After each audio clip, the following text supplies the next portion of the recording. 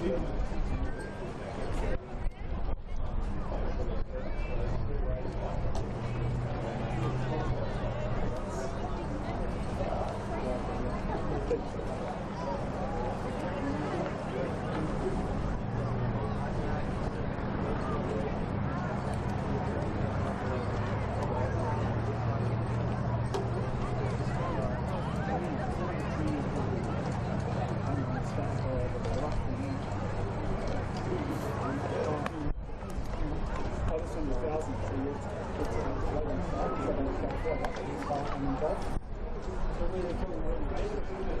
where you are, is where around where the start is, where those boats are.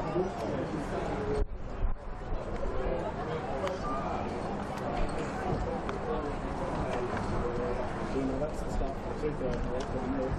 Where that boat is, oh, sorry, I'm not sure.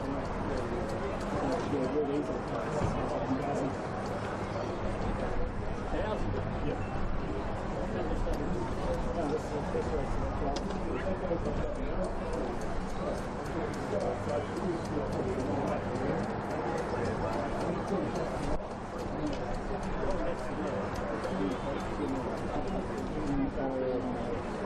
no, I'm just waiting for it.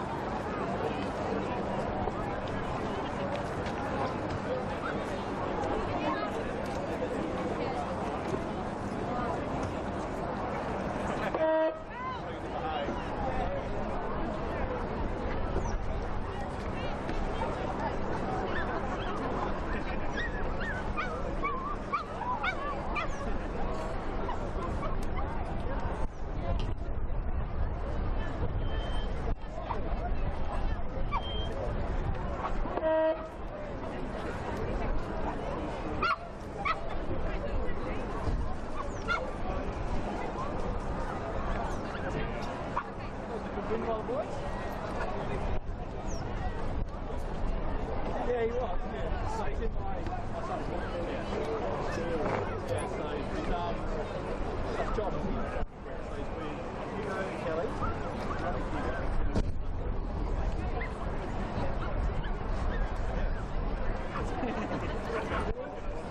all four of yours.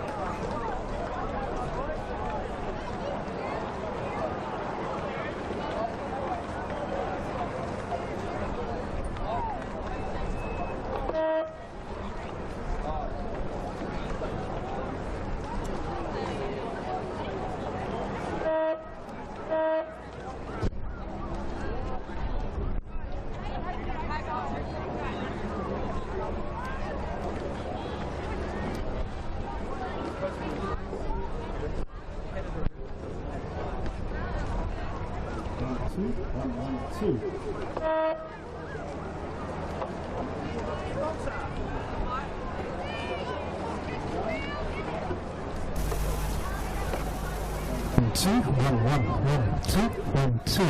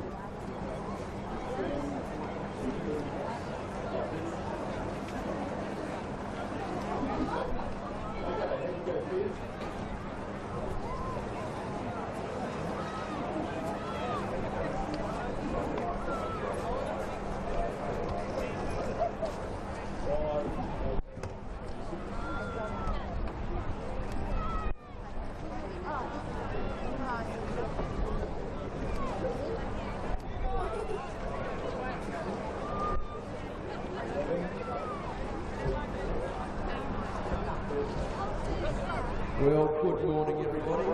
Welcome to the Pembroke Regatta. Not a bad day, a bit lucky. Coming down the course now we have this is race 6, this is the Schoolgirl 8 Coxed. This race has been kindly sponsored by Creation Finance. Closest to us we've got Pembroke, with 3 or 4 lengths in front of Manham. Then there's Saints Girls, there's 2 Saints Girls cruising on the far side is Wolf. This Pembroke cruise running pretty well in the conditions.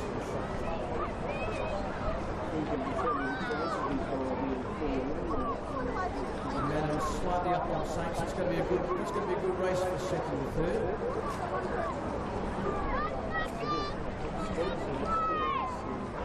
Here's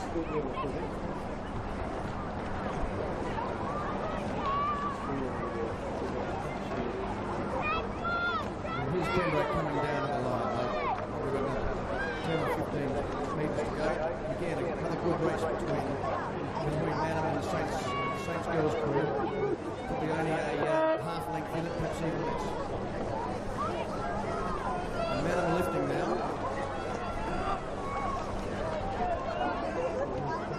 Manham lifting now, and they're stretching out over Saints Girls, and they're going to go 3/4 length. Length ahead, second, length to Saints Girls, and then over the far side we've got the second Saints Girls crew and Wolfwood, and it's pretty tough over this side of the course.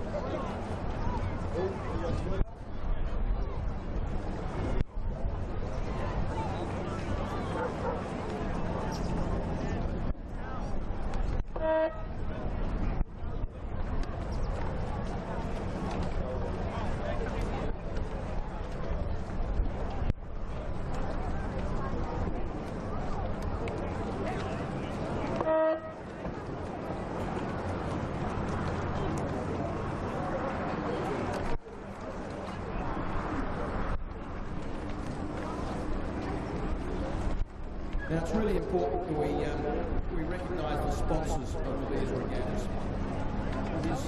It is those sponsors who really make this possible. We're terribly grateful to them for their generous support. So, catching up on the sponsors of the previous races, race 2 was sponsored by Terence Brooks.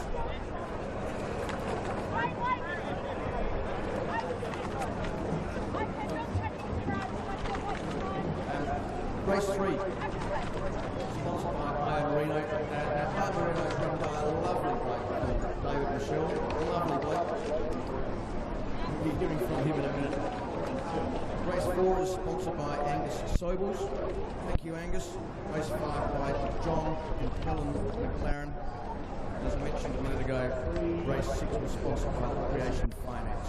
So thanks again to all those sponsors.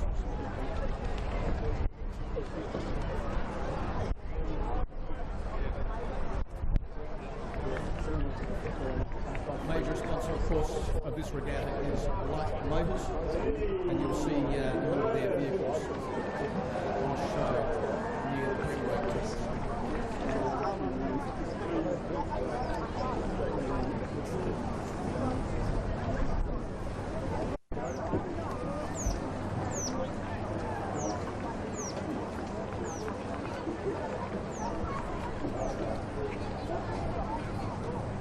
Race 7 is now well and truly underway. This is again with the Schoolgirl 8/9's Coxed Scull, Heat 3. This race is sponsored by Respiratory Physio.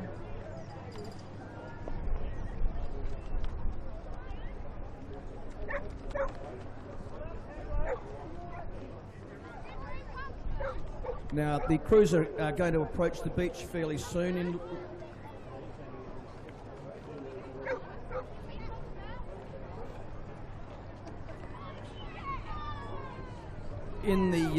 In the lane closest to us is Pembroke. Next to them is St Ignatius.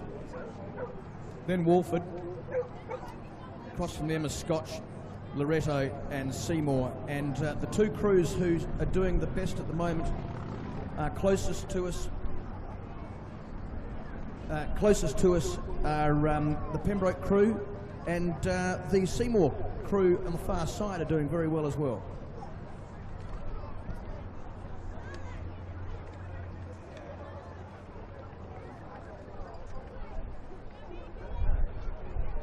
At this stage, it looks like Pembroke in the lead, with Seymour pretty close behind them, followed by Loretto. And this is yet again another good race.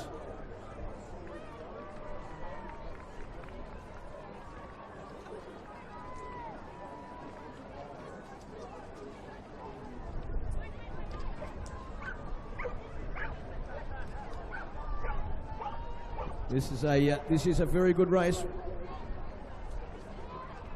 We've got the angle of parallax up here, so we can't see exactly who's out in front, but I think it looks as if Seymour is rowing through Pembroke at this stage.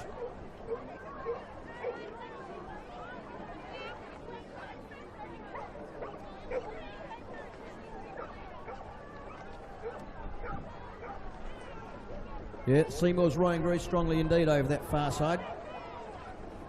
We've probably got a length on Pembroke at this stage.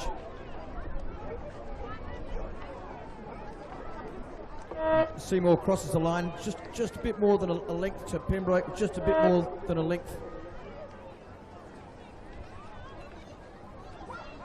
to Loretto. It's a good race.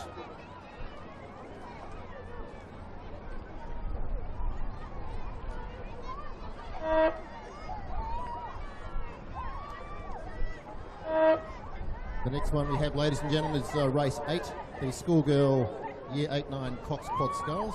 We have in lane 1 Walford, lane 2 Wilderness, lane 3 St Peter's Girls, lane 4 St Ignatius, then Unley High and Pembroke. As they come through the 500 metre.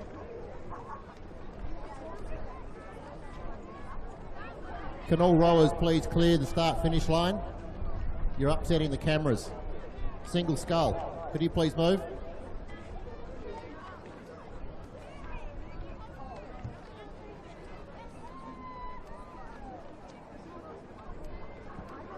So all rowers, when you finish your race, can you keep clear of the start-finish line, please?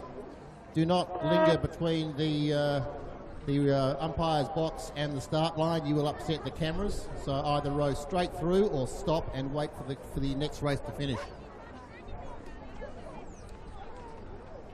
Meantime, we have race 8 coming at us, and in the lead at the moment, it looks to be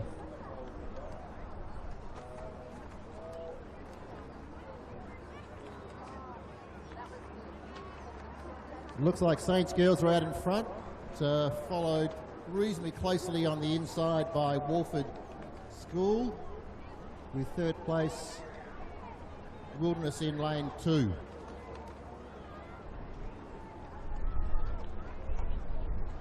So the girls are being helped down the course right now with a nice tail breeze, or tail gale as it looks to be at the moment from up here. But St Peter's Girls are doing it nicely out front.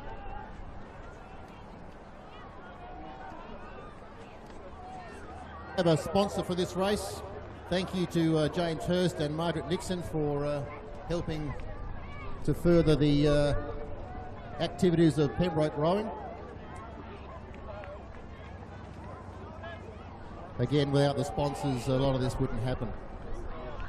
Mind you, without parents, a lot of this wouldn't happen.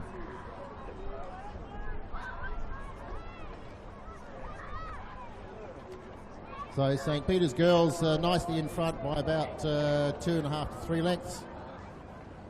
Walford lifting on the inside, with Wilderness holding second place, with Unley High on the far side another length behind. So St Peter's Girls nicely across, 3 lengths over Walford.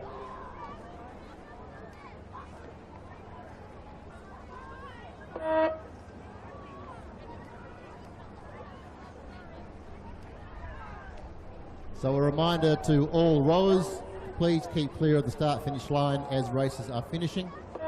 Otherwise, you'll end up in the placings, even though you're not in the race. We have a camera on the shore catching the final to make sure that those people in front actually get to win.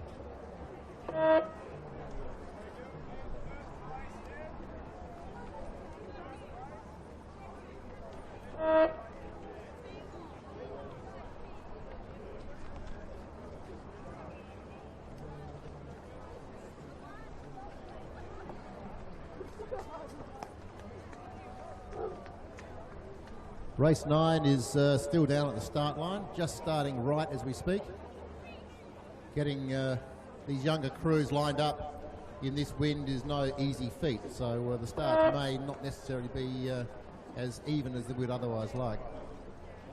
So race 9, year 8-9 Coxed Quad Sculls, sponsored by John David and Dawn McMahon. We have in lane 1 St Peter's, then Walford, Wilderness, Loretto, Unley and Scotch College.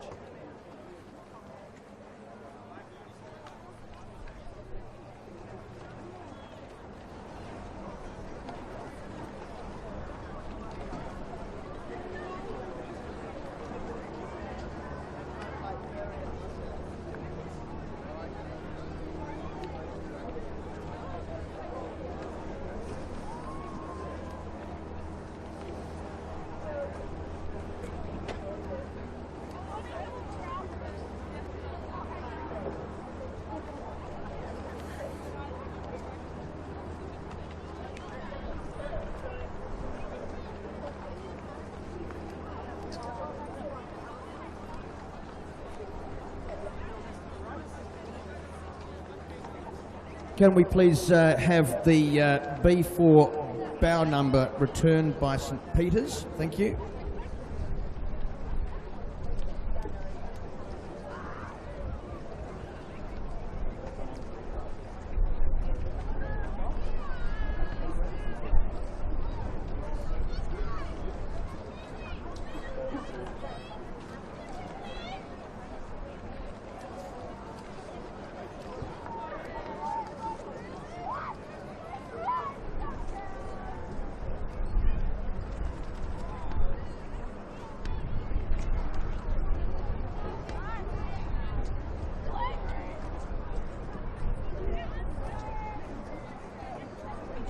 So we have race 9 coming at us now, the Schoolgirl Year 8-9 Coxed Quad Sculls. Thanks again to John David and Dawn McMahon for their sponsorship for this race. The crews are coming through about the 500 metre mark, and it looks to be on the far side. Scotch College slightly ahead of the lanes 1 and 2, which is slightly ahead of St Peter's and Walford. They're currently going through the most windy part of the course, although the tail breeze is probably going to help them get through this faster than they otherwise would. So Scotch holding first place over St Peter's Girls, with Walford holding on to third.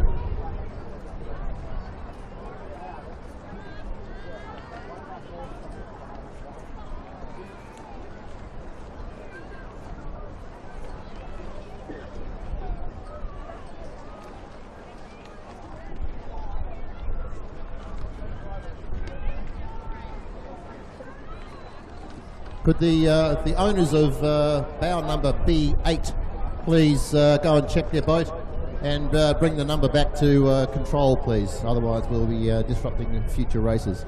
B8, and that would be St Peter's.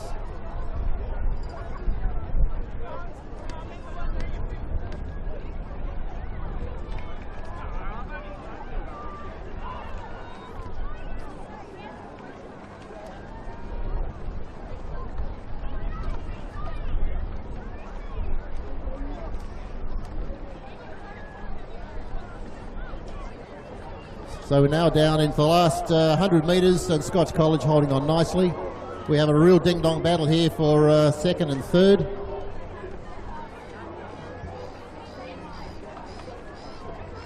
St Peter's seem to be holding. Whoop, bit of a crash there in lane 2 for Walford. Good news is they're holding their bow number up by the Cox. It's very useful. We can see who they are. Scotch have gone through the finish line quite convincingly. And we have St. Peter's Girls now hanging on nicely for second, with Wilderness now challenging Walford for third, although it looks like Walford's going to hang on.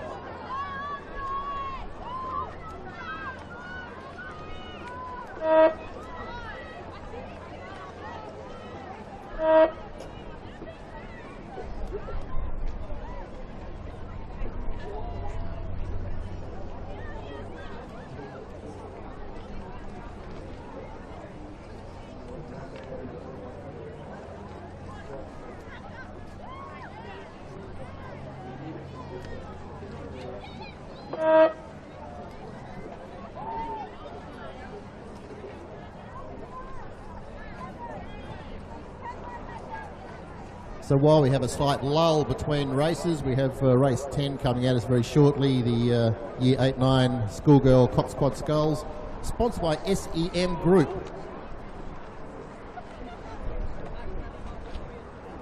So if anybody can come and tell me what SEM Group does, they'll get a surprise.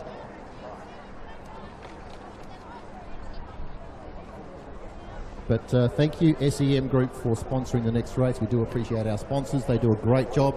They help get kids into boats. They keep kids in boats and allows everyone here to enjoy the great sport of rowing. Now the commentary team up here, James Price, David Michelle, nearly 40 years of experience. Unfortunately, James has got all of it. The rest of it's just a mere guess. So for all you other parents on the beach not sure what's going on, come and ask me, because I'm in the same boat and I've been doing this for 10 years.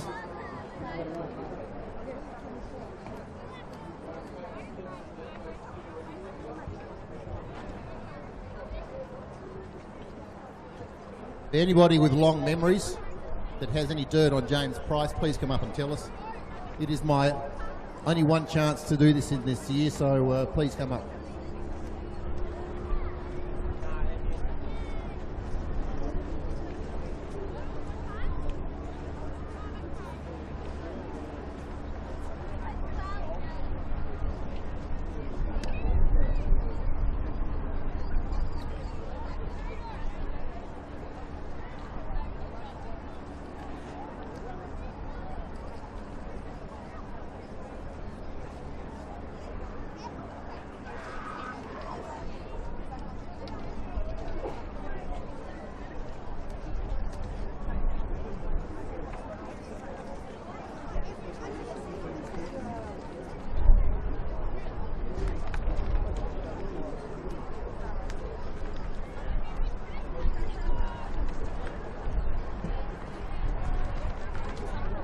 And in this race, it looks as if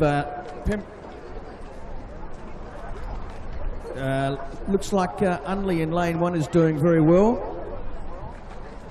Poor old Saints Girls had a bit of a prang in lane 5, and over the far side, Pembroke is being pretty smart as well.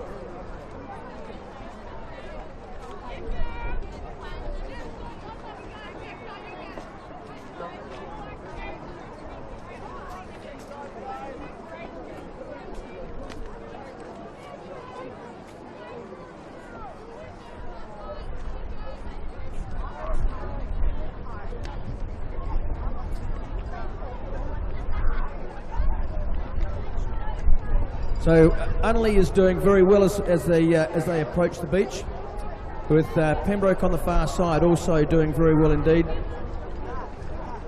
Battle looks like battle for third between Loretto and Wildy.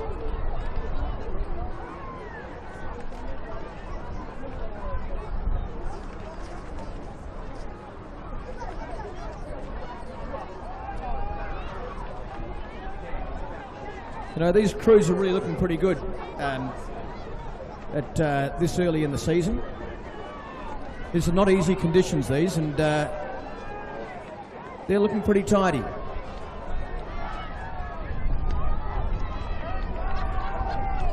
Yeah, this is a really good race.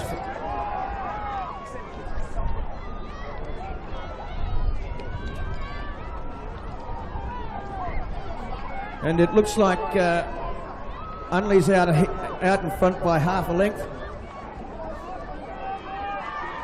But Pembroke are really putting it in. They're really taking it up to him. There'd be only a canvas in it at the moment.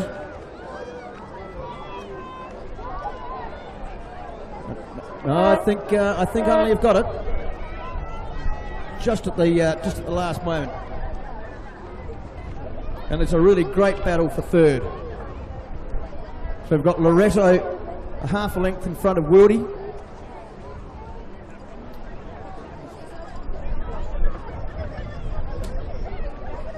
And Seymour has just rode through Wildy. There's less than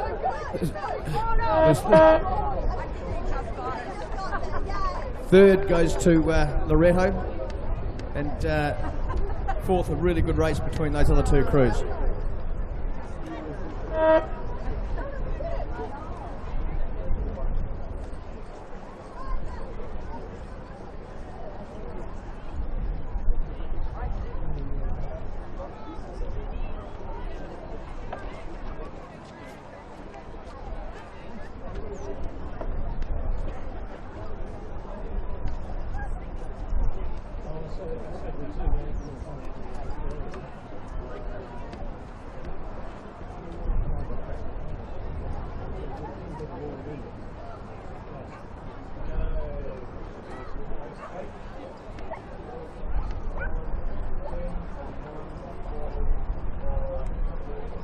So next on the regatta agenda, we have race 11, which is the Masters Men's Coxless Pair, sponsored by apparently me, which is I Merino. If you haven't tried the local fair for layering, base layer, performance running gear, iammerino.com. Come and see us. Come and see me. I'm wearing it. I'm comfortable. Meantime, we have some sponsors that we actually need to talk about. Creation Finance, Terrace Rugs, SEM Group, IO Merino, comes up everywhere. Respiratory Physio, Hayes Sterling Accountants, if I could read properly, Leach Family, and the Armstrong Business Valuations. These people have all stepped up to help Pembroke School raise some money today, so thank you very much to those sponsors. You'll be hearing more from them during the day. The McLaren family, thank you again for your contribution. We have a group of bronze sponsors: the Cornerstone Stud, Piper Alderman, Coxmate, Clark family, Bentley SA, Adelaide Iron Laser Centre, Parsons family, Berger & Co Lawyers, the Tan family, John Davis and Dawn McMahon, Hurst family, and Pod 2 Podiatry. It's amazing how many people come up and help support these events, and we do appreciate all of them.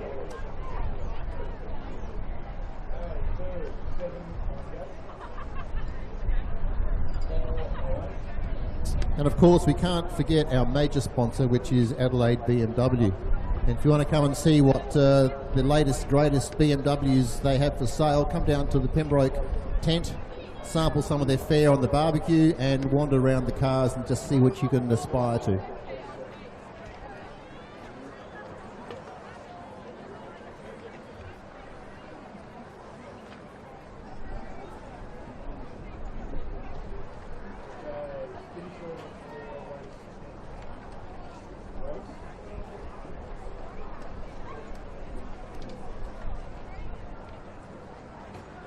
Race 11, Masters Men's Coxless Pair. According to the program, there's only 2 in the race, but I can see 5. So it's obviously a very, very popular sport.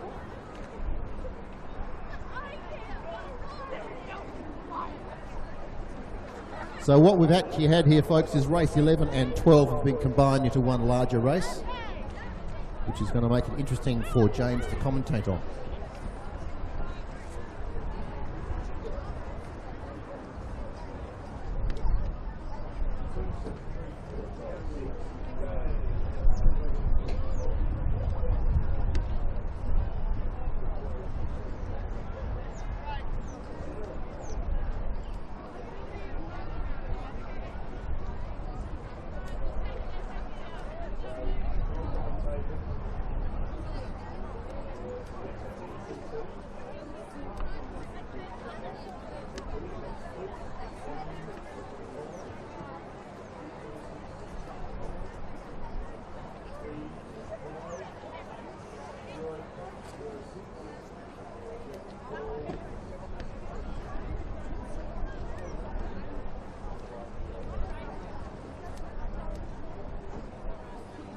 This is the under-19 men's single sculls.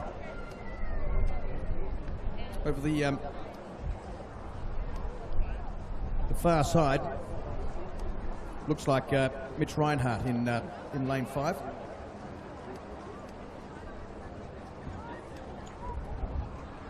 With Tom Ogier from both these boys from Unley High, looking pretty comfortable at the moment. And then coming in third, we've got Fred Moss Davis from Port Adelaide.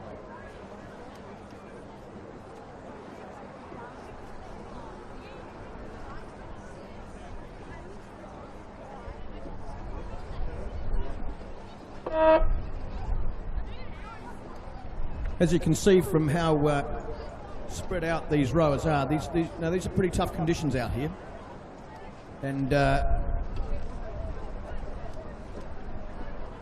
in following conditions like this, you've got to have blades well and truly in the water, and of course coming forward, if you can keep the blades off the water, stop the boat from slowing down, you'll keep your boat speed up.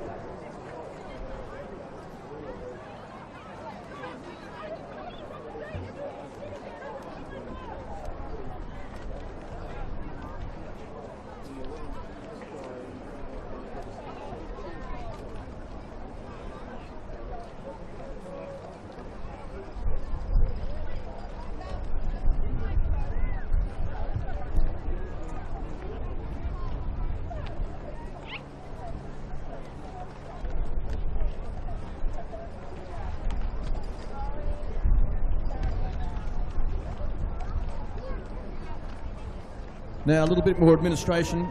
Can we please have St Peter's boys bring your B8 bow number back, and also a couple of bow numbers from Scotch, please.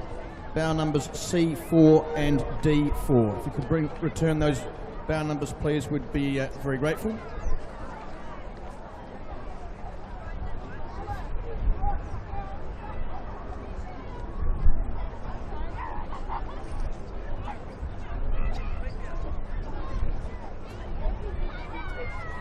Race 13 is underway as well. It's not much of a race actually, because it's a row over by the open men's Coxless pair from Adelaide Uni, Jack Tomich and Patrick I.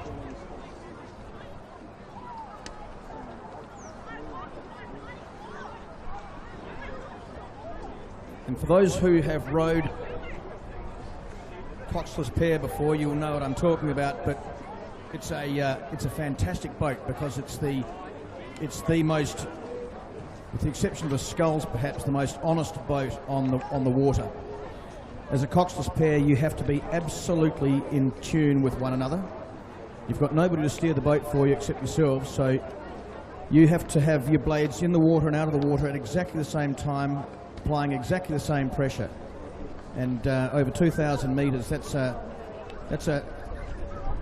pretty challenging thing to do, and these boys seem to be doing a pretty good job.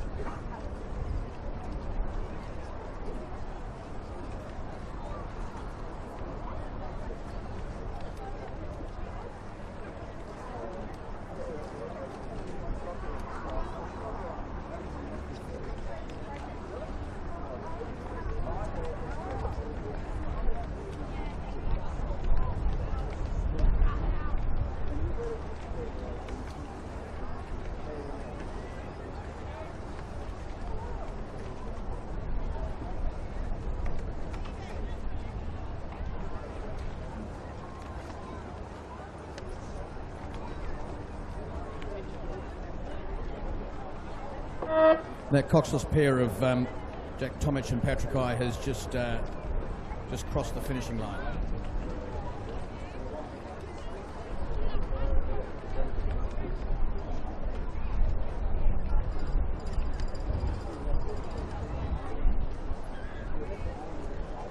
Now, race 14 is the open men's single scull. This is a 2,000 metre race. Now, we've got seven scullers in this. 3 from Adelaide, 2 from Adelaide Uni, 2 from Phoenix. Now, we've got an imposter in this race. There's some bloke called James Price rowing for Adelaide. I'm going to have to have a word to him as soon as he gets out of the boat.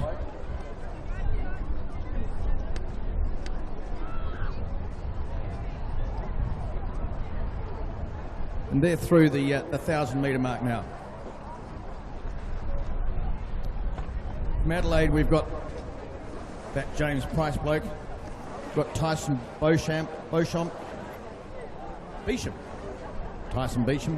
Kane Grant from Phoenix, Harrison Linder, Adelaide Uni, James Kay, Phoenix again, Denby Harding, and Adelaide Uni, Dave Frigard.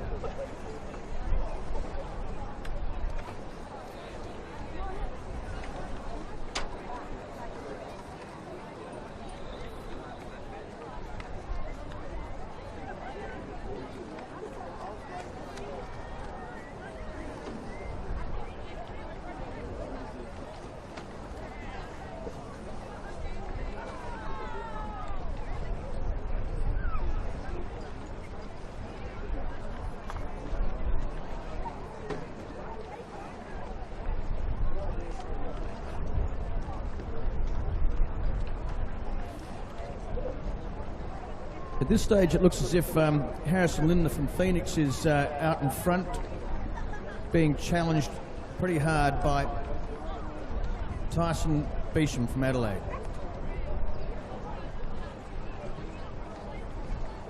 And then the magnificent James Price in lane 1. God, he must be a good bloke, that fella.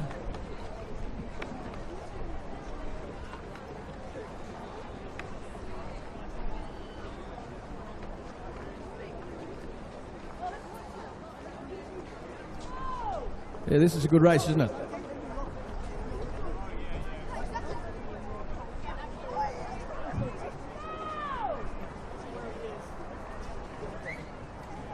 So, looks like Harrison out in front by probably 2 or 3 lengths. Followed by Tyson.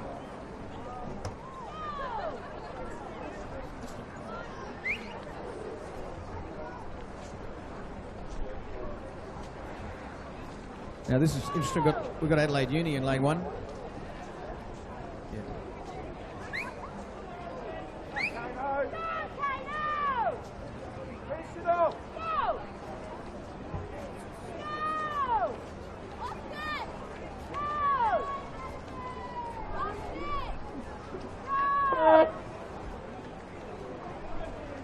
So we've got Adelaide Boat Club first and second. Adelaide University third.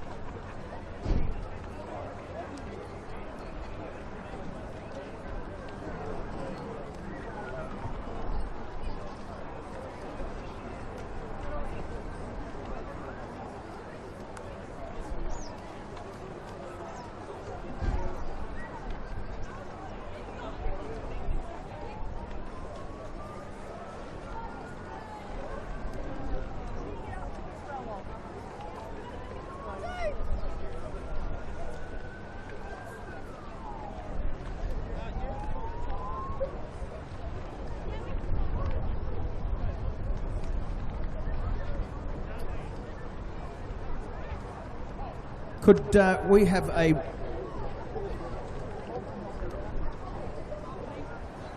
Could we please have a representative from the Wilderness School at the commentary position, please? We need a hand down at the 15-metre mark.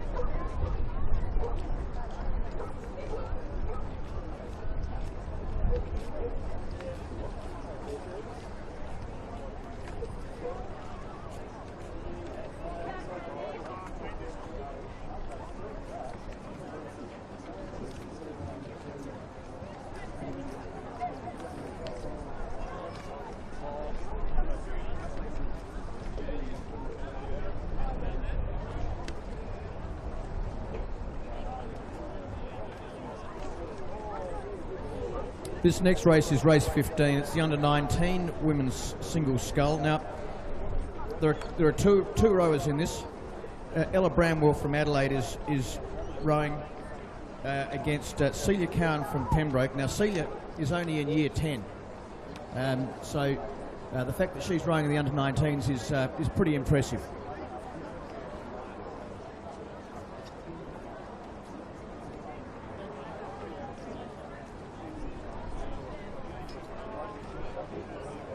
Now this race is sponsored by Armstrong Business Valuations.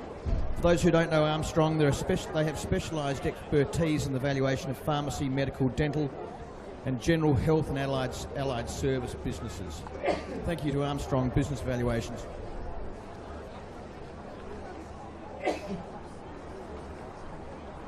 Now these two girls are now approaching the beach.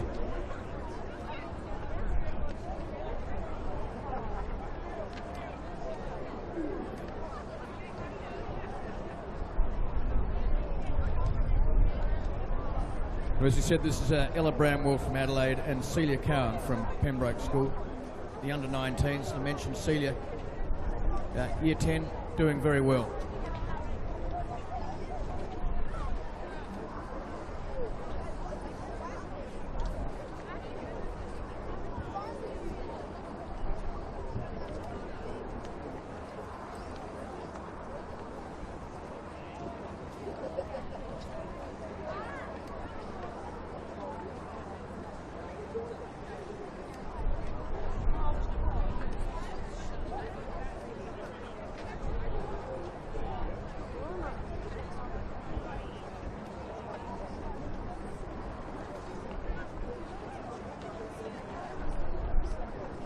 And that's Celia just coming up to the line now, looking very comfortable indeed. Good run on her boat.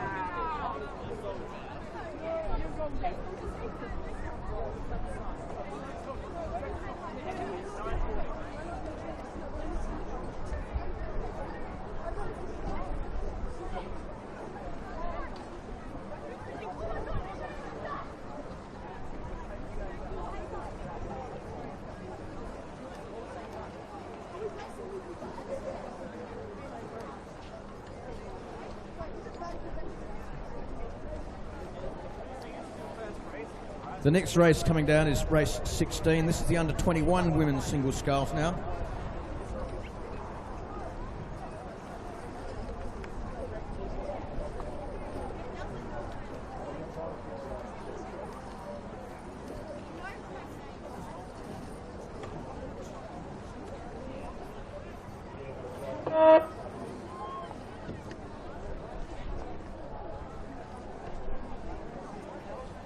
So the girls racing in this are Nicole Walker from Mawson, Raina Zulm from Adelaide, Sophie Rawson from Torrens, Dimity Dutch from Torrens, and Amy Park from Torrens. And at this stage, approaching the beach, looks like Verena from Adelaide is out, well and truly out in front.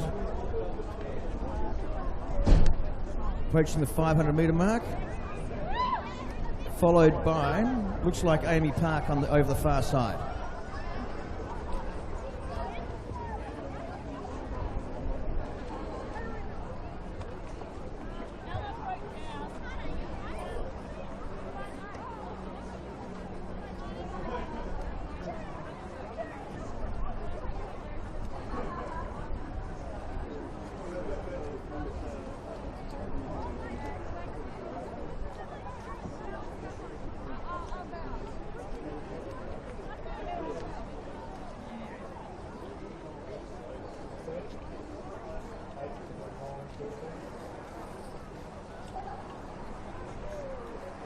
So approaching the beach now.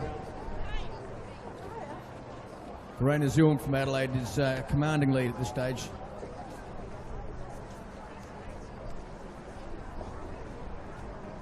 and rowing very cleanly.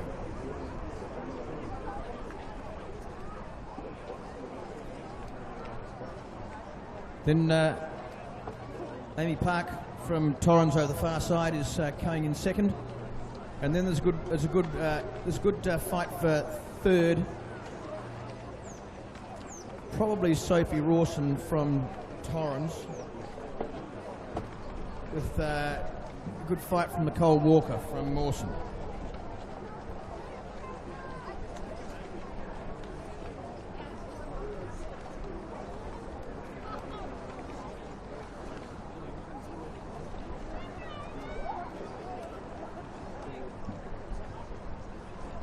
This is good watching Verena. She's got look how quick her catches are. She's got nice run on that boat. Difficult conditions.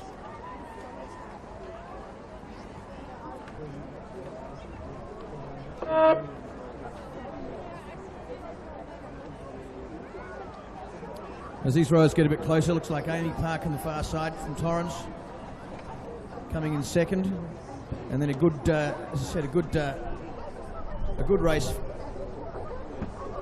between Nicole, Sophie and Dimity.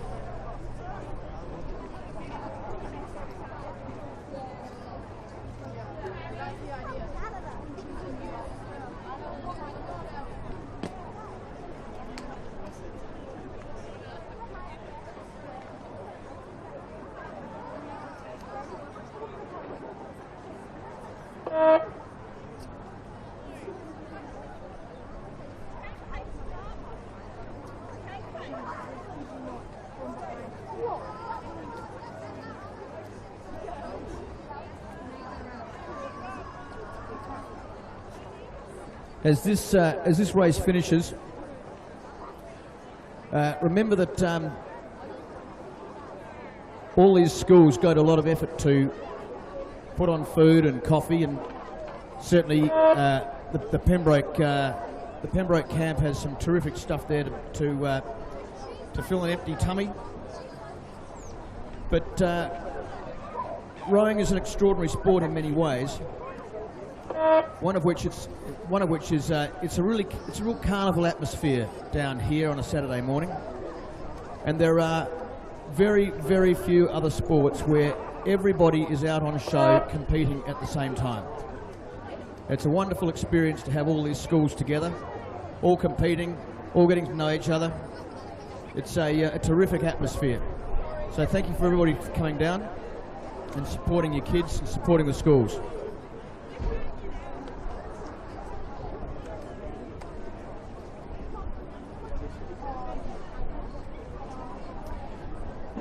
Race 17 is on its way and approaching the beach now. This is the open women's single scull.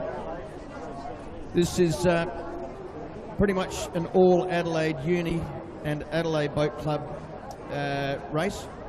Adelaide has Alex Carter in lane 3 and Mika Webb in lane 8, and the rest are Siobhan Rowe, Taya Sarasenko, Cayenne Townsend, Gemma Vink, Georgia Mee and Helen Bradley, all from Adelaide Uni. And right now it looks as if it's the two Adelaide rowers who are doing well at the moment. Mika Webb over the far side and Alex Carter in lane 3.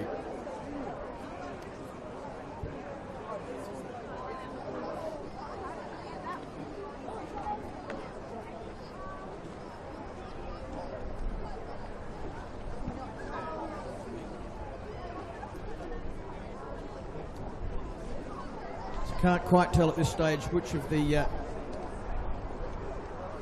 Adelaide women are ahead. I'd say it's Mika on the far side who's got it from Alex, and then good battle for third between Georgia and Helen.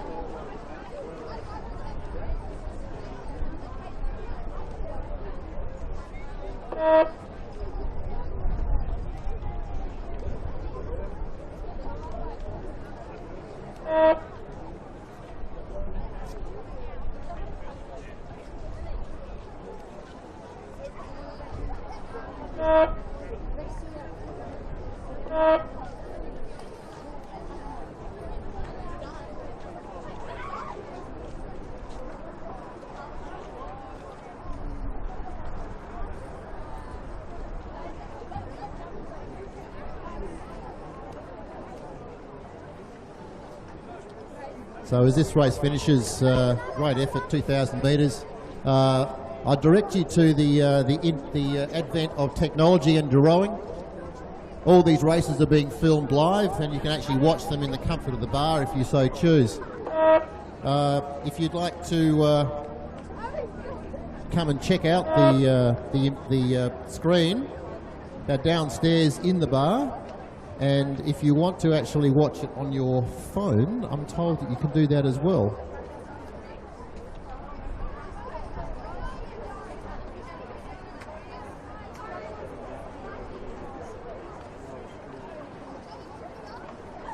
Now, rowing doesn't run itself. It actually takes a lot of volunteers to keep things running. In the referee, the umpires, on the boats, in the clubhouse. And Rowing SA's CEO is actually sitting downstairs in the cafe at the Rowing SA tent, in fact, and he's keen to speak to anybody who sees a career opportunity in coming down here during the summer to spend time on the water with the rowers. So please go and see the Rowing SA CEO.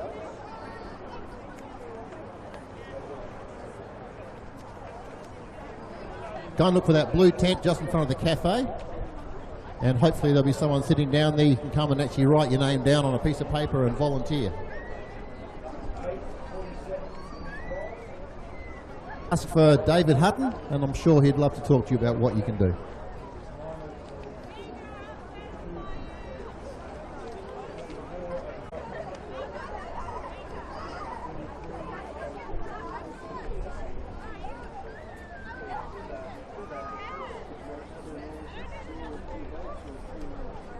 So if you're interested in looking at these races, either on your phone, on your iPad, or even maybe later on at home, they're being streamed to YouTube. And for all you technocrats out there, that's an easy thing to find. Go to the Rowing SA Facebook page, and you'll also be able to get the video of the races. Replay them, see how much more you can improve, or in fact, show your friends.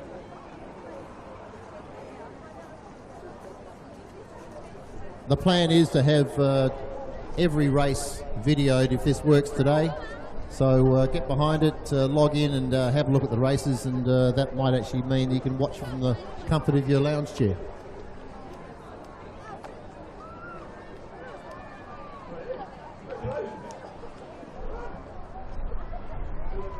So now we have coming at us race 18, the Open Women's Coxless pair, 2,000 metre race. We have Loretto and Phoenix in this race, and at the moment it looks like Loretto in lane 1 is in front by about 3 lengths over Phoenix.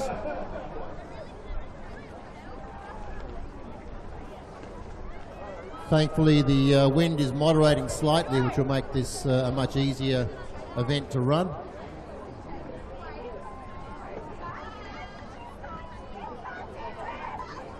But 100 metres to run, and it looks like Loretto has got this one sewn up.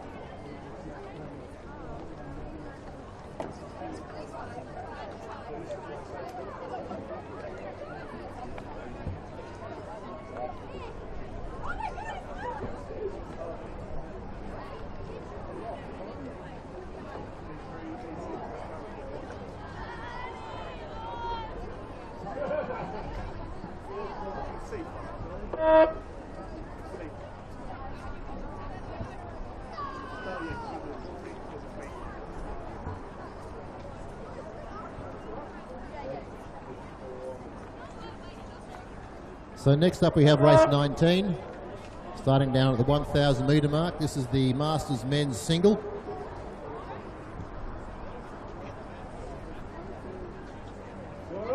We have quite a range of clubs in this one today. We have Riverside, Goole, Murray Bridge, and Adelaide Uni, all competing in this.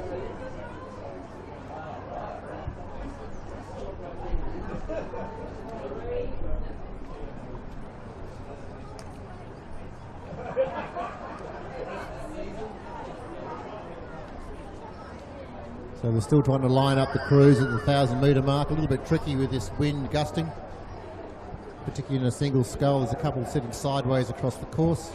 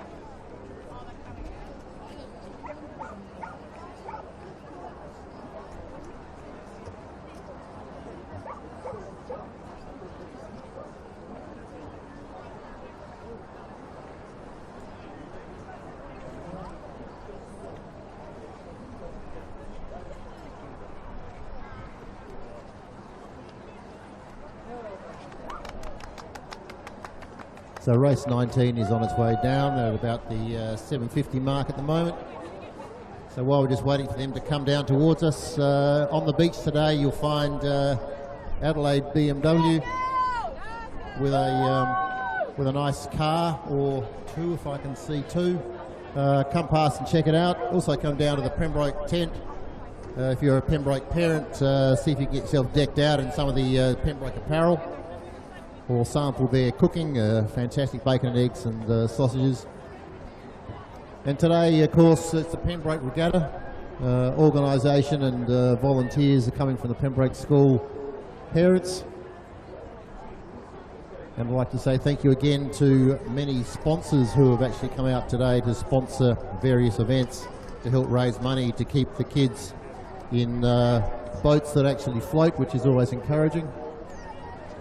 And the vast amount of resources required to keep all these athletes training every week in gear that actually is reliable and safe. So thank you to the sponsors. Again, Adelaide BMW, the primary sponsor today for Pembroke School.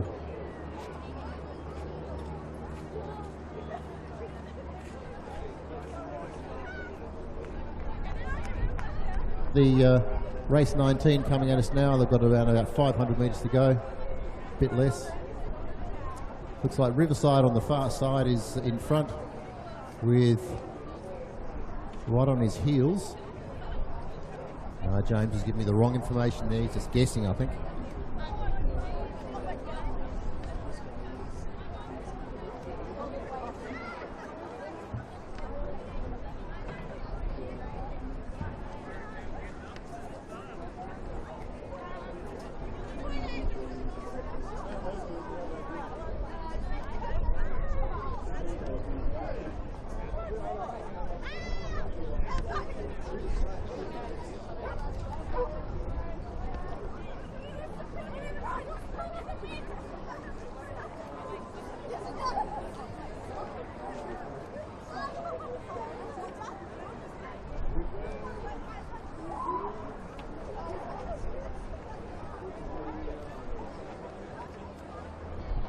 So we have AUBC coming through at the moment. Nice fast finish by Matt Hooper. Great ride. Coming in second,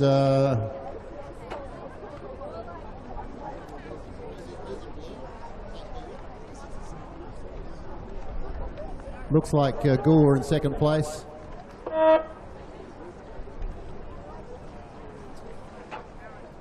Third place coming in for Riverside here on the inside.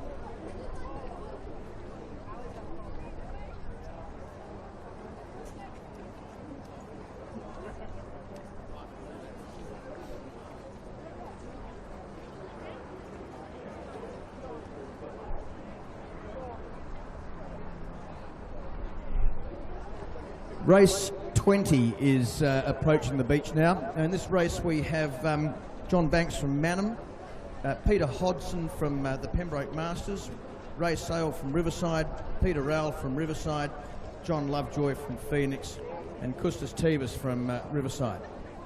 And lane 1, John Banks from Mannum, looks to be doing things pretty well. John Banks is 84 years old. 84 years old, and he's leading this race. Isn't this astonishing? Then coming second is Peter Hodson from Pembroke. He's 67 years old. It's making me feel young standing up speaking about this. Now this, appropriately enough, this race is being sponsored by an organisation called Experience Matters. And I can tell you that it does. If you can't find any information, go to Experience Matters, they'll help you. So, again, coming towards the finishing line, the last 40 or 50 metres, John Banks, 84 years old from Mannum. Looking incredibly comfortable, really. Having just rode 1,000 metres. You've got to love it.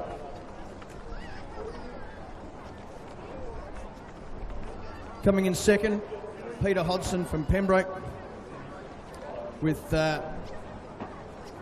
Custis from Riverside over on the far side. He's 65 years old. There is nobody in this race under 65. What a fantastic effort. Just shows that this sport can be participated in pretty much no matter how old you are, provided you've got a heartbeat. Absolutely fantastic.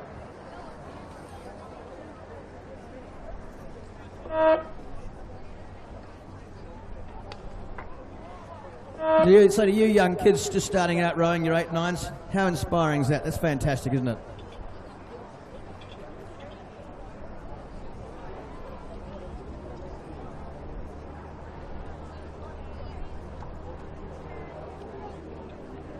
Yeah, as David just points out, there's not many sports where you can participate right out into your 80s like this, particularly in a sport that is as physically demanding as this one is.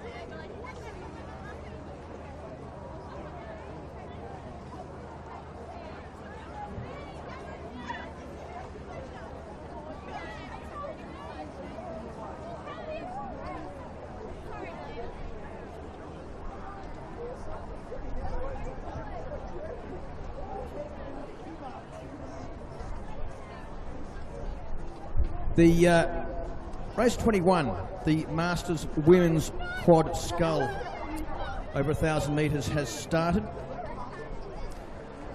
In this race we have in the lane closest to us, we have the Port Adelaide Composite crew, and that looks to be doing pretty well at this stage. From them, Goolwa, Riverside, Port Adelaide, Riverside, Phoenix and Port Adelaide are all rowing.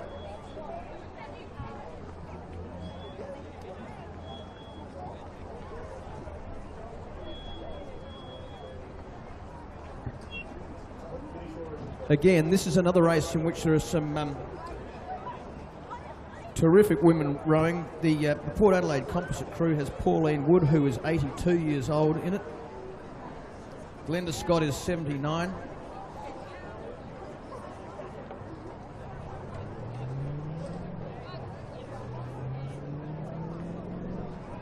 The youngest in this entire race, I think, is probably Kim Morton, who was from Port Adelaide, who's only 45 years old. Oh, Lisa Simpson, she's only 40. She's just a baby. Oh, Barbara Stunner, she shouldn't be in it. She's only 36.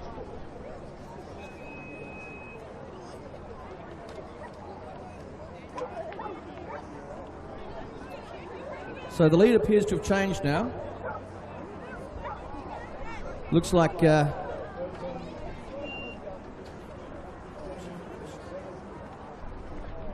looks like Riverside and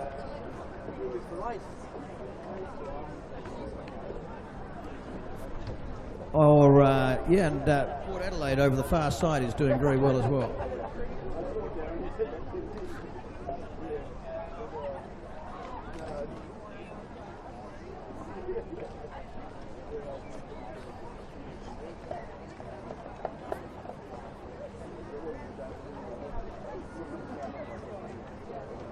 Port Adelaide on the far side is rowing very nicely.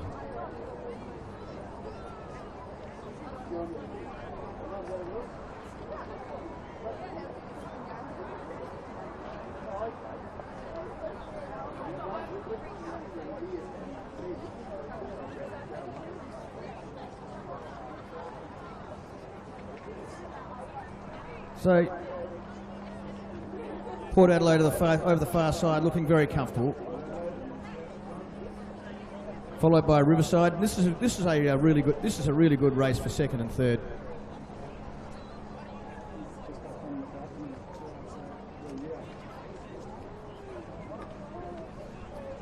Yeah, Phoenix over the far side. So Port Adelaide.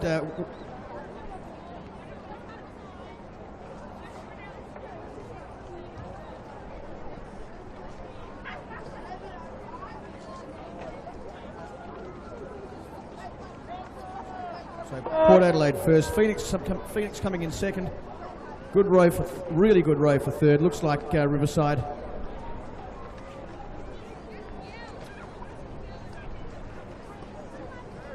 Over Goolwa. Goolwa's coming up quickly on the inside. Are they going to get there? I think that. Oh, they might have got there. Too close to call.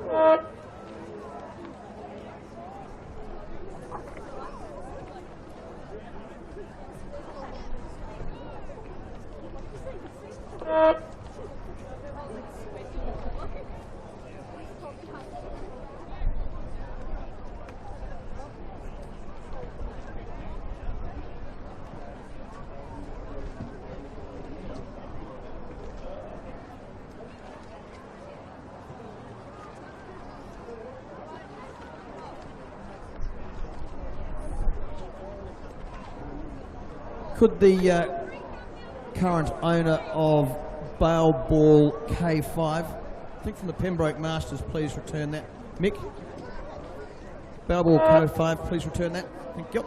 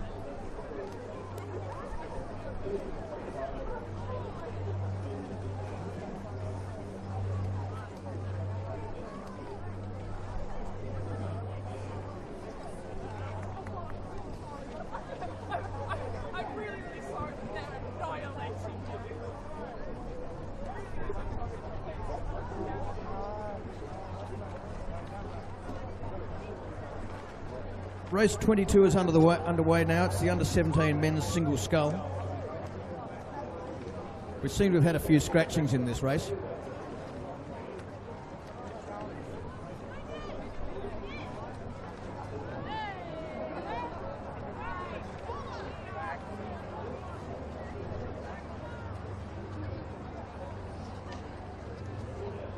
At this stage, it looks like Zach Martin Petty from Port Adelaide's out in front by 3 or 4 lengths over Xavier Barnett from Adelaide.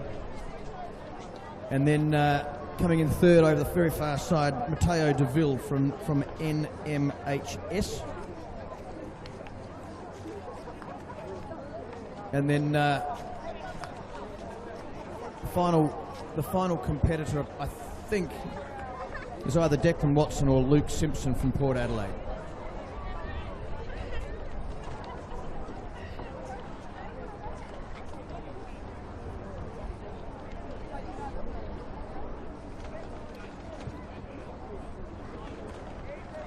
Yeah, Zach Martin Petty,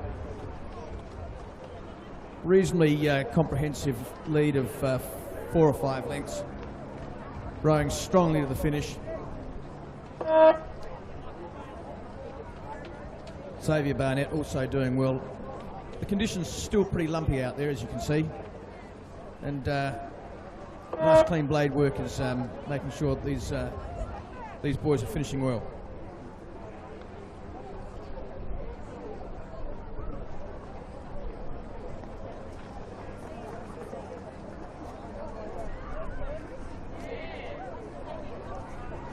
So just remembering that today is the Pembroke Regatta.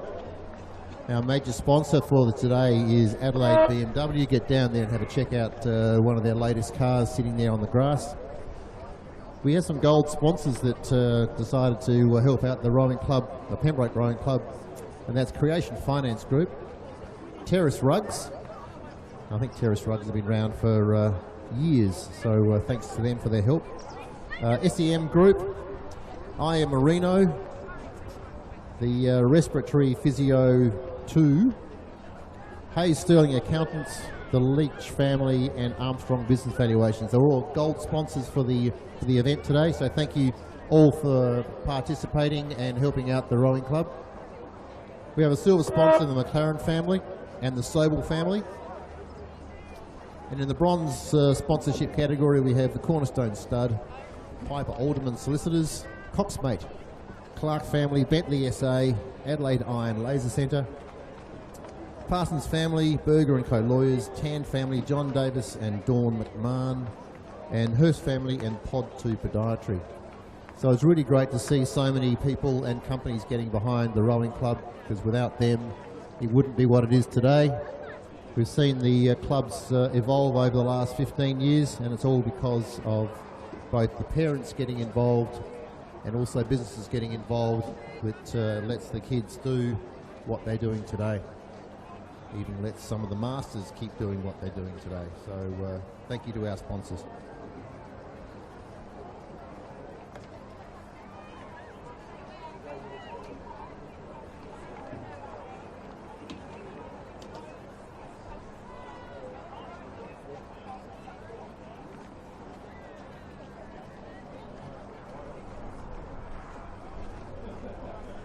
Race 23 is underway as we sit here. They're down about the 750 mark at the moment. Looks like there's been a scratching in the middle there somewhere. So we have Port Adelaide, Adelaide and Phoenix in this race.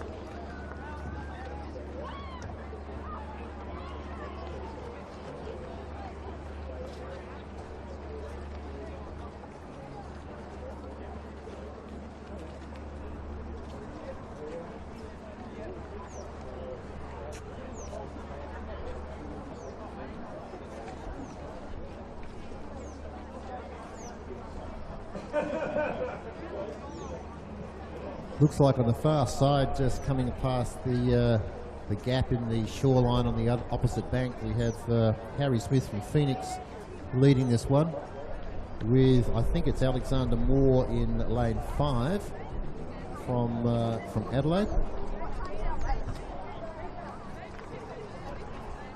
with James Lawther from Port Adelaide in lane 1 coming third.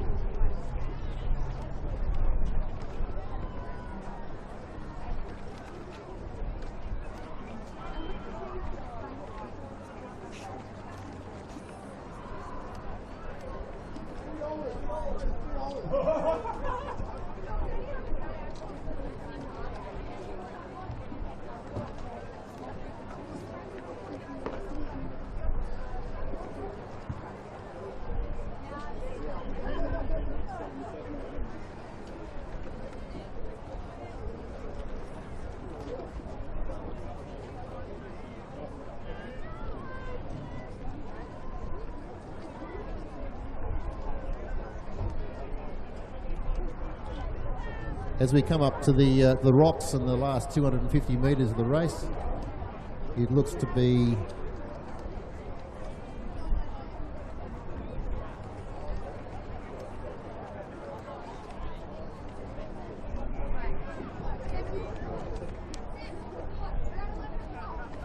so it looks like Port Adelaide out in front, drawing away from Phoenix on the far left.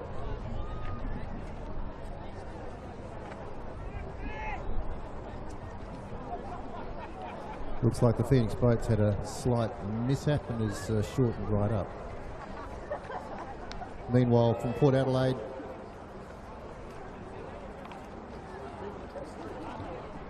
that is Finn Castrique from Port Adelaide, pulling away nicely from the rest of the field.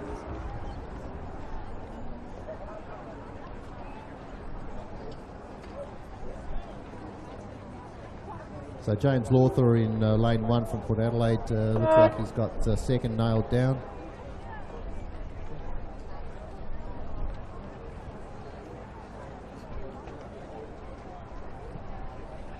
And Isaac Hughes looked to be grabbing third from Harry Smith on the far side, who obviously has a problem.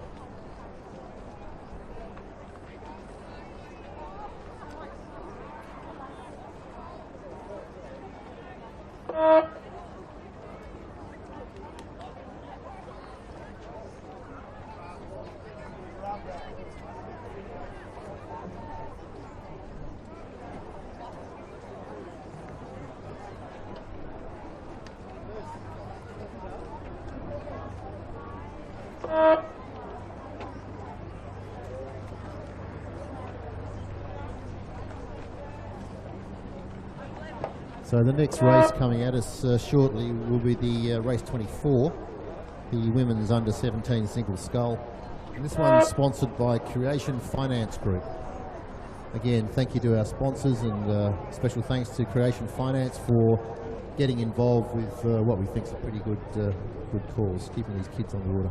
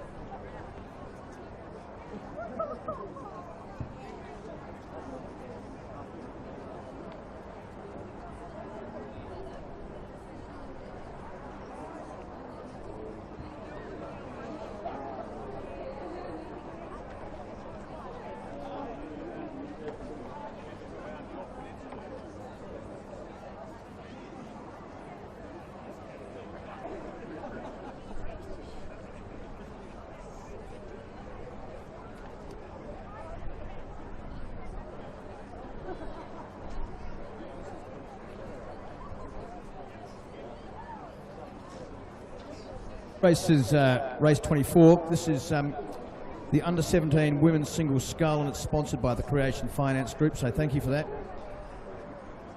Again, we've had some scratchings in this race, but it looks as if we've got Jasmine Watson from Port Adelaide in the lane closest to you. Alice Bockman from Unley High has a good commanding lead at this stage.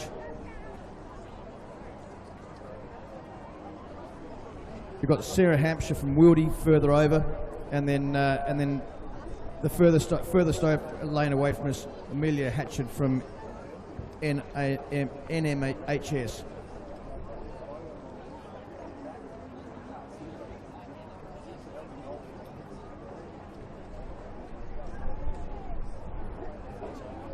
So Alice Bockman from Unley High,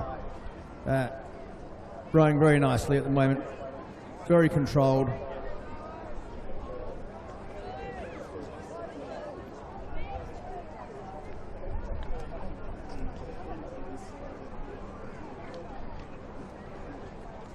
And coming in second, we've got Sarah Hampshire from Wildy.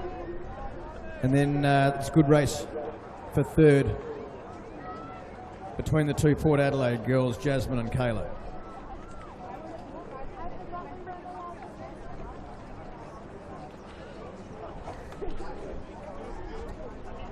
And as Alice approaches the finishing line, looking pretty comfortable.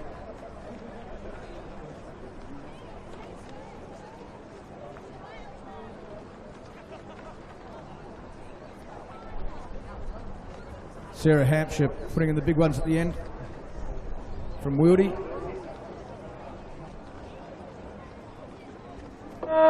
And then a good race for third between Jasmine and Kayla. Very good race. This is neck and neck here. I think probably Jasmine got it right on the line.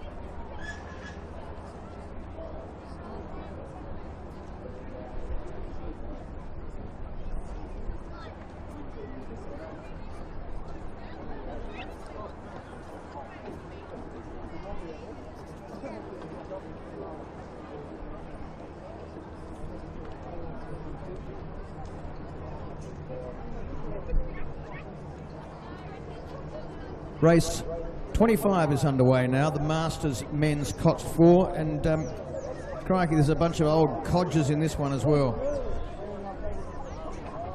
In the lane closest to us, it appears to be Scotch old collegians.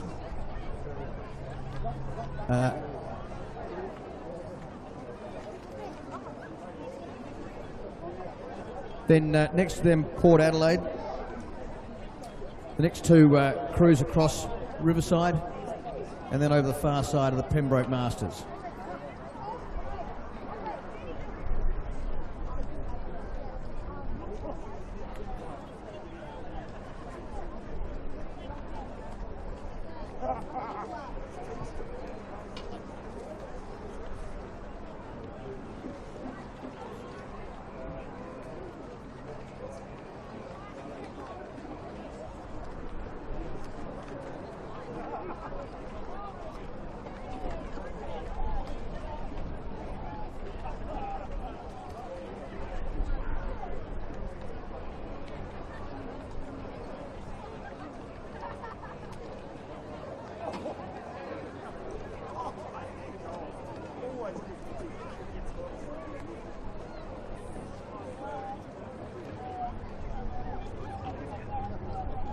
Now the Scotch Old Collegians crew started 22 seconds after the rest of them because they're a bunch of young bucks, average less than 50, as opposed to the Pembroke Masters whose average age is well and truly into their 60s, and some of the Riverside crews nearly 70. Again, a fantastic effort for these older blokes.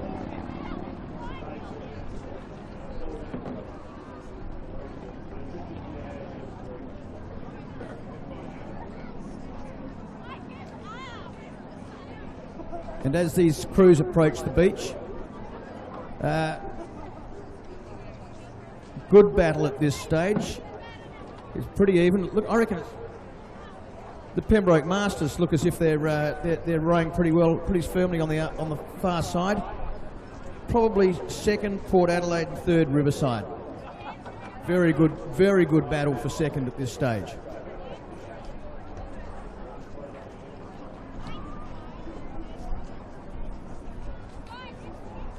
It doesn't look as if the Scotch crew is going to be able to catch these the first three crews in this race. And again, looks as if Pembroke's pulling away from the other two crews, who again having a terrific battle for second.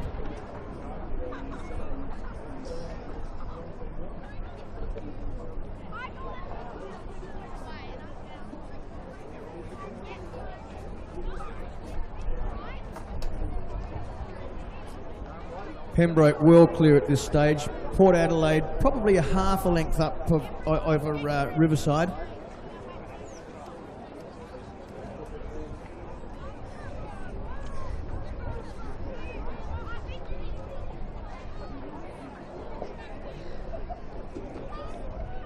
The Scotch crew coming up. The Pembroke crew looking very comfortable at this stage. 5 or 6 lengths coming up to the finishing line. Port Adelaide crew probably a length now over Riverside.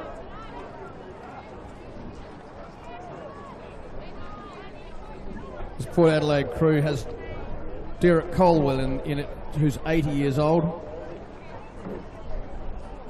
The Riverside crew, average age very nearly 70. Fantastic effort.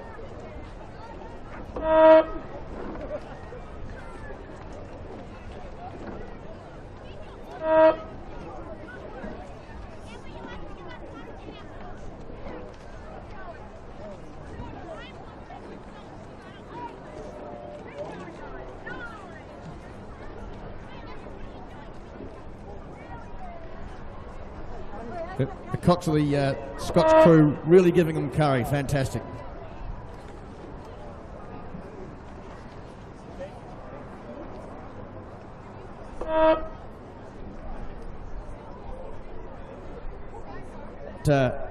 That race was very generously sponsored by Coxed. So thank you very much indeed for your generosity.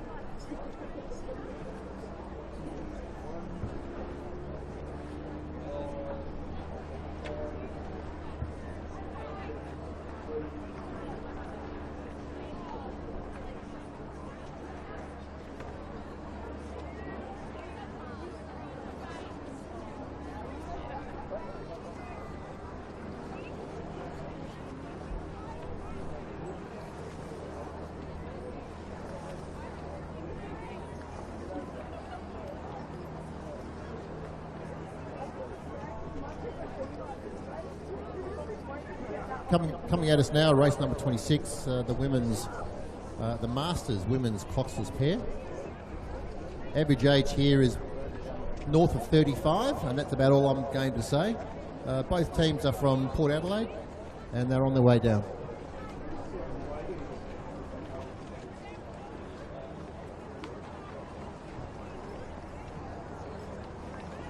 Again, just remembering our sponsors for the day. Thank you, Adelaide BMW. Come down and check out the car. There's also the famous Pembroke barbecue is up and running. Come down for a sandwich. Or if you really want to buy some Pembroke gear, they've got some great wind cheaters down there as well.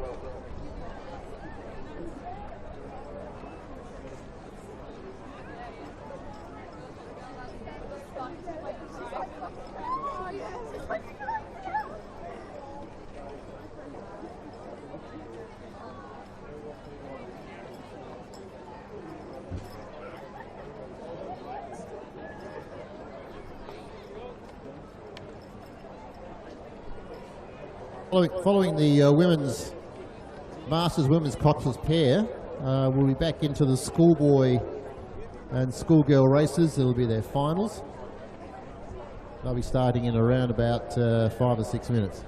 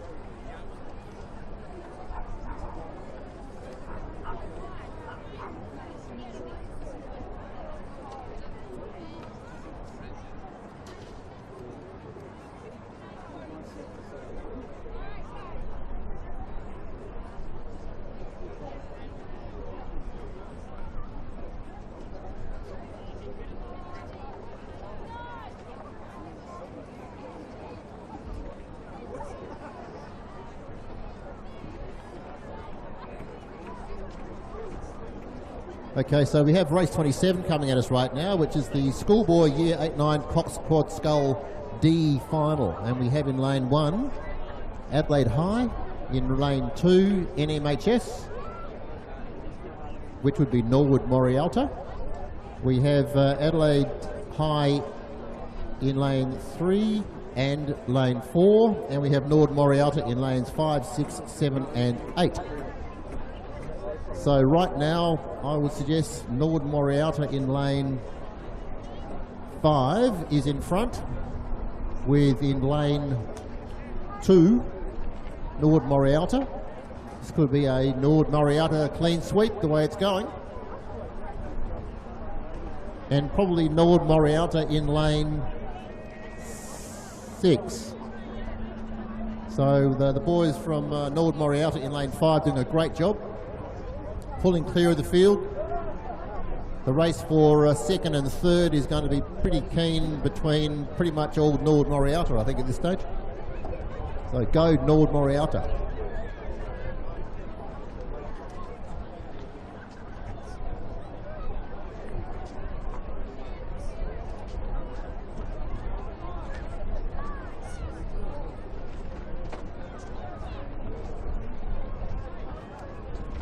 So a really great finish here by the Nord Moriata guys. In fact, they've got it right across the river here for positions 1, 2, 3, 4,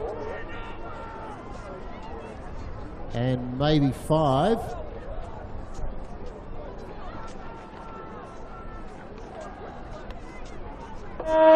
So good job, Nord Moriata in first place in lane 2. And lane 5 and lane 6 is Nord Moriata trying to get each other. It's pretty close here for second. Right now in lane 2, the Nord Moriata boys are pulling about a canvas ahead of lane 5 and 6. In fact, a half a length now. So lane 2. Whoop, bit of a crash there in lane 5.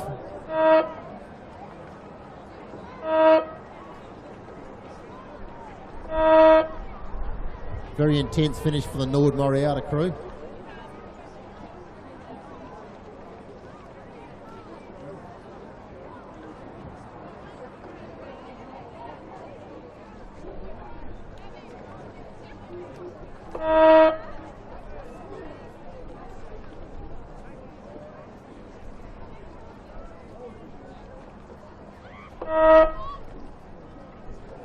The next race coming at us today is race 28, which is the Schoolboy Year 8-9 Coxed Scull C final. This is sponsored by Cornerstone Stud, part of the Sam Hayes horse breeding activities. So thanks to the Hayes family.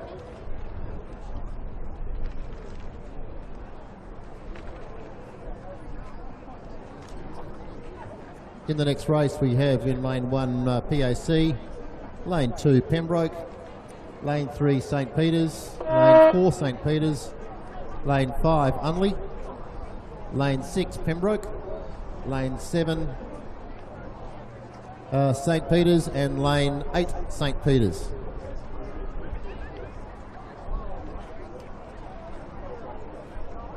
So Cornerstone Stud sponsoring this. Again, our sponsors, we love our sponsors. They help keep these kids on the water.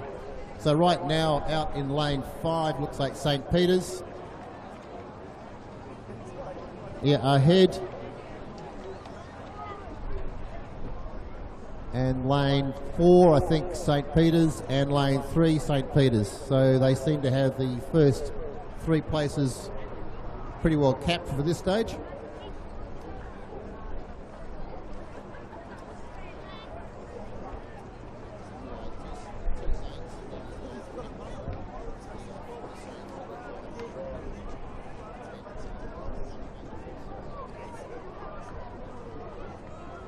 So lots of blue out there on the water, and Saints seem to be having in the middle there in lane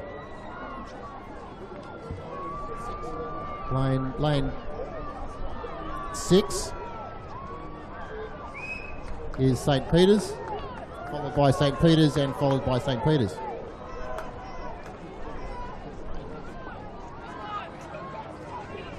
This mass finish quite often happens at the in the younger age groups, where we just encourage as many kids to get on the water. Oops, major crash, and I think we have a capsize by a Saints crew in lane 3, right in front of the beach. Happens occasionally. The good news is that the rescue boat will come and help them out.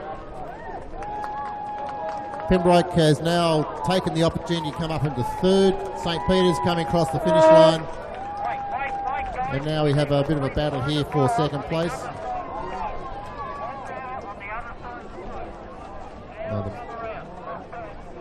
So Saints looking to hang on another 50 metres, and they'll cross in 2nd, with Pembroke pulling up pretty hard behind them. Followed by the PAC crew here in lane 1.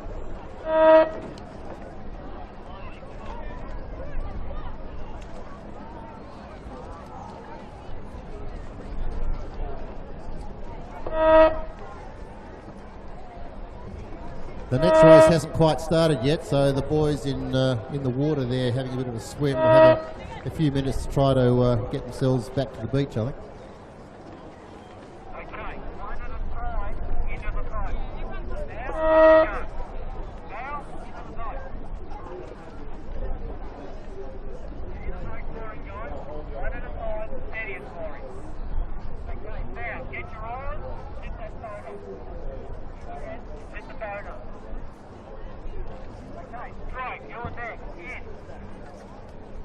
The referee is holding the next race while we get the boys back in the boat here in front of us, so they can do it safely without having to race.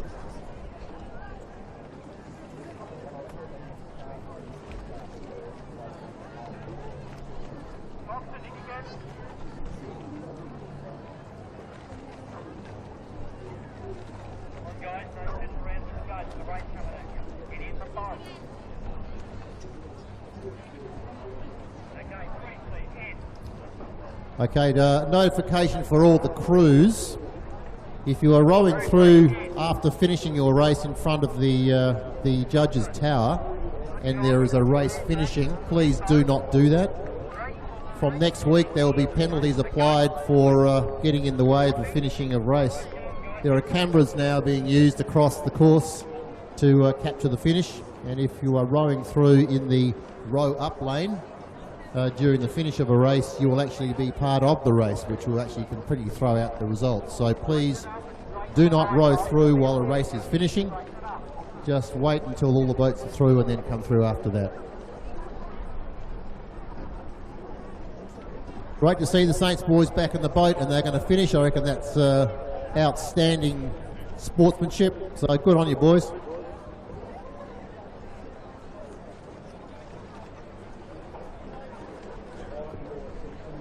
The next race coming at us will be race 29.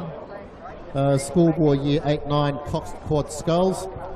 This one's sponsored by IO Merino, an Adelaide company that makes wool performance athletic wear.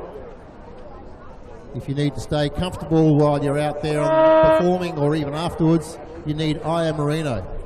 You won't find it in shops, it's online. So look at iomerino.com. IO for inside and outside.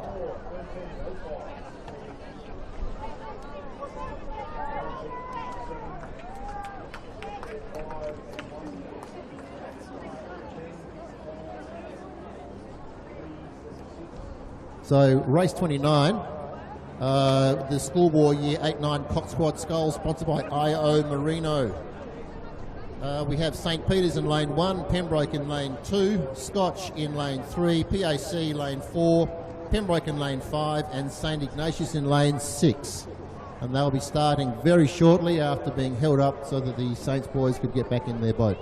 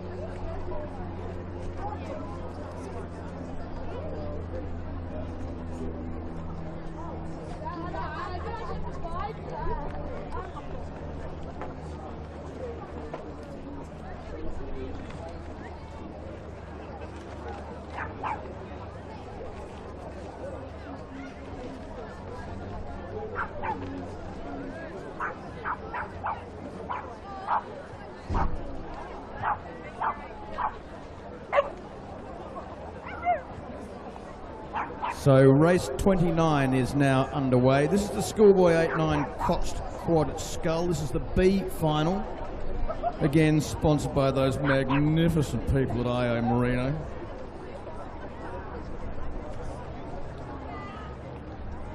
in the lane closest to us, we have St Peter's. Next to them, Pembroke, then Scotch, Princes, second Pembroke Crew, and St Ignatius.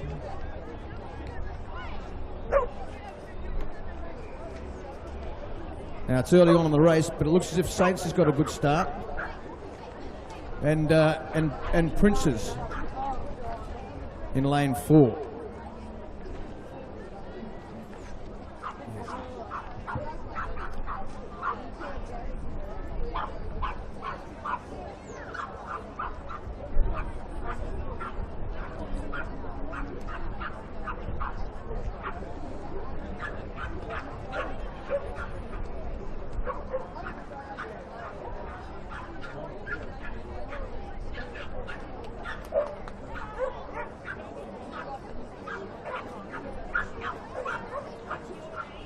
So as these crews approach the beach,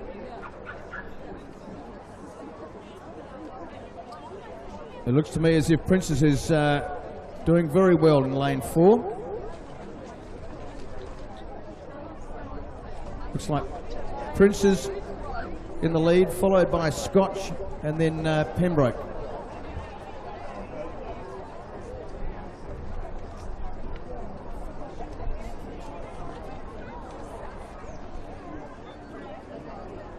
The other Pembroke crew is looking to be battling with St Peter's for 4th position.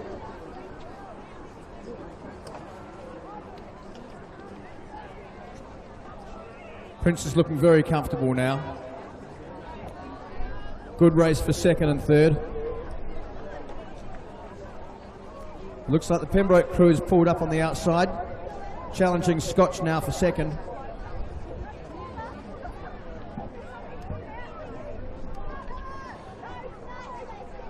And the conditions are starting to ease up a bit, which is terrific for these rowers. It's hard work when it's lumpy water.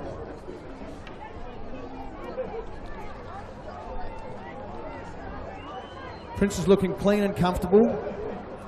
Pembroke on the far side and Scotch in the middle doing very well.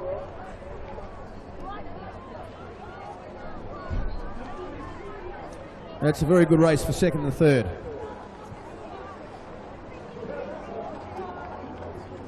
Scotch is hanging on. Pembroke certainly challenging on the far side. As Princes row up to the finishing line. Scotch is lifting its rating, is really powering towards the finish. Scotch would be half a length up now on Pembroke on the far side. Good finish by Scotch. Nearly 3/4 of length over Pembroke on the far side, 3rd. Pembroke coming in 4th. Saints coming in 5th on this side.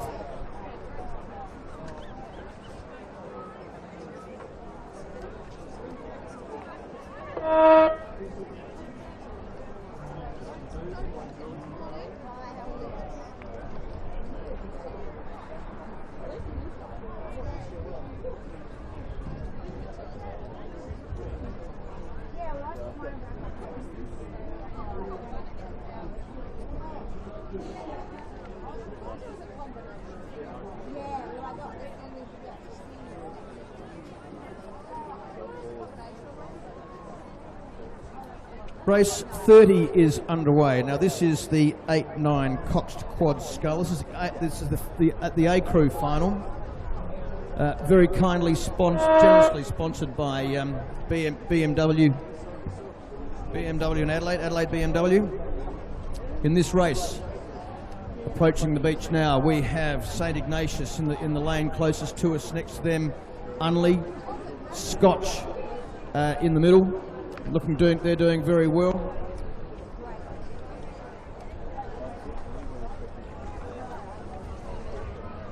Next to them, PAC also doing very well. This is a good race for between Scotch and Princes, and on the far side, Unley and Saints. PAC is pulling out ahead of Scotch now. Scotch coming in 2nd to them at this stage, followed by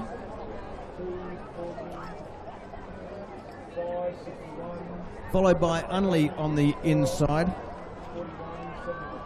In fact, Unley bracing those two crews.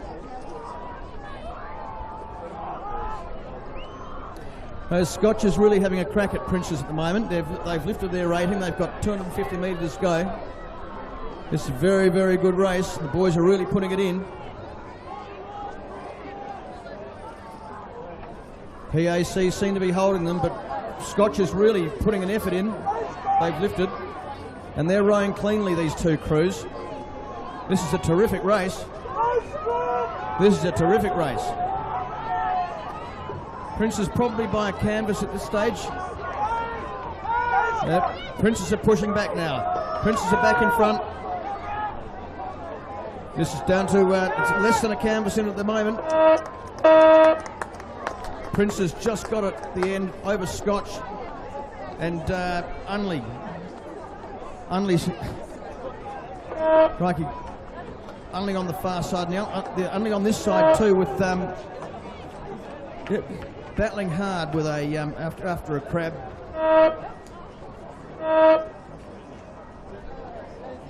Saints and St Ignatius bring up. That was a great race.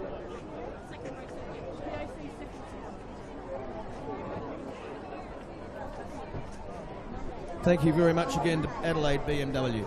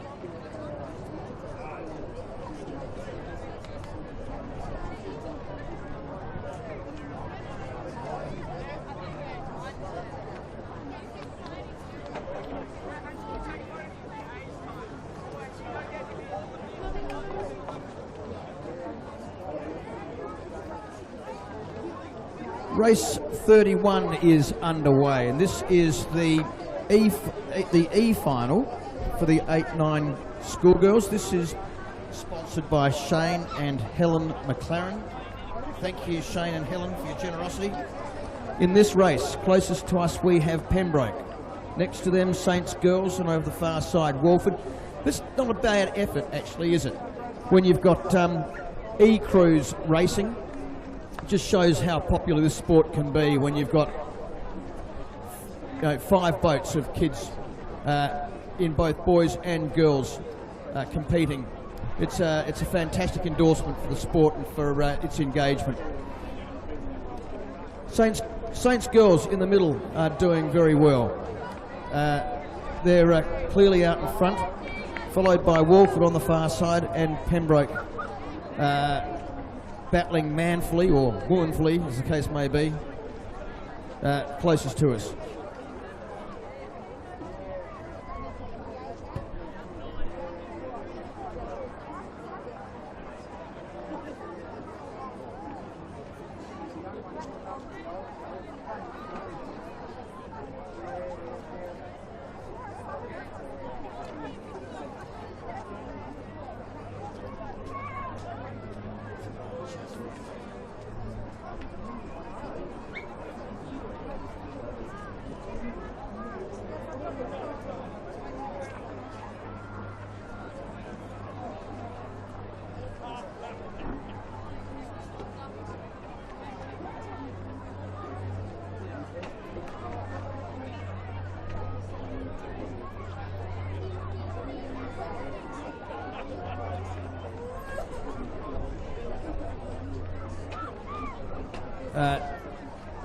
Boys and girls at the finish line, would you be kind enough to move the boats off the finishing line, please?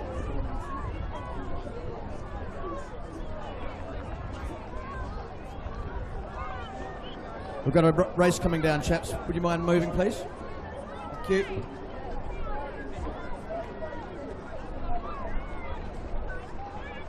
So Saints girls with about a 3-length lead over Walford on the far side, with about a 4 or 5 length lead over Pembroke in the middle.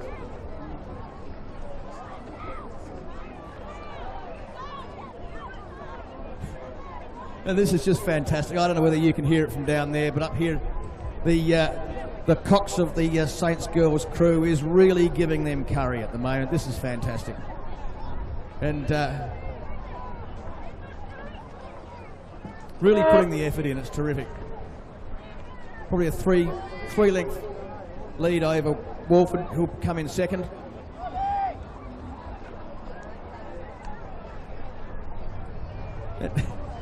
It is tough out there for these kids, and they're doing a great job.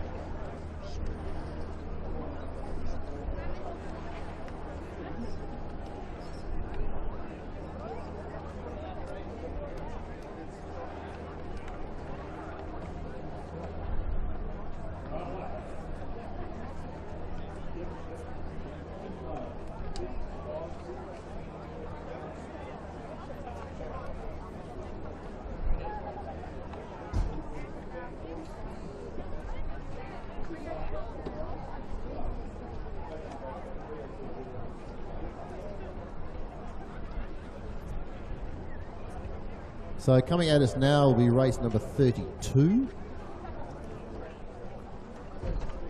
This is the Schoolgirl Year 8-9 Cox Quad Scull D final. And again, sponsoring is a big part of our life down here these days, and I'd like to thank Martin and Monica Tan for sponsoring this race. Great to see the parents step up and help a little bit when they can. Not just bringing the kids down, but actually getting involved with the sport. I think it's wonderful. So here we have 6 crews. We have Saints, we have Manham, Walford, Pembroke, Adelaide High and Loreto, in that order across the river. And at this early stage, with around about 750 to go, it looks like Pembroke in lane 4, with Manham right up there in the front as well. So when they get a bit closer, we'll have a better view of that.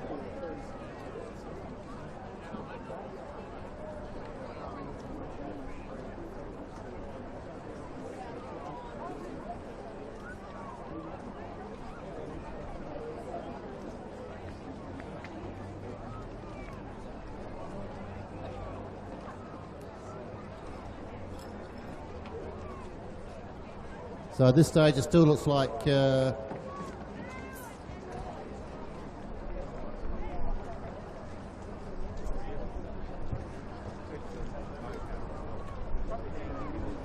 Pembroke still out in front with Manham right alongside them, I think, in lane 2.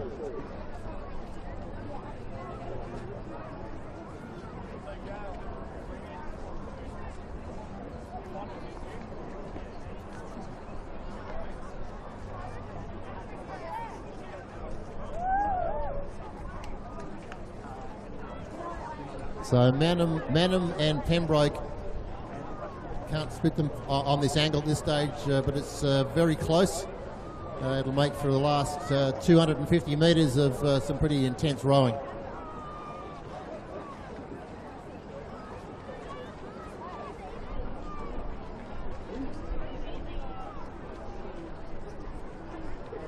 Pembroke have upped their game a bit, pulled a little bit ahead of Manham, with 200 metres left to row. It might even be a boat length they're pulling out now, so they've actually put the foot down, looking nice and smooth. Smooth is fast and fast is smooth. James Price wishes he'd thought of that first. Third place, we're going to have a bit of a battle here between Saints and Walford. So they've got that all to do in the last 200. So Pembroke, meantime, have pulled out about 2 boat length lead over Manham, who are holding down second place quite nicely. There's also a bit of a tussle in the back end of the field between 5 and 6 between Adelaide High and Loreto. So we've got a few competitions happening in this race at the moment. At the early part of the season, that's always makes for good racing later on. Pembroke across the line, 3 lengths clear of Manham. And now we have the tussle for Saints and Walford for the third place. Walford seem to have put their foot down a bit. A little bit ragged, but they're hanging in there, trying to get ahead. Saints girls staying calm. They're still in the race. There's half a canvas in this. Walford slightly in front. And Walford by a canvas in the end.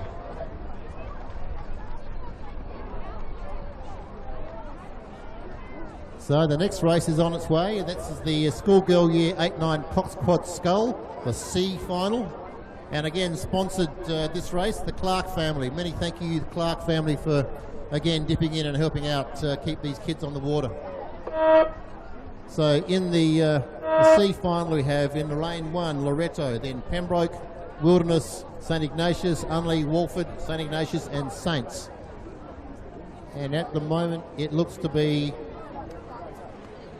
Loreto and Wilderness. So lane, oh, that's Saints girls out in lane 8. They're right up there with lane 4, which is lane 3, which is Wilderness. So Wilderness and Saints are battling it out at the front of the field at the moment, with right there in lane 1, Loreto right in the mix as well.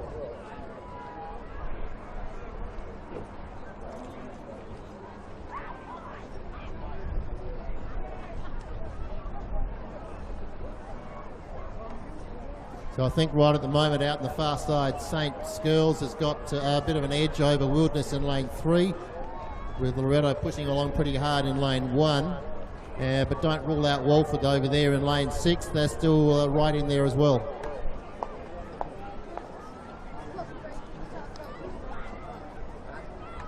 Whoop, bit of a crash there in lane 2 for Pembroke. They've now gone to cross into lane 3 or 4. Starting to straighten back up again now.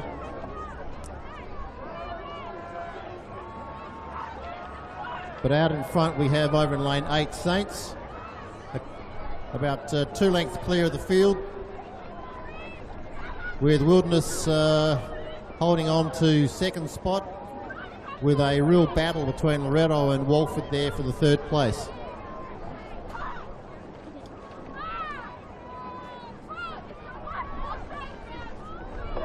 Saints girls across the line. And here comes the Wilderness. They got a length clear of Walford, who are holding a half a length lead on Loretto, who are pushing pretty hard to come back at them. No, less than that. It's going to be, it might just get it. I can't split them. So Walford and Loretto pretty close to equal in third.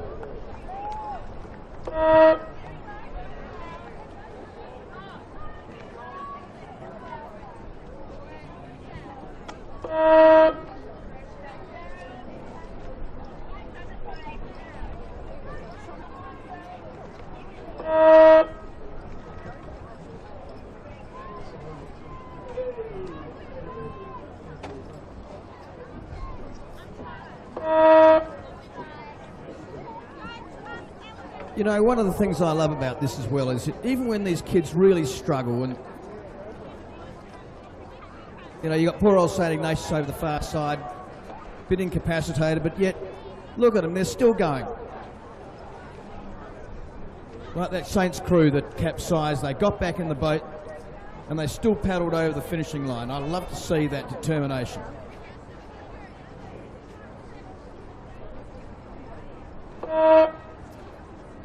Well done, Loretto, for finishing. Well done. Sorry, St Ignatius, my mistake.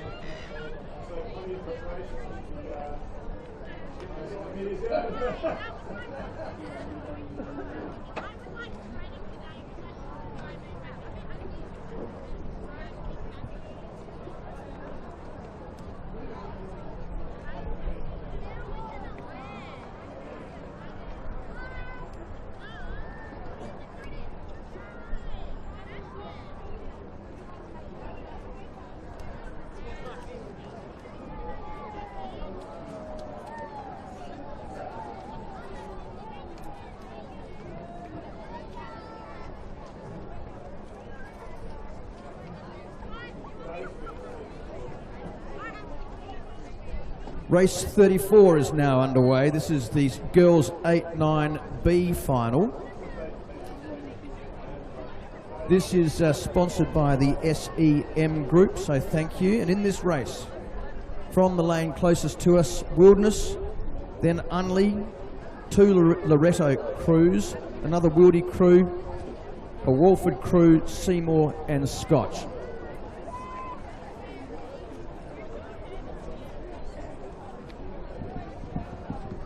And at this stage it looks like Walford over in lane 6 got a very good start, and Scotch is doing well in the far lane, but also it appears at this stage that Loretto is doing well as in the middle.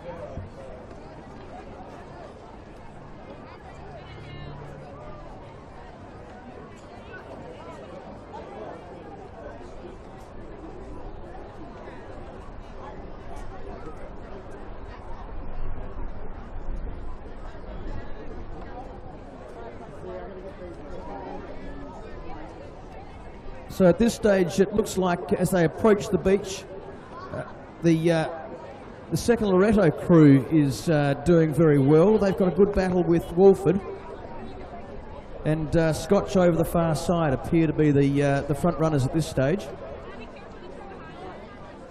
Again, the conditions are more benign at the moment, which allows these kids to have much cleaner blade work and have their boats running a lot faster than when they're crashing through waves. Loretto's looking very strong at the moment. With about 300 metres to go, it looks like Loretto reasonably commanding. And then there's a good battle going on between Walford and Scotch over the far side.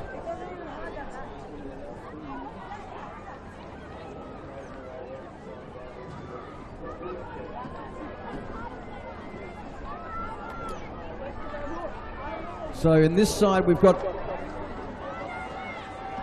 the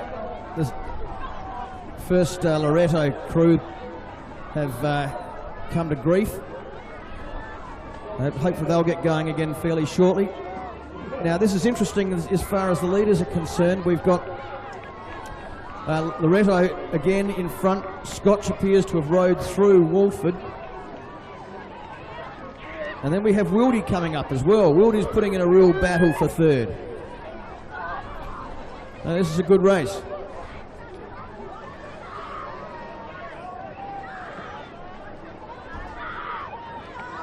But Loretto looking good at this stage. A good length, perhaps a length and a half now over Scotch. Walford working hard, but Wildy rowing them down at this stage. So that's Loretto with a good win of 2 lengths over Scotch on the far side. There's a length to Walford, and then only a canvas to Wildy. Walford have got it. Wildy fourth. Great race.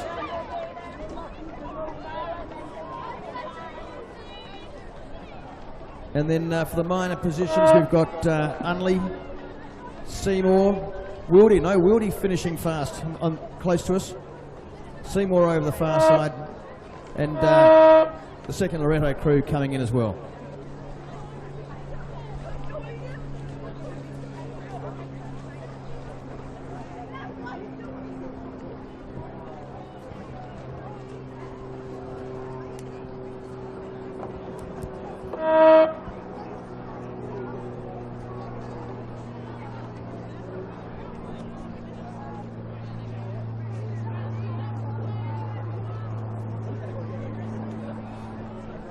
The last of the 8-9 Schoolgirl Coxed Quad Finals is on. This is the A final, it's underway.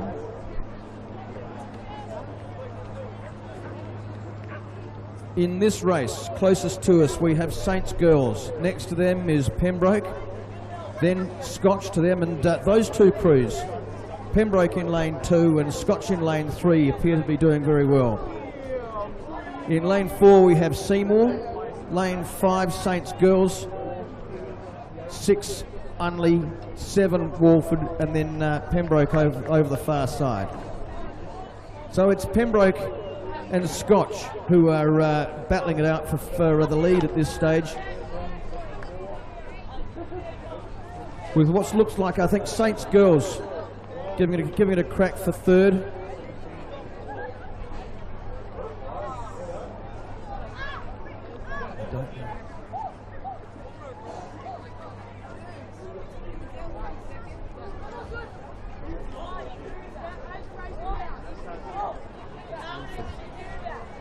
Now, Scotch has got some dramas, unfortunately, which Pembroke's way out in front now of them. And Walford over the far side is really putting it in. Walford will be in second now, with Saints Girls up into third. So with it into the last 250 metres, and Pembroke are looking strong. Scotch are underway again, but they've lost a lot of ground. It's Pembroke in the lead, with Walford over the far side, really challenging. And then 3, it looks like Saints Girls in third.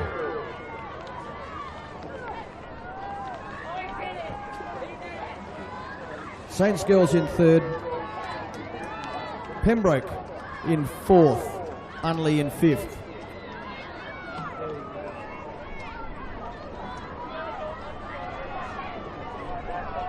And it's Pembroke really putting it in these final few strokes. Probably a boat length and a half, perhaps 2 boat lengths to Walford. And Walford crosses the line. 2 lengths to Walford on the... Pembroke crosses the line. 2 lengths to Walford. Another 2 lengths to Saints Girls. And a terrific row for fourth. Pembroke possibly just over Unley for fourth.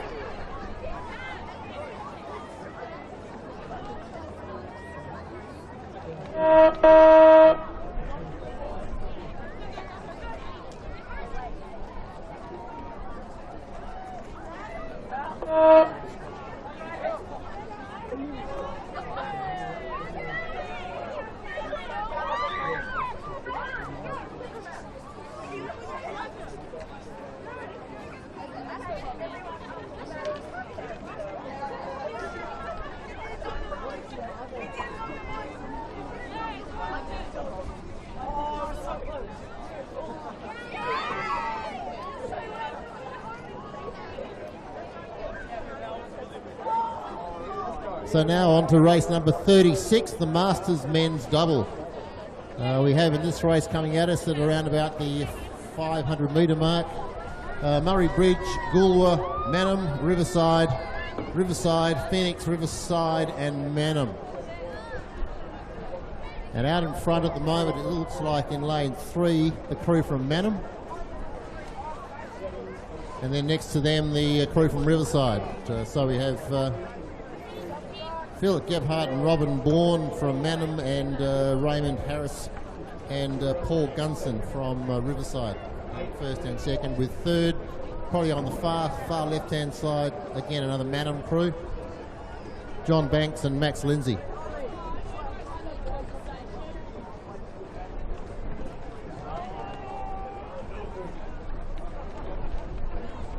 Okay, I've just been corrected. I got it completely wrong. Looks like Riverside out in front. Mannum's actually dropped back a bit, so it's Riverside out in front. I'm just looking at the ages of these Masters men's. They're all in their 70s. Very impressive. So we have Riverside 1 and 2, on the far side, Mannum coming third.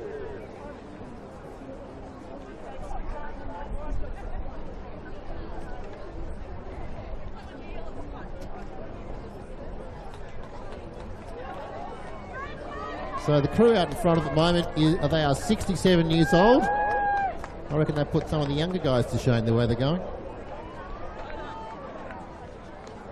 So it's Riverside versus Manham for first and second now. And Manham, the average age there would be around about 79. We've got John Banks at 84 and Max Lindsay at 75 years old. Incredible. So just think, all you young kids on the beach here, you've only got 60 years to go, if not 70.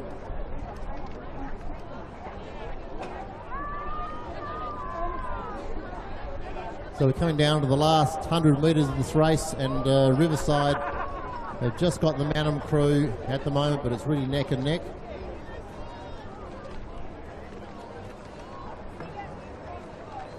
There's probably maybe a canvas in it.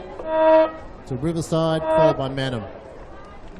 The race for the minor placings is still on, and looks like the Riverside crew will just hang on over the Manham crew, followed by Murray Bridge and Riverside. There's it, Phoenix.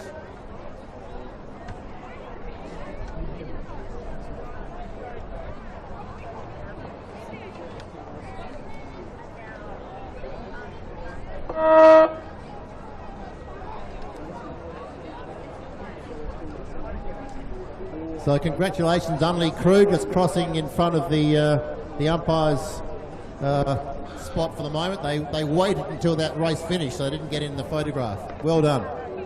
Other crews matched that.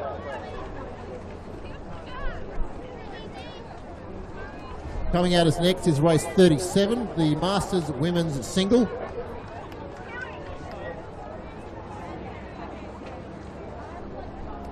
So we have one scratching in lane 2, so we have Port Adelaide in lane 1, then Port Adelaide in lane 3, Phoenix in lane 4, Port Adelaide and Riverside. So again, this is the Masters Women's Single, and they're all at least 35 years old.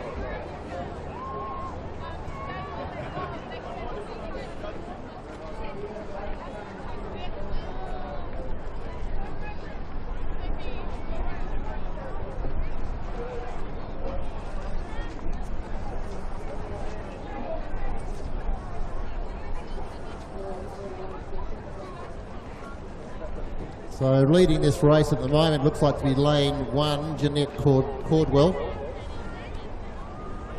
alongside Simone Wickman from Port Adelaide in lane 3.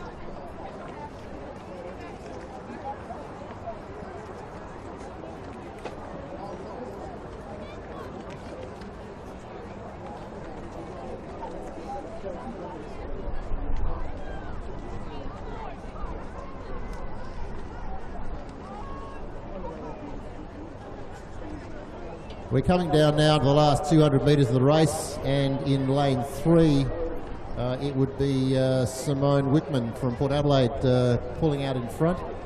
Second place hotly contested between lanes 1, 4 and 5.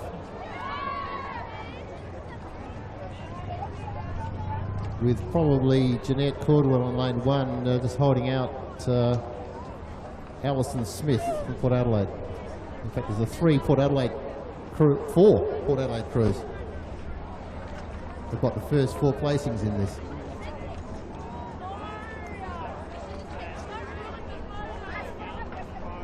So 50 metres yet to run. Lane 3, Simone Wickman.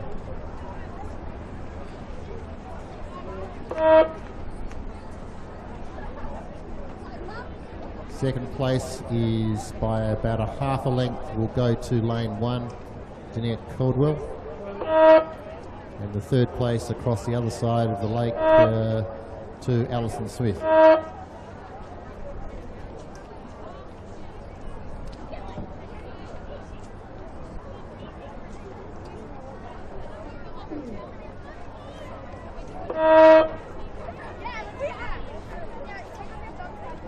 So race 38 will be coming at us shortly. It's a 2,000 metres, so right down the other end of the lake for those who are new to this sport. We have the men's double scull.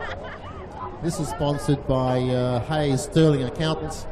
So we might get them up here to audit the results after this just to make sure we've done the right thing. But Hayes Sterling Accountants, thank you very much for your sponsorship. It is very much appreciated. So in the under 19 men's double sculls, we have Pembroke, Port Adelaide, Prince Alfred College and Nord Morialta. They'll be starting in just a few moments.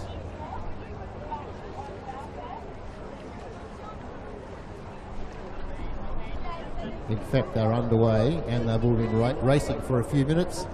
And I think they're down at about the 1,500 metre mark.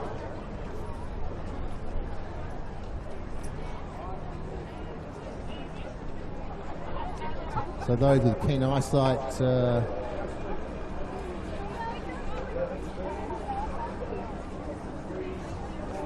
from this early stage, we would suggest that Port Adelaide are in front.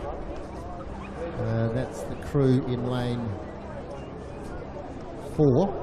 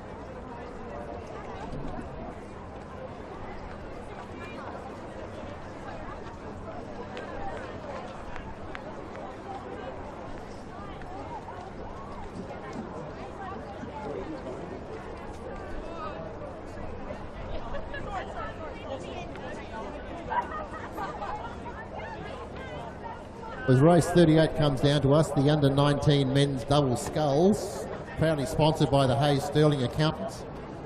We have in lane 2, Port Adelaide, Zach and Luke, and followed by Pembroke in lane 1, William Sam and Nick Blackman, doing an outstanding job, and right next to them the other Port Adelaide crew with Matthew Pickett and James Lawther.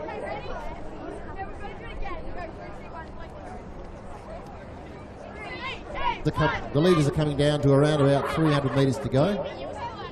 Again, for those new to the sport, when the boys turn red, that's 250 metres.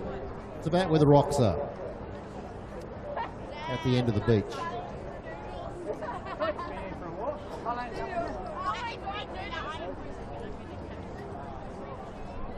These are some of the tricks you pick up after 15 years at the beach. The colour of the boys suddenly jump out at you after 10 years. So at 250 metres to go, Zach Martin Petty and Luke Simpson look to be out in front comfortably.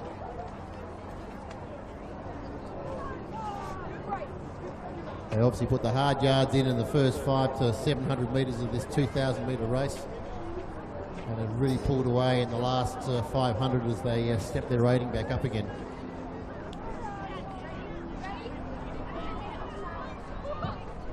The wind is dropping out slightly. It's making it a lot easier for these crews to race down this course. the wind is actually helping them now rather than getting in the way and lifting the water to make it splash into the boat and make it sink.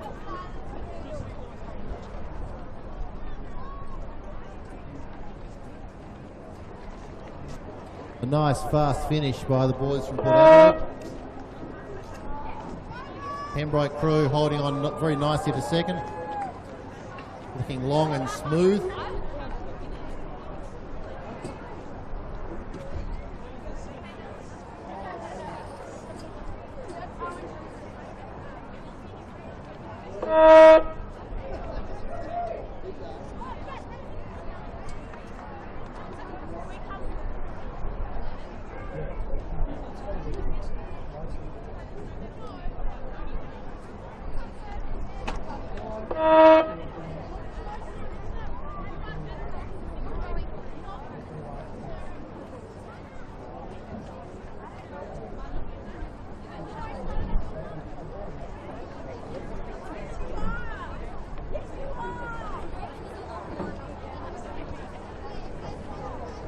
So race 39, the men's Coxless 4 is due to start. There's only one in the race, which is Adelaide Uni. We can't see them standing out of the crowd yet, which means you're heading to race 40, which is the men's open double scull.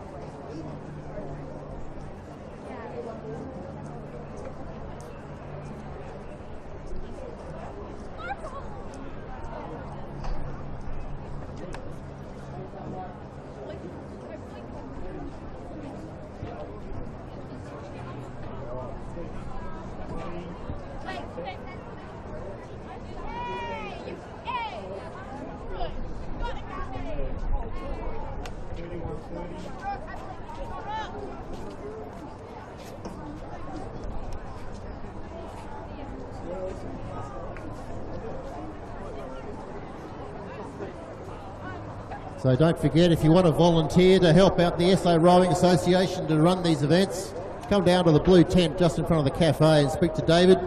He'd love to take your name and show you what you can do. In fact, I can see a likely lad right now who wants to go and join up.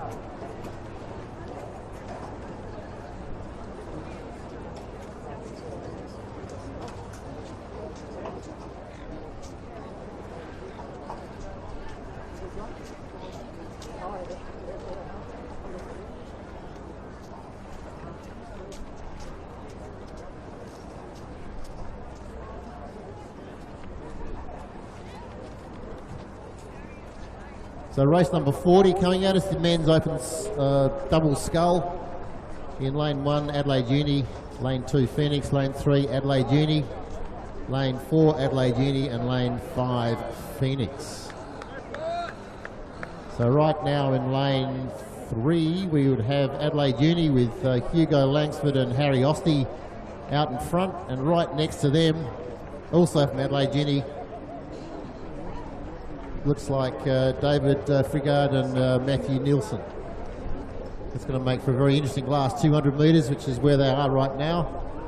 The red boys have just appeared around them, and they're now starting to lift their rating to run to the finish.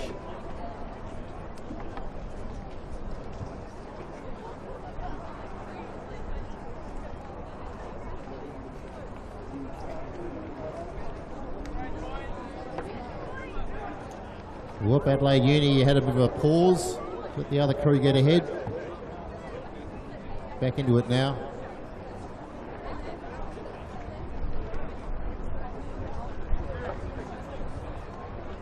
So in lane 6, David Frigard and Matthew Nielsen look to be taking out the 2,000 metre men's open double scull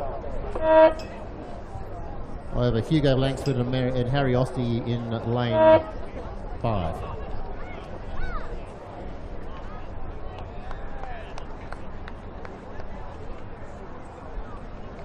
Again, sponsorship at the race today is much appreciated. We thank again all the major sponsors that have been involved with this. Adelaide BMW, thank you. It enables us to keep the kids on the water, keep the boats in tip-top condition, and make sure that they can do the deed on the day. But again, the gold sponsors today for the race has been Creation Finance Group, Terrace Rugs, SEM Group, IO Merino, Respiratory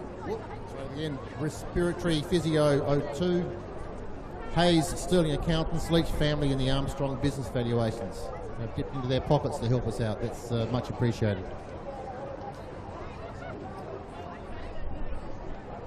The Pembroke barbecue is still roaring, so come along and fill up on lunch. And I think you find if you wander down the beach, you might have a few other alternatives as well. But I also note there are extra things for sale at the Pembroke tent this year. Go and check them out right in front of the clubhouse. I'm sure they'll love to sell you anything, in fact everything.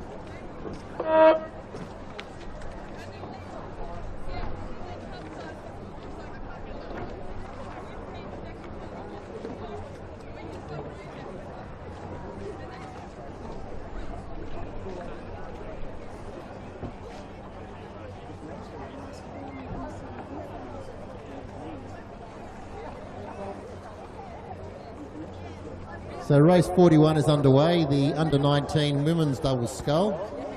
We have a sponsor for this race as well, which is always great to see, Angus Sobels. Thank you very much, Angus, for your support. It is duly noted and very much appreciated. So 2,000 metres, women's double scull, under-19s. We have Adelaide in lane 1, Wilderness School in lane 2, Adelaide University lane 3, Wilderness in lanes 5 and 6, and put Adelaide in lane 7. The under-19 women's double scull. So down around about the 1,500 metre mark, so we shall see them in the next couple of minutes.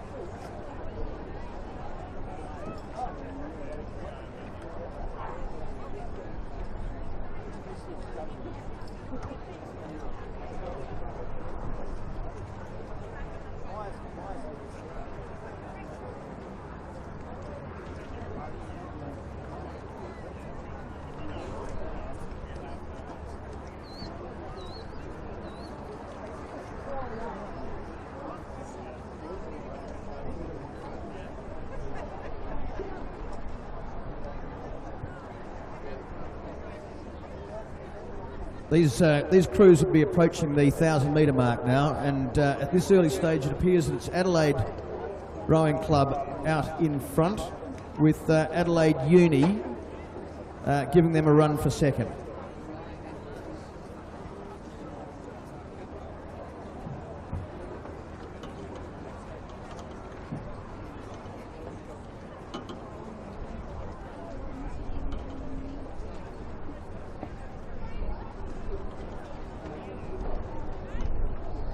So the Adelaide Rowing Club crew consists of Brittany Rundle and Ella Bramwell, and the Adelaide Uni crew challenging them is Georgia Mee and Kyan Townend.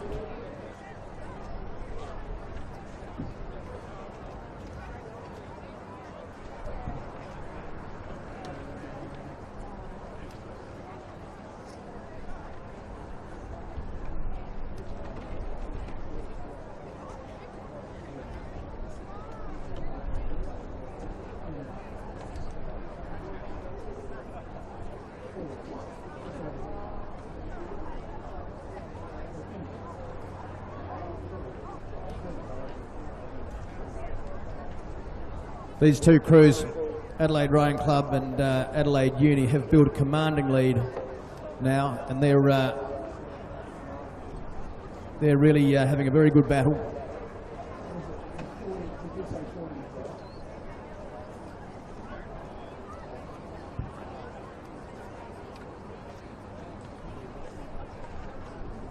The conditions are favouring these crews now.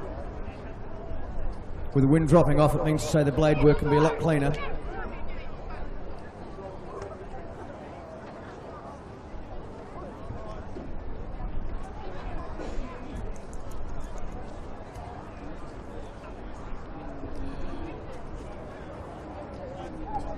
And these crews are good to watch. Just have a look at the blade work on these girls are doing at the moment. Nice, quick, clean catches, clean finishes. The blades in and out together. Setting the boat up, coming forward. The boat gets a chance to run.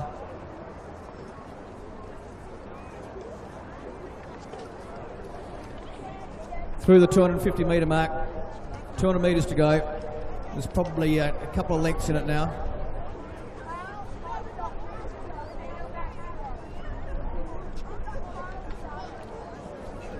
The crew of Brittany Rundle and Ella Bramwell working nice and hard, looking comfortable. You can see how far it is between the girls are chaining, of course. The puddle's a long way past the stern of the boat. About 3 lengths in it now to Adelaide Rowing Club. Second to Adelaide Uni. Well rowed.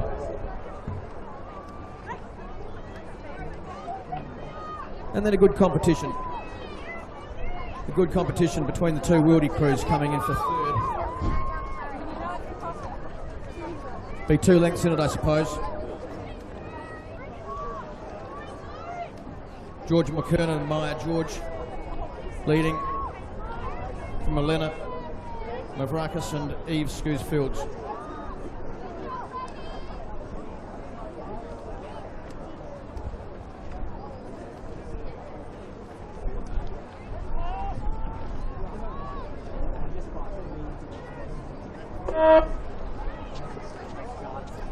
And it's 2 Wildy crews crossing the finish line now.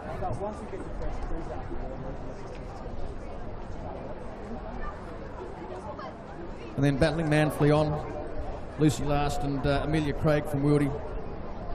And then Kayla Byrne and Jasmine Watson from Port Adelaide.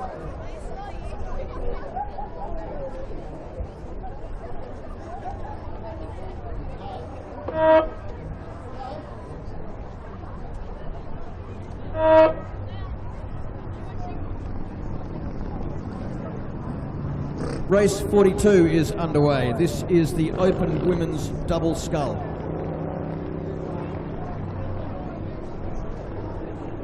There are 4 crews in this. Rachel Rudd and Alexandra Fry from Adelaide Uni, and they are out in front at the moment. Crew next to them, Amy Park and Helene Whip from Torrens coming second, and they're having a good battle with the second Torrens crew of Sophie Rawson and Dimity Dutch.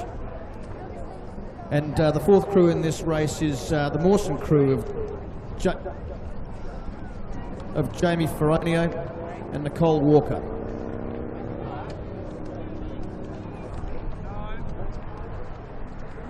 Today's regatta is also being filmed, so Adelaide AV are working with Rowing SA to film some of the regattas this season. If you want to see it live, go down into the cafe function room downstairs and you'll see the live video feed there. Or if you want to see it on your phone, your tablet or your computer at home, it's being live streamed on the Rowing SA Facebook page and can be also accessed on YouTube. So have a look, it should be fairly popular. The more popular it is, the more they'll do, so the more you can see how you've been rowing during the season. So thanks Adelaide AV for trialling this new technology.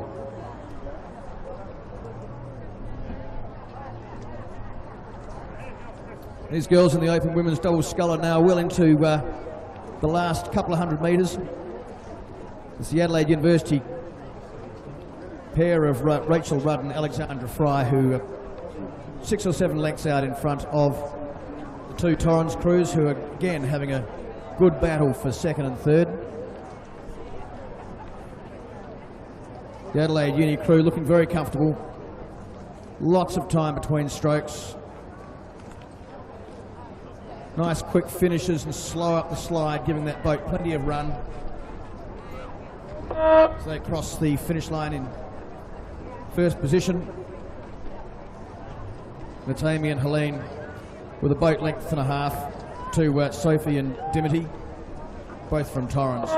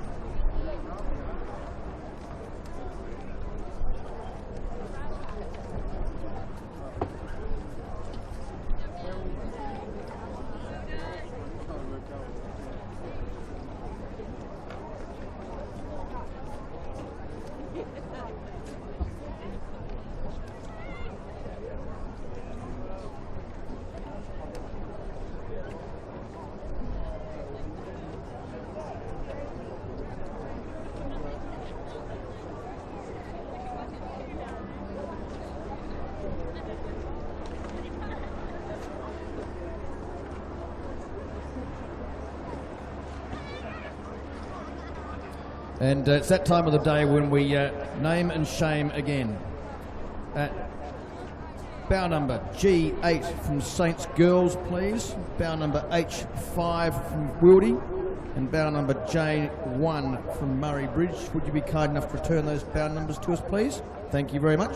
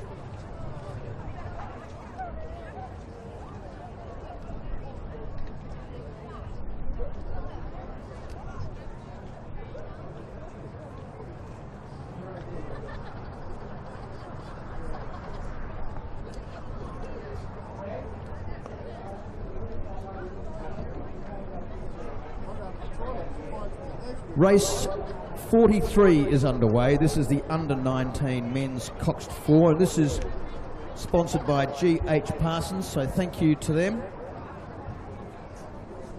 The crews in this race, closest to us, St Ignatius, Port Adelaide, St Ignatius, Pembroke, St Ignatius yet again, and Pulteney.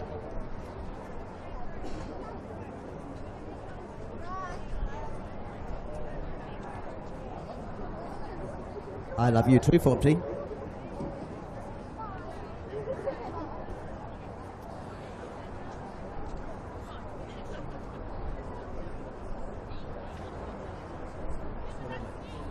These crews are through the 1500 metre mark now, and they're 100 metres away from the beach.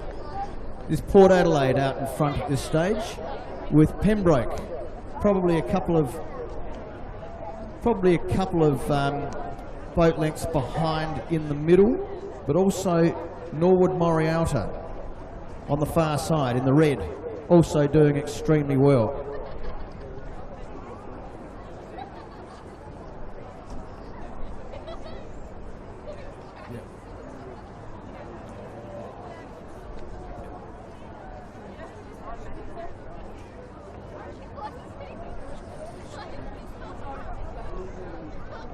So it's Port Adelaide in front from what we can see, but Norwood Morialta appears to have rowed through Pembroke. It's a very good race for first, second and third, particularly for first and second.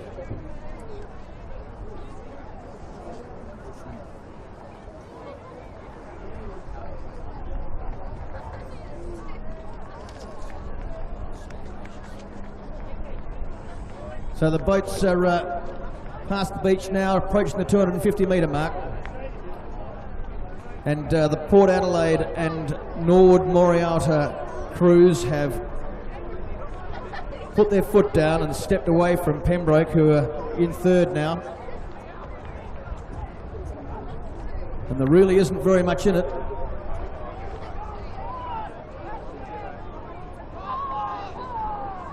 Now you'll notice an interesting quirk as far as the Norwood Morialta crew is concerned. This is a tandem rigged boat where the bow oar is on the same side as the stroke oar. The two middle oars are rowing together. Now this is a very close race, and Norwood Morialta have got it by about a canvas at this stage, although Port Adelaide Enfield is coming through. Sorry, Port Adelaide's coming through. I think Norwood Morialta got it by about a foot.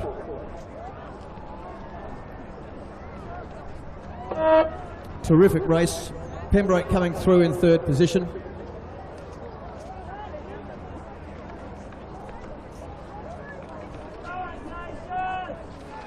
And then for the minor placings,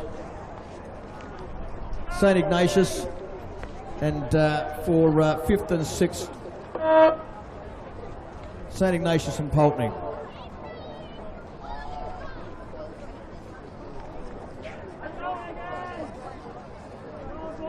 So St Ignatius have done particularly well in this race. Well done.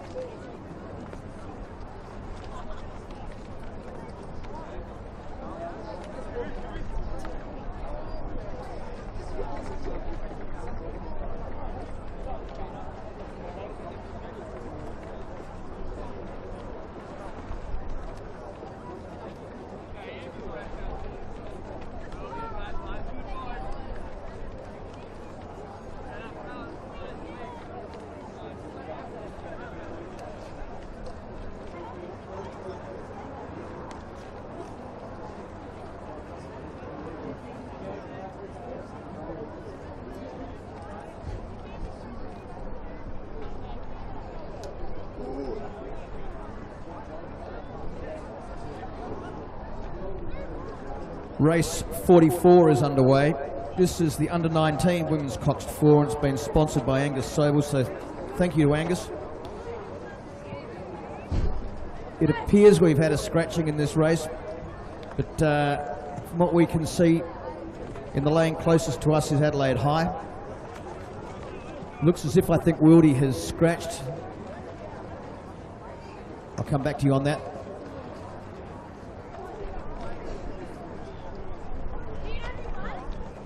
Then it looks like Loretto, and I think Loretto is, if it is Loretto, they're well and truly out in front. Then there's the second, the Wildy crews have scratched. Then there's Unley, and over in the far lane is Adelaide High. There's also a Norwood Morialta crew a fair way back. It's the Loretto crew looking very strong as they approach the beach, about 300 metres out. And then Unley and Adelaide High. That's not a bad battle for second and third. Unley in a commanding position at the moment. Really just sitting on the other two crews now.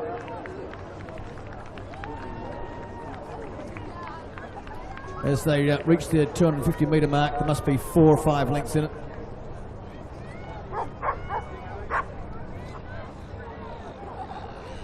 Looking very controlled, the Loretto crew.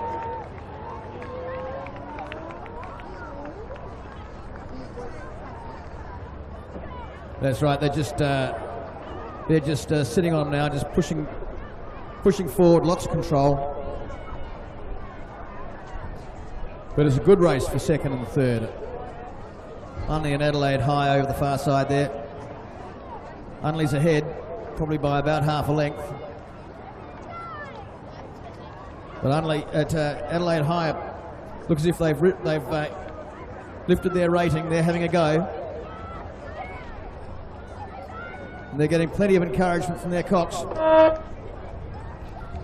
So Loretto crosses the line in first by about 4 or 5 lengths, and it's a great race for second. Unley's nice and controlled at this stage. Just over a canvas in front.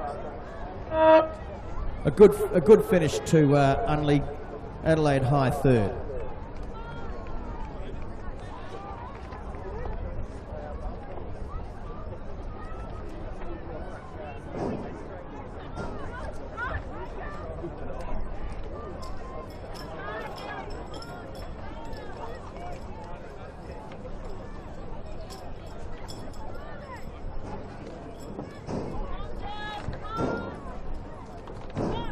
So coming at us now, race number 45, the women's Coxless 4.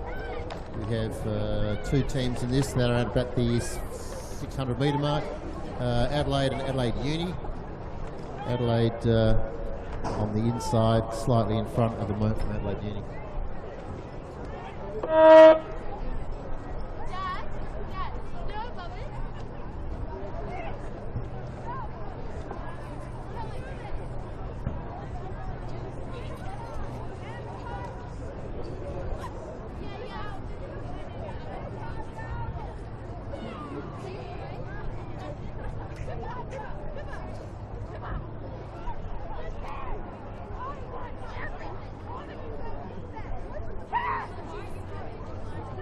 Great to see the Norwood Morialta team coming through, and their Cox is not giving up one little bit, pushing them all the way to the end.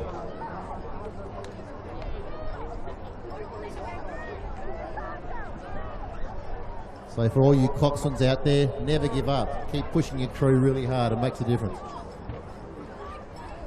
So meantime, back on the race behind, the Adelaide team are still probably about 2 or 3 lengths in front of the Adelaide Uni team. Cruising now into the 200 metres to go. This is nice and steady and smooth. I'll just ease back and sit on top of the Adelaide Uni crew until they cross the line.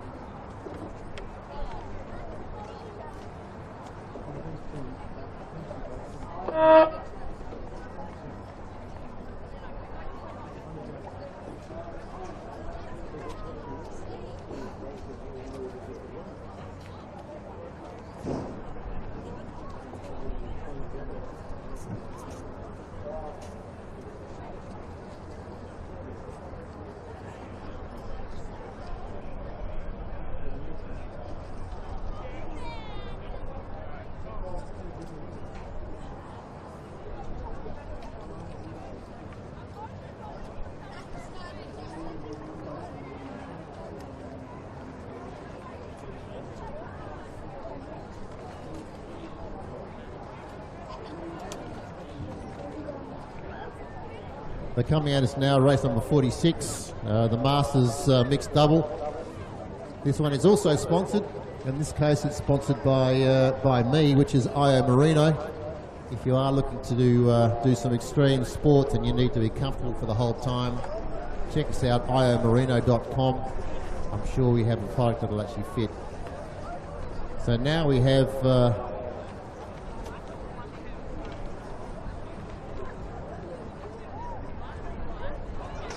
7 boats on the water. We have Phoenix Composite in lane 1, Riverside lane 2 and Riverside lane 3. Phoenix Composite lane 4, Pembroke Masters in 5, Manum in 6 and Gore in 7.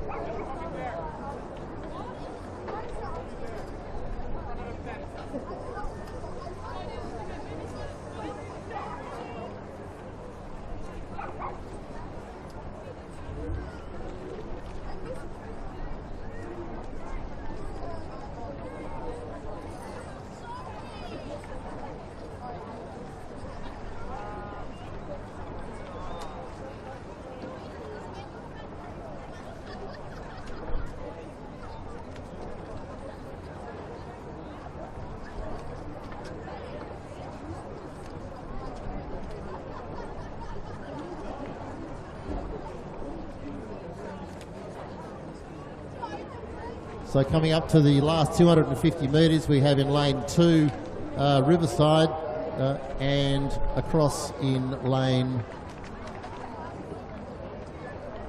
4 looks to be the,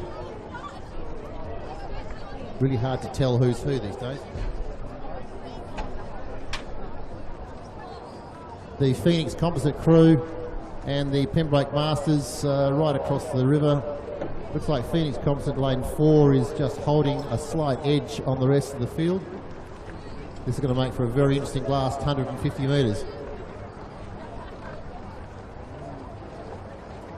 So the Phoenix crew look to have upped their rating just a fraction. They're starting to pull slightly ahead of the Pembroke Masters in lane 5.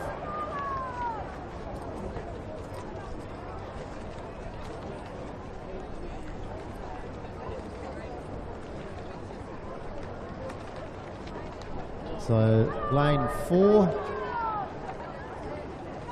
is the Phoenix Composite. Lane 5 we have the Pembroke Masters, and then lane 3 we have a Riverside crew.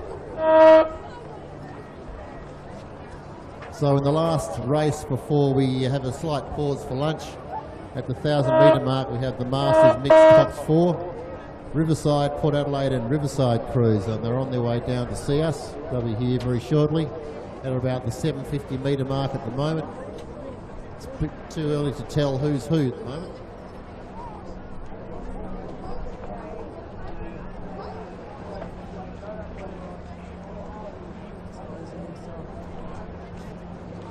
So remember, if you want to volunteer for the as a regatta volunteer for the season, go downstairs and see Dave, the CEO of Rowing SA.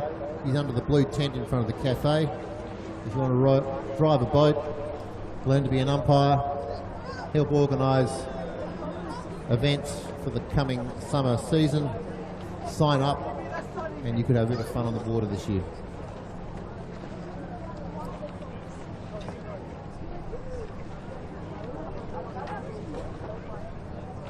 Meantime, if you want to watch the events on modern media, i.e. phone, iPad, computer, go to the Rowing SA Facebook page. You can see a live stream of the events. You can also see it downstairs in the function room, streaming live to TV down there. It should give you a good way of reviewing your races today. So thanks to Adelaide AV, who are working with Rowing SA to film the regattas this season. Coming at us now at about 300 metres to go, we have on the far side Riverside crew.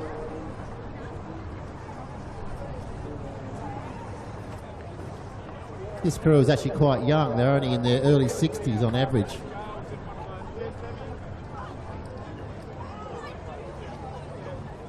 The other Riverside crew in lane 1 are much younger. They seem to be averaging in their 40s. So it looks like age isn't a barrier to rowing.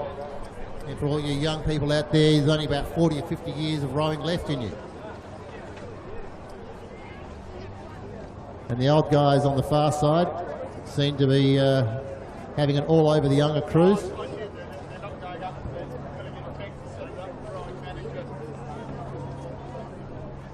So it looks like Riverside 1 and 2 for the conclusion of the morning event.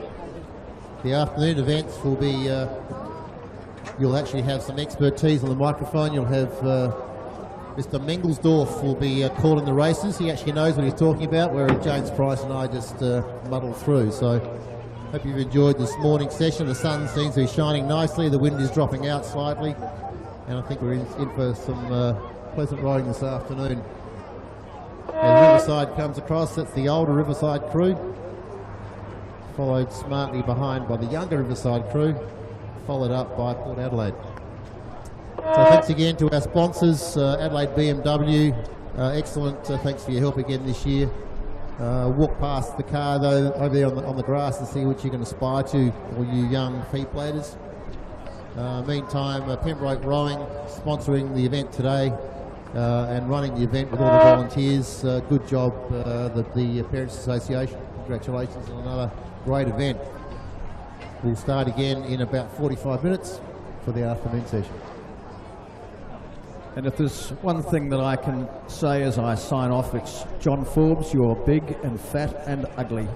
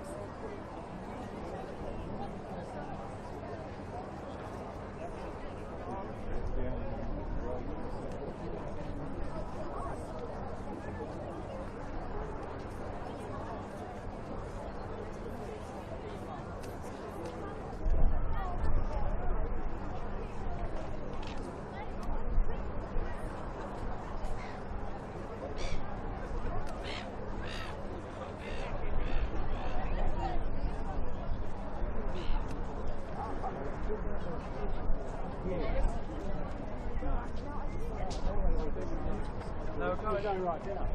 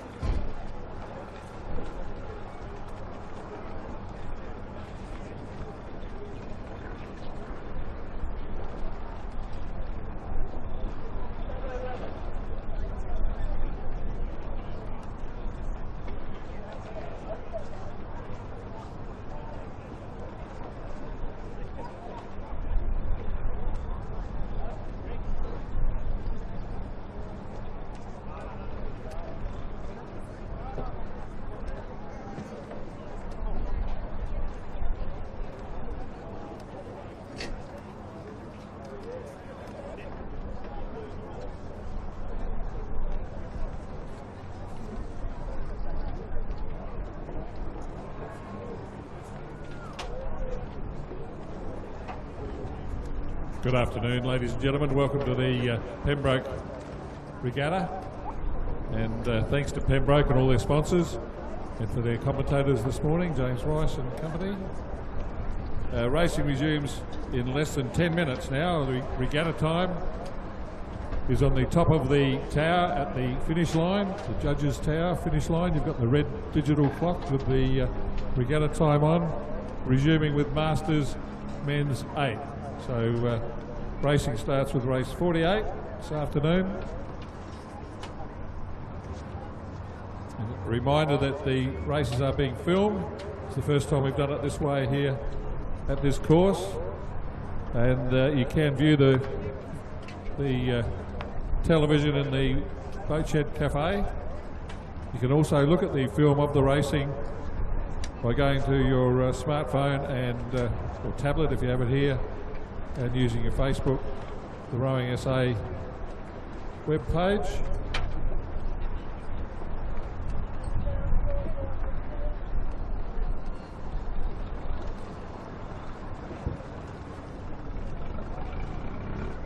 So access it via the Rowing SA Facebook page and the YouTube channel.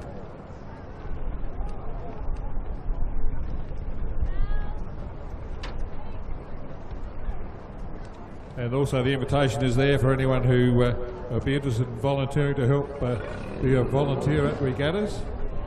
That David Hutton is setting up in the tent in front of the cafe, the blue tent there, and he can talk to you about, we're looking for boat race officials, drivers, regatta control officers and camera operator.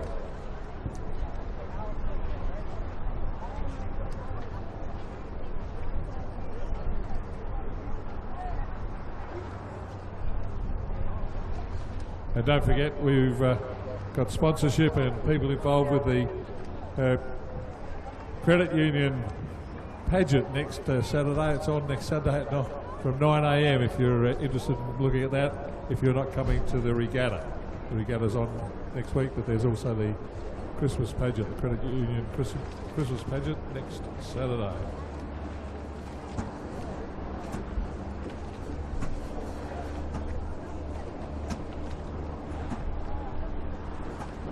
So thanks again to all our volunteers that have worked this morning. I know we've got a change of shifts. Some of the boat race officials have changed, and it's Phil Mangelsdorf here commentating now this afternoon. And thanks for our volunteers that did the job this morning, and thanks again to Pembroke School, the Pembroke Rowing Club, Pembroke parents, and the Pembroke who sponsors that we've got. We'll mention some of them that are, when they've got their individual races coming up. So racing to resume shortly. Regatta time is at the red digital clock at the top of the tower. You must be in the starter's hands at least 5 minutes before regatta time for your race time. So the first race after lunch is the Masters men's 8 with our host club, the Pembroke Masters, one of the crews in the competition, along with a Phoenix, Murray Bridge and Manham combined clubs combination. They're racing against the Riverside Club. They race 1,000 metres.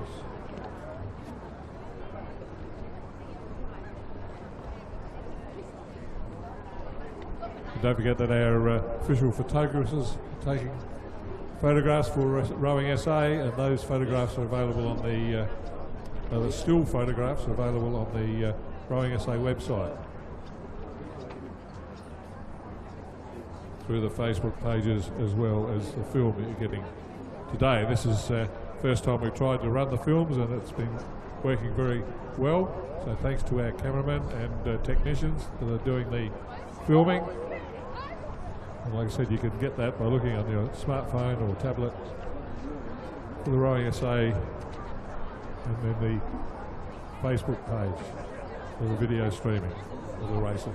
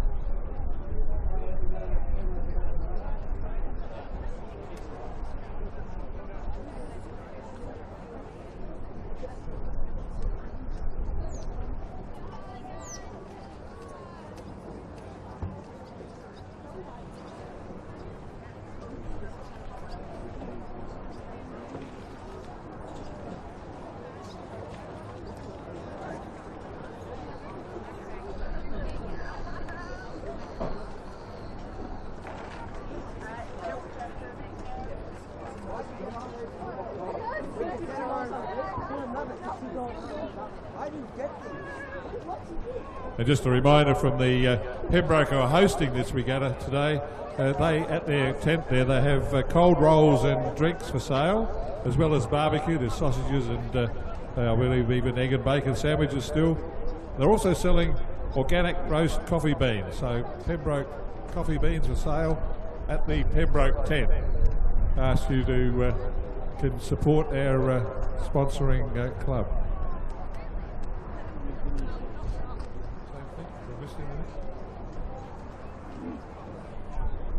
Also got Roberto's iced coffee, just the best I've been told. The cold roll's delicious. Yep, so thanks to Pembroke and all those various things. They've got Rower's Blend coffee in kilogram bags.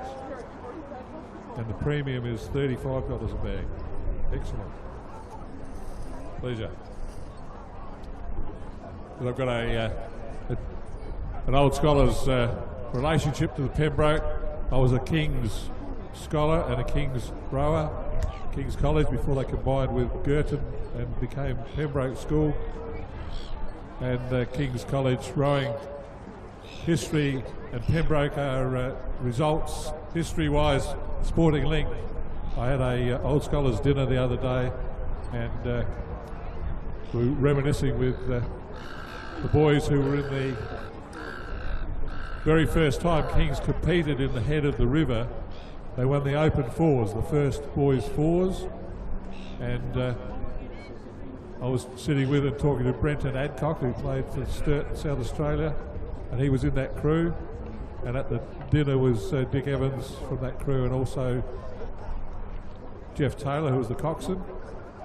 And when the school amalgamated and became Pembroke, my connection there was that the first year that Pembroke rowed in the head of the river, I coached the winning crew, and it was the only winning crew that Pembroke had the first year. And just like the first year of Kings, that was in the men's boys Open Four, the boys' first four. Was the first winning Pembroke school in the head of the river rowing. So a couple of interesting connections that I've got a claim to fame with King's College and Pembroke School. Wish them all luck today. So from the history lesson we go to racing, and they are often racing in the Masters Men's 8. I'll just call the composite crew from Pembroke, Phoenix, Murray Bridge and Menham Rowing Clubs. They actually had to give away 14 seconds handicap start because they were a younger crew to the Riverside crew who went first. So it's the composite crew entered from Pembroke in multi-colours, racing against the Riverside, who are basically red with the green and gold trim.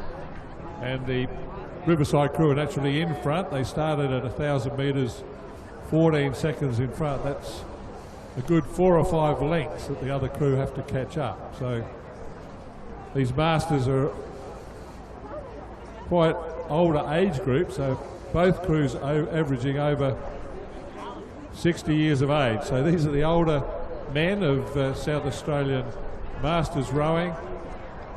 I heard the commentators complimenting some of our older men and women rowing this morning to be still rowing at their age. And the suggestion there is you can still do it. As I mentioned, Brenton Adcock, a great South Australian footballer, he told me that recently he went for a row and he hadn't rowed since his school days. And we're talking 1961 that he rowed at school. and he went out for a row, and he said it was just like riding a bike. He remembered what to do and really enjoyed being able to row in his 60s. From when he was at school, he hadn't rowed in between. Anyway, it's the composite crew, the Pembroke guys in the stern of the boat. I can see 3 Pembroke outfits there. The blue is the Murray Bridge. The other green and gold is Manham. And there's also a Phoenix in there by the look of it. Yeah, a couple of Phoenix rowers. And certainly Tina Lowe, the coxswain from Phoenix. And they've rowed past the Riverside crew, the older crew.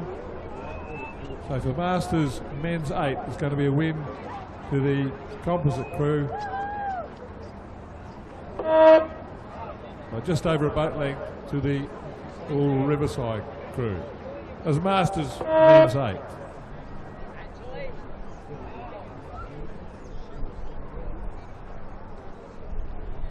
So don't forget, we've just had the lunch break, but if you're still hungry, there's cold rolls and drinks at the Pembroke tent. Also extensive barbecue. They're also selling organic roast coffee beans. And we do invite you to support the Pembroke Club, because it's a big thing to sponsor a regatta. Not many of the school clubs sponsor a regatta. Pembroke, congratulations for Pembroke for sponsoring the regatta today.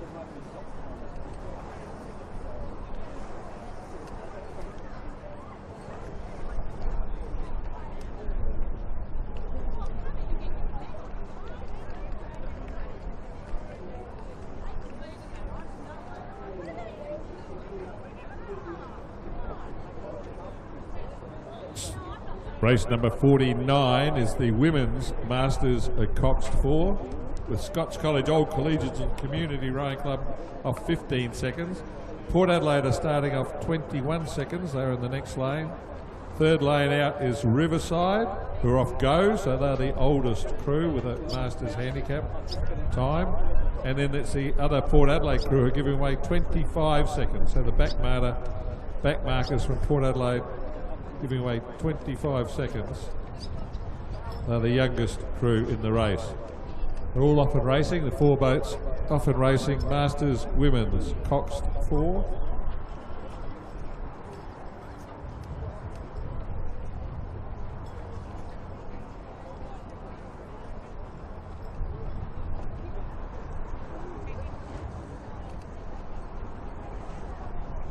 The Riverside crew off go, averaging over 60 years in age. Zandra Smith, Margaret Gore, Janet Lawrenson, Laurel Kenner, with John Gore as the coxswain. That crew have been also racing pretty much together for their club for quite a few regattas over a few years, so they're experienced, good combination. They're holding their lead at the moment. But the Port Adelaide crew, the crew from lane 4, crew of Tanya Hepner, Simone Wickham, Alison Smith and Jeanette Cordwell, with Gemma Spilisi as the coxswain, catching them through halfway and may have taken the lead.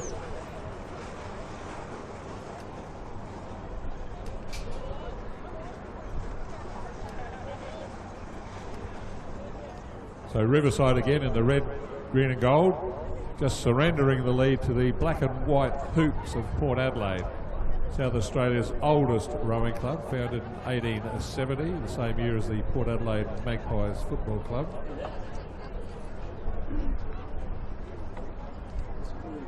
(1870). What's that, 1770? So it's the Port Adelaide Masters who've now hit the front ahead of Riverside. The younger Port Adelaide crew is closing in on Riverside as well, and Scotch College Old Collegians and Community Rowing Club are holding down 4th place at the moment.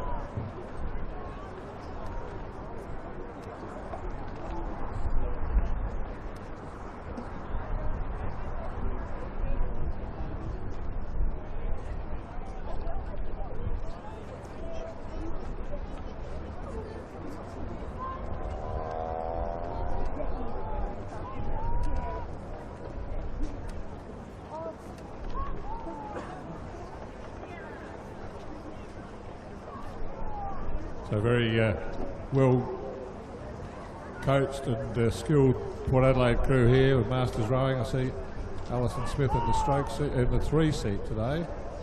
And she's rowed for Australia in the Commonwealth Games back in 1986. So the Port Adelaide women take out the Masters Women's 4. And Riverside just holding off the other Port Adelaide crew. The 2 boats will overlapping by exactly 4 seats. So Port Adelaide finished 1st and 3rd, with Riverside in between, and here comes the Scotch College Community and Old Collegians Rowing Club.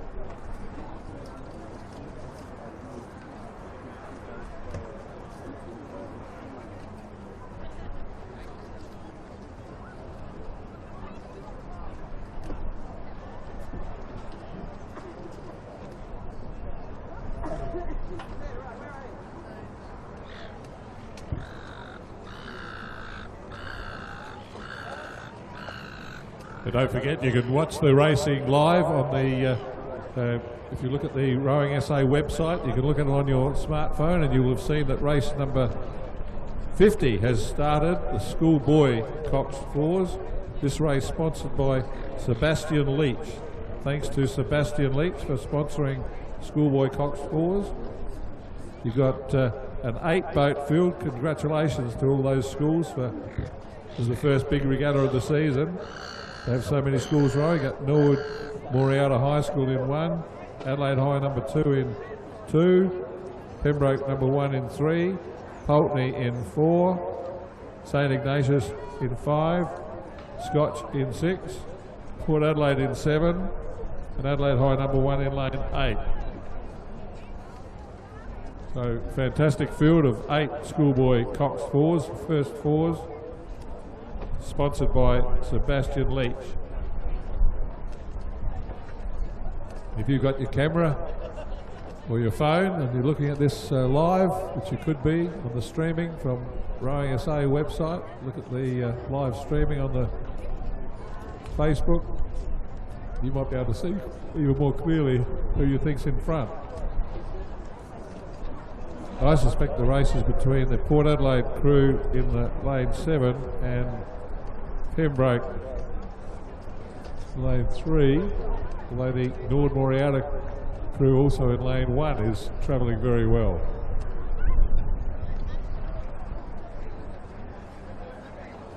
Scotch College not far off it, so certainly you've got 4 boats, look as if they've drawn away from the rest of the field.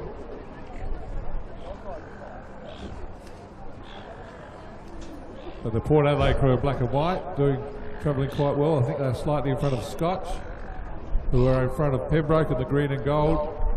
And it's the Norwood Moriata crew in the red, blue and gold. They're in lane 1 that are having a great race with Port Adelaide. I think these 2 crews fought out a race this morning. I suspect it's the same 2 crews that were within about a length of each other in a race this morning. They're very close. If you're Port Adelaide or Norwood Moriata supporters, now's the time to start cheering. They can hear you now.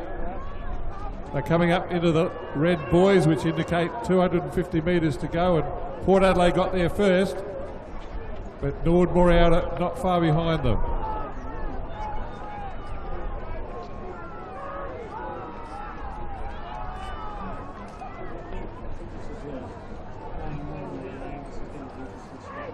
Scotch College and the All Gold are also moving up on the Norwood Moriata crew. Port Adelaide seem to have a lead at the moment.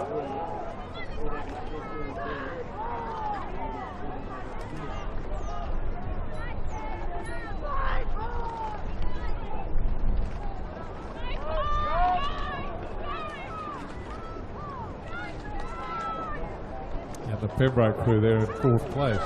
We're about to cross the line. It's Port Adelaide taking out the Schoolboy first fours. Very close between Norwood Moriata and Scotch College. And then it's going to be Pembroke in their 4th place. We've got the Adelaide High crews.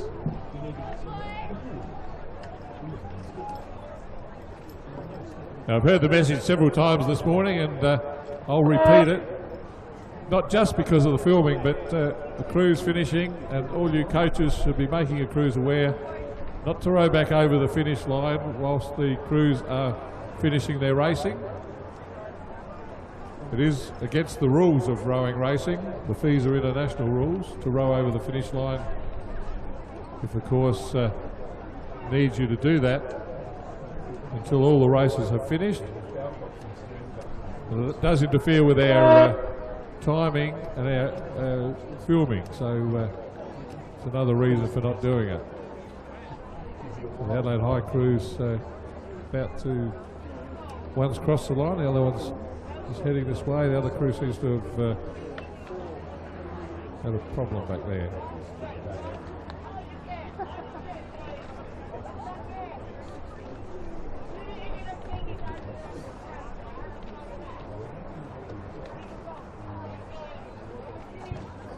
Yeah, the Pulteney crew have stopped rowing. The umpire and the following boat is just checking on them, so they'll check to see that the crew members are all safe.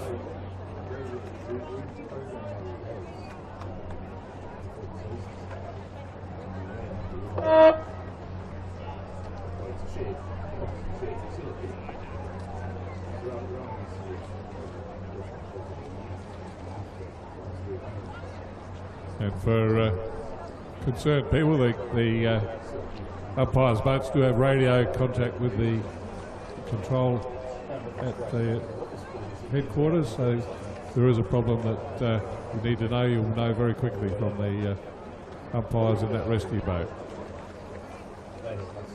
That applies to all the racing, of course. The umpires follow the boat. They are also a rescue boat. They've got radio control to regatta control.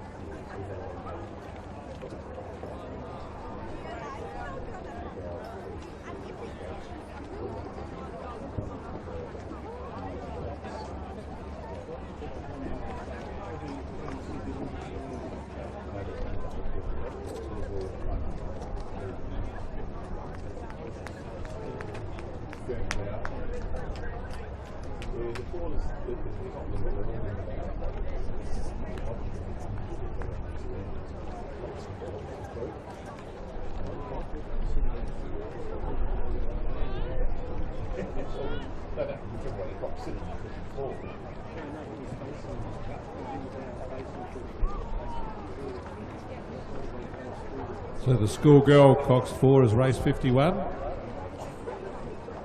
So we usually run our school races. We have the boys and the girls in the same age group, same boat class together on the program. In the girls Coxed 4, sponsored by Creation Finance Group. Thank you to Creation Finance Group for sponsoring this race.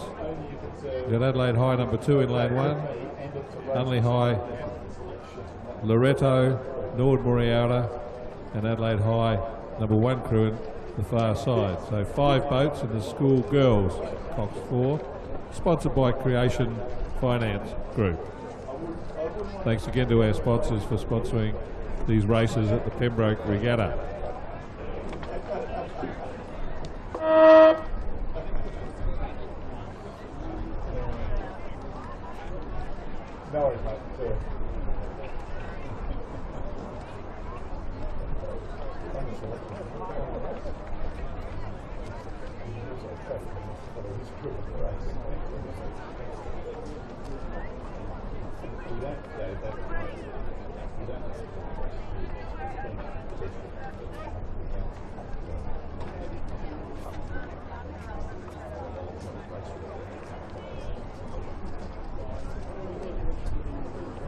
So the race is reasonably close, approaching the halfway mark between Unley, Loreto, and the Adelaide High number 1 crew on the far side.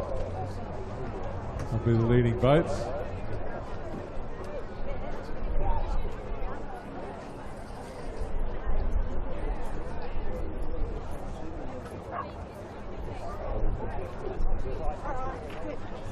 And of those boats, I'd say it's the Unley crew in the double blue colours, slightly in front of Loreto, the white with the blue and gold hoop, almost identical with the famous Sydney University racing rowing outfit. The Adelaide High in black and white running in third. Then back to the other Adelaide High number 2 crew and the Nord Moriarta crew. Probably in 5th place.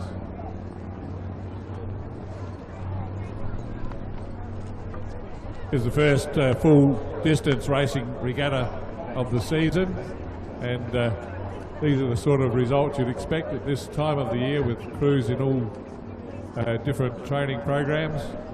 Some will have trained more in preparation for the season. Some crews would have trained less, and that's how it shapes up in the early parts of a regatta racing season.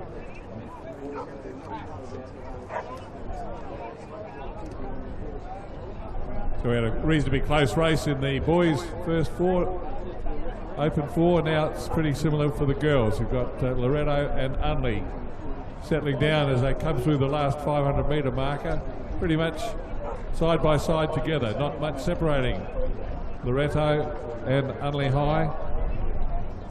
They pulled away from the Adelaide High crew over on the far side. The other Adelaide High crew close to the riverbank, and then the Nord Moriata crew back in 5th place.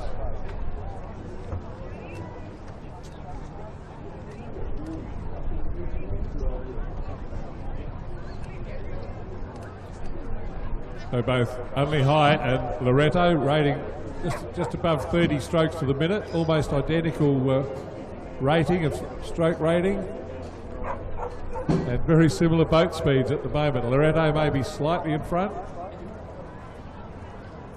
Adelaide in 3rd place, but probably too big a gap to fill at the moment.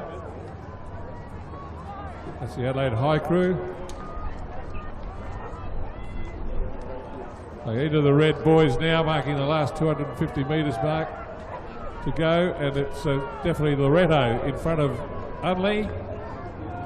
Adelaide Gallant there in 3rd place at the moment. The other Adelaide High crew back in 4th, and then Nord Moriata running 5th. They're about to race down to the finish line. Loretto and Unley, both well-rowed, well-drilled crews here. Excellent rowing, good blade work. And the boat's almost overlapping with only 100 metres or so to go. Loretto just holding it about a length lead over Unley. Unley just lift their rating. I can see it go up there just at the closing stages, but it's going to be too late, I'm afraid. Loretto hold off Unley, almost a perfect 1 length lead. Adelaide High just 3 lengths further back. And then Adelaide High number 2, they're going to be 4th, and Nord Moriata will be 5th. And the next race has started.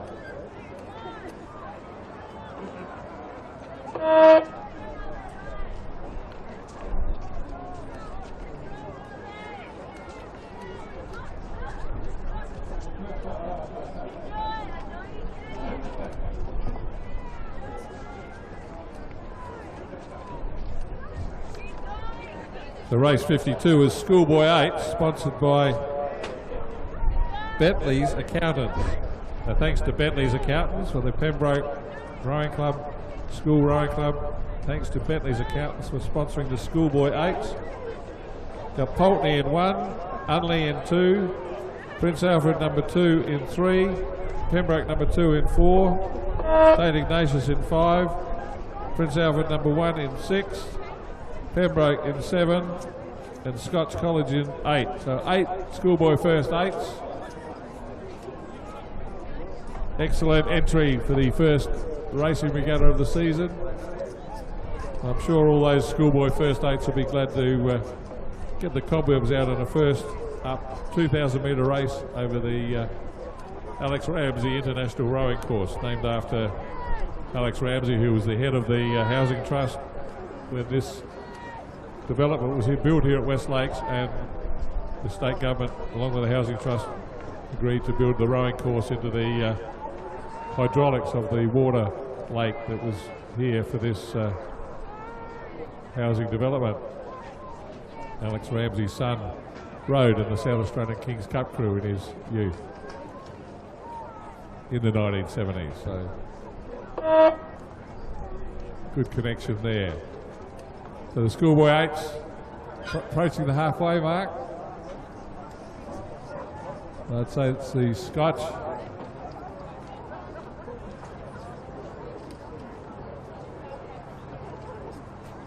Scotch and Pembroke crews on the far side that are leading the way.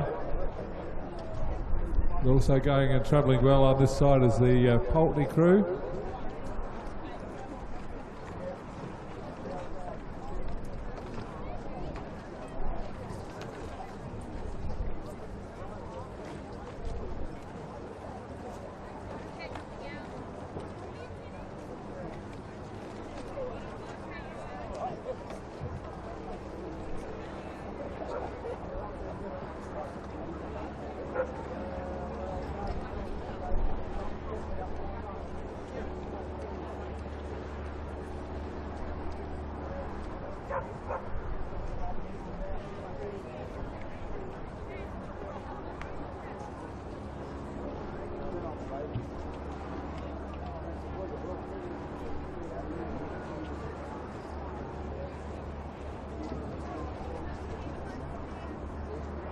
Well into the last 500 metres here now, and I think it's the Prince Alfred College crew that may have taken the lead.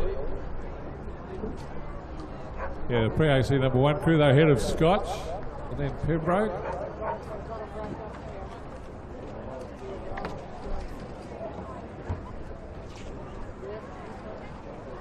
And I'd say Pulteney Grammar on the inside, that's probably down in 4th place. But in the red, the white trim, and the Schoolboy First 8, sponsored by Bentley Accountants. It's the Prince Alfred College crew that's out in front. Look like they've got clear water to me over the Scotch and then Pembroke crews. Scotch on the far side in the all gold. Pembroke with a more yellow outfit now, running 3rd, probably 4th or 5th.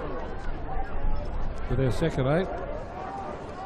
Pulteney on the inside here, battling for 4th place with that second Scotch crew. Second Pembroke crew. We're clearly out in front with a clear water lead at the moment is Prince Alfred College, the Schoolboy First 8s.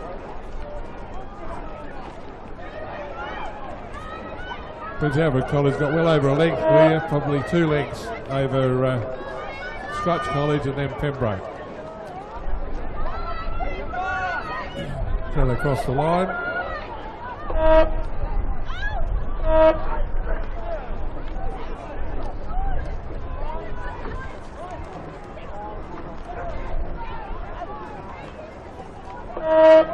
And Pulteney going to be 4th. Just ahead of the second Pembroke crew.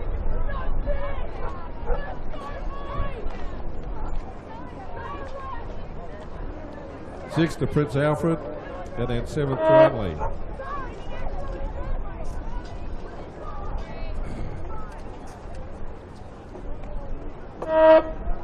Great turnout by the Schoolboy First 8s for the first full-length regatta on the regatta season.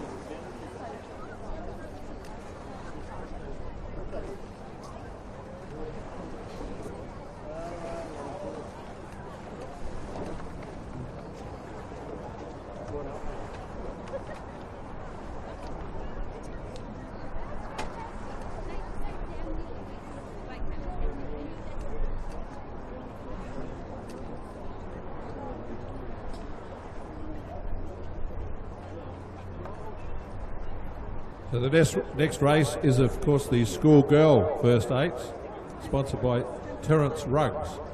So thanks to Terence Ruggs and Pembroke School for organising the sponsorship for the Schoolgirl Eights for the race 53, which has got Scotch College in lane 2, their number 2 crew, Pulteney Grammar in 3, Seymour in 4, Scotch College number 1 crew in 5, Pembroke number 2 in 6, Pembroke number 1 in 7, and Seymour number 2 in 8. So 7 schools boating up for the Schoolgirl First Eights.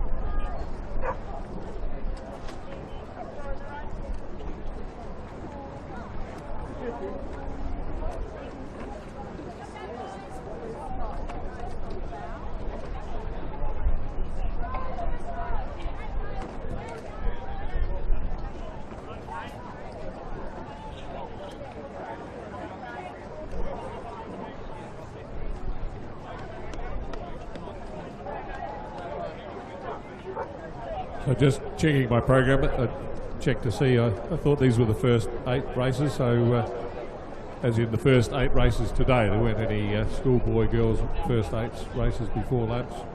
So these are the first races for their 8s today. So a good field again, 7 8s in the Schoolgirl first 8, sponsored by Terence Ruggs.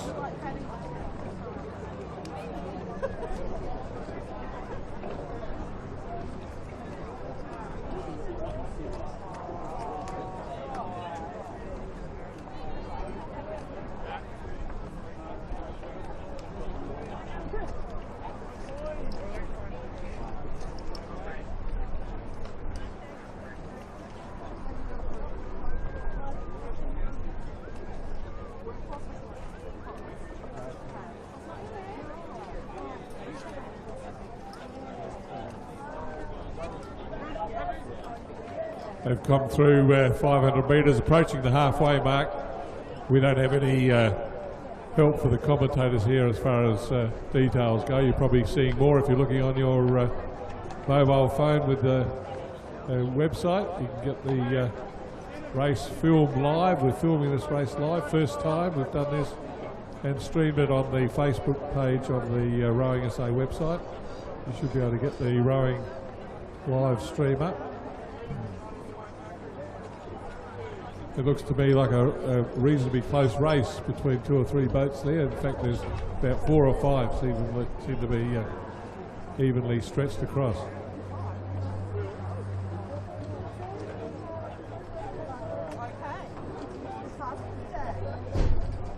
So I suspect the Scotch College, Pulteney, Seymour and Pembroke are all their number 1 crews, probably pretty even at this stage. There's a couple of crews drop back, and I think they're the number 2 crews. So looking through my binoculars, I can't see a lot of difference between those leading 3 or 4 crews. The Seymour, Scotch, Pembroke.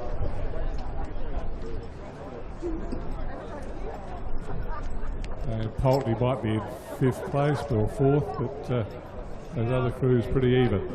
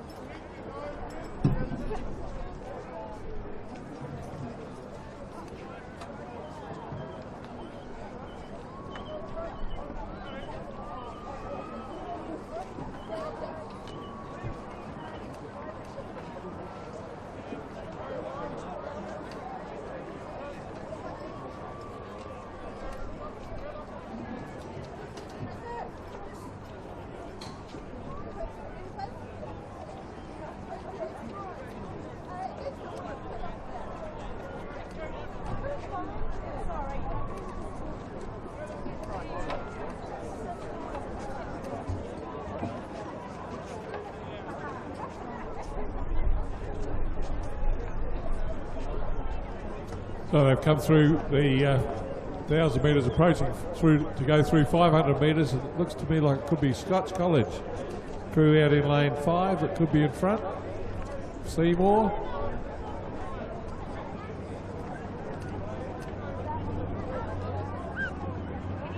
And then the Pembroke crew. So the battle for me for the lead is Scotch seem to have got that lead as they approach the last 250 metre mark, ahead of Pembroke, and then Seymour. The other Scotch crew are ahead of Pulteney, and the second Scotch crew. It's the number 1 Scotch College crew that's out in front, to my call.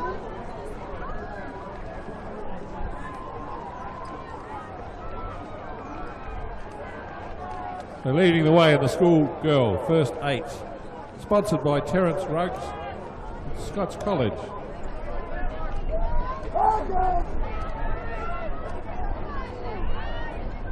Scotch College, you see they've got the yellow blades as opposed to Pembroke on the far side. They've got the green ones. And Scotch College leading from Seymour and the other Scotch and Pembroke crews. And back to Pulteney.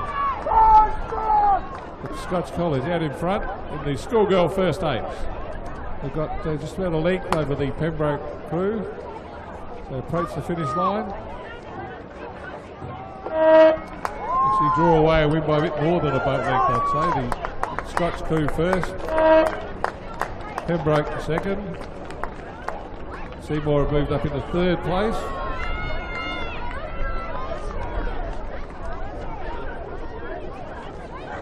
Seymour clearly 3rd. That'll be the Scotch number 2 crew coming 4th. And Pembroke number 2 will be 5th. Pulteney are going to be 6th. And back to the Seymour number 2.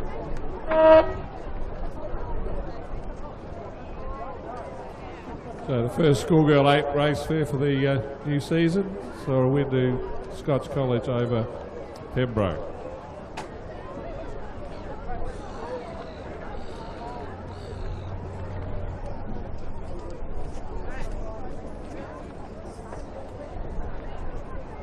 Now we're combining 2 races at the moment. It looks as if they're both rowing, a pair of row-overs. I'm going to introduce them and leave it at that.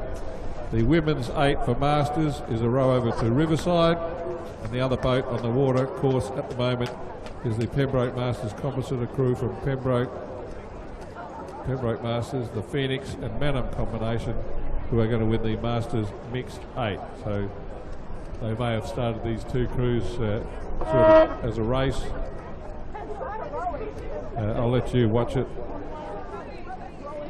Each one of the boats is winning their boat class. The Masters Women's 8 will be won by Riverside, and then you'll see a composite crew from Phoenix, Pembroke Masters and Manham in the green and gold, who will take out the Masters Mixed 8. Only one entry in each boat class.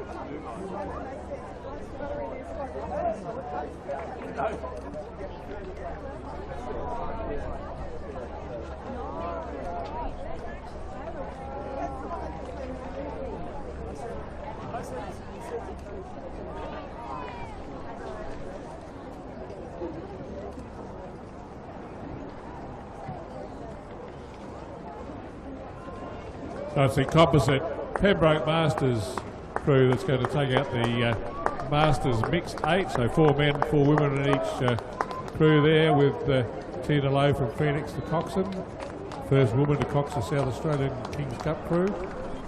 And then it's the Riverside women who are taking out the Women's Masters 8. And all Riverside crew there are both the only crews to race at that event. But the schoolboys are on track here. We've got plenty of them racing. The boys' next event is Coxed Quad Scull.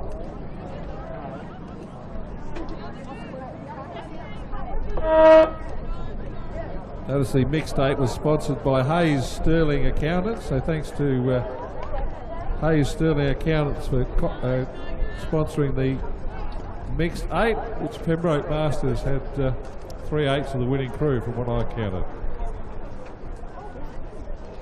So in Schoolboy Year 9 and 10 Cox Quad Scull is a heat. So the first 4 get in the final. So interest right down to the first 4 places. Looks like Scotch College is leading from Princes, but we'll watch closely for the 3rd and 4th places.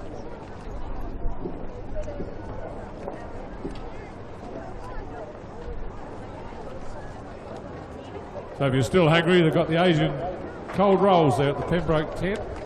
The Pembroke school and parents and sponsors of this regatta. If you're hungry, there's some lovely Asian cold rolls and cold drinks and other food and coffee beans available.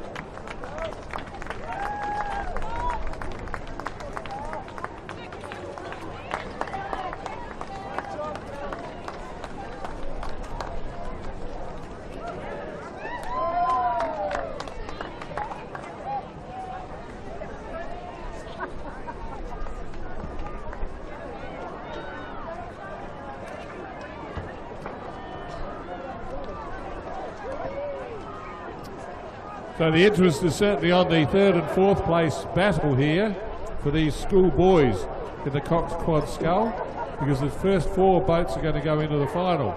Scotch and Princes are clearly in the first 2 places, and they are going to get in the final. But there's another Princes crew doing battle with Unley High in the double blue, and then over on the far side that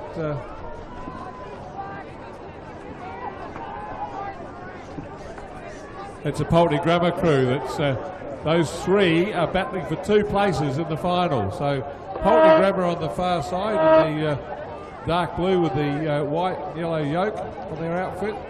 Princes in the red, and Unley here in the double blue colours. Those 3 boats are fighting for 2 places in the final. Great competition here for these year 9 and 10 boys Cox Quad Scull. As I see it, Pulteney with 3rd, Princes 4th, and Unley missed out coming 5th. Then there's the other Unley crew, and not sure if that's Pembroke. Yeah.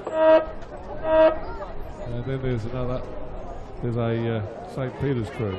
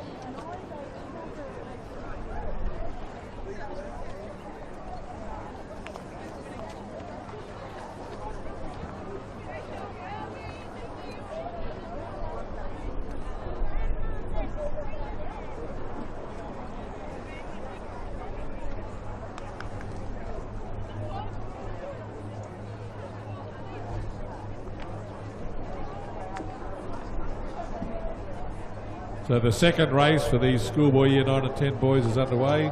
Again, we've got a full field of 8, with the first 4 places to go in the final for Year 9 and 10 Coxed Quad Sculls. That first one was sponsored by Berger & Co Lawyers, so thanks to Berger & Co Lawyers for sponsoring the Schoolboy Quad Skull Heat. And this heat's sponsored by Adelaide Eye and Laser Care. I think that might be Graham Frankel. Adelaide Eye and Laser Care, but they're sponsoring this next heat. Maybe both of them will sponsor the final. So first 4 places between, we've got Unley High number 2, Pembroke number 1, Scotch Adelaide number 2, Pulteney number 1, Prince Alfred number 2, Port Adelaide, St Peter's number 1, and Prince Alfred College number 3 crew. So again, 4 boats to get in the final. So all places, the first 4 places in this race are all important for the boats to go to the final. At this stage, I'd say the Unley crew are well back there. It's the Pembroke crew, I think, that are doing quite well in lane 2. In Port Adelaide, with the black and white. So Pembroke in their green and gold outfit. And next to them is Scotch and Pulteney. So I can't see the Scotch crew there, so it's Pulteney that are probably in 3rd. So I've got Port Adelaide, Pembroke and Pulteney. Those 3 seem to be leading. So the race then will be for 4th spot to get a place in the final, and I'd say that's Prince Alfred College have got that. Those 4 boats nearly all into the red boys. The red boys marking the last 250 metres. Hopefully they've been coached to conserve some energy. Now we don't want any more boats rowing back through the finish line now as this race comes to the finish. It's illegal to do that. You'll be penalised under normal world rowing rules. So you shouldn't be crossing the finish line when there's a race coming to the finish line. So it's Port Adelaide from Pembroke. They're going into the final. Then Pulteney are going to be 3rd. They'll get in the final. And this one's a lot more clear cut than the previous heat. It's going to be Princes in 4th place to the final.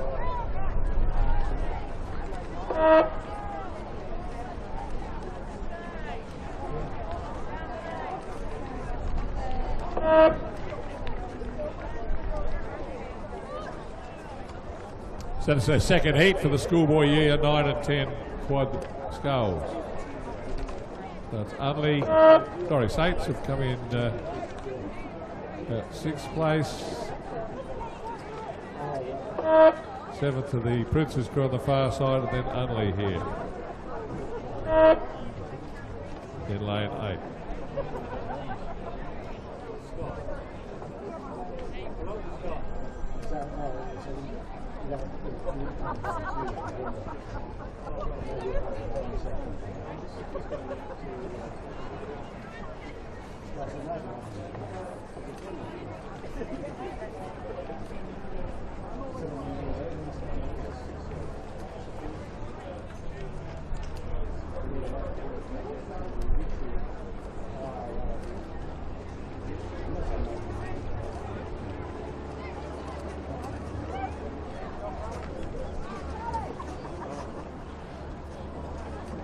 So the Schoolboy Year 9 and 10 Coxed Quad Sculls were sponsored by Berger & Co Lawyers and Adelaide Eye and Laser Care.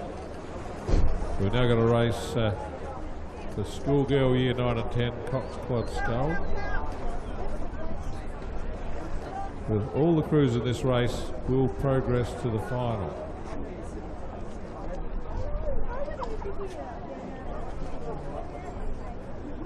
So in world rowing terms, we call this a race for lanes. The results of this race will mean a reallocation of lanes for the final.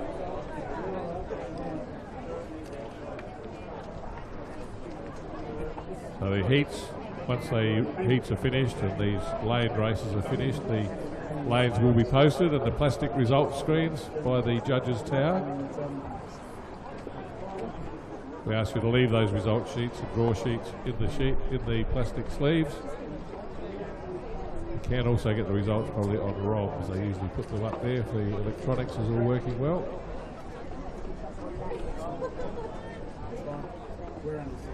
I don't believe we had Adelaide High, Norwood Moriata, Adelaide High, Norwood Moriata, Norwood Moriata and Norwood Moriata entered for this race. But I don't believe 7 boats are there. I think it's more like about 4 boats I could see.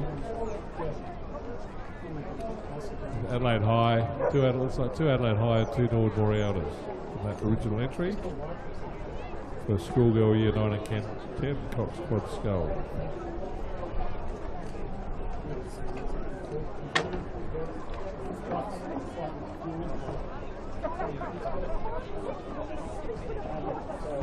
So this is a heat, and with the scratchings, definitely all the 4 leaders here will all progress to the final, which is race number 70.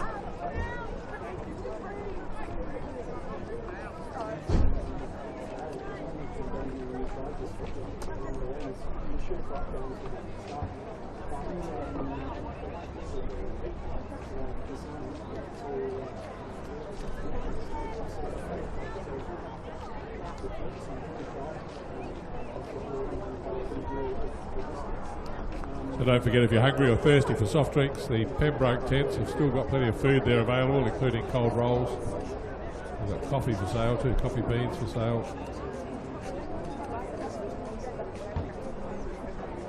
3 kilogram bags of beans for $30, pretty good value. So this is the heat of the girls Year 9 and 10 Coxed Quad Scull.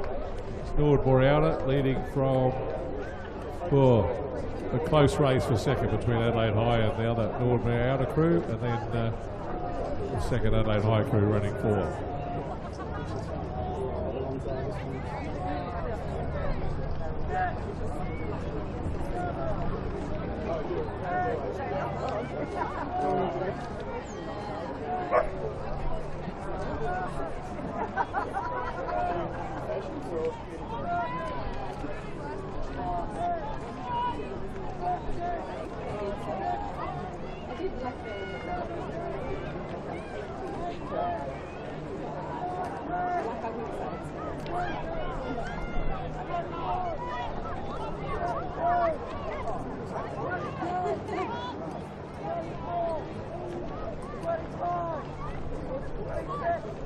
The Norwood High Lane 3 crew about to take out this event. Rod Norwood Moriata ahead of Adelaide High. Lane 4 crew going to be second.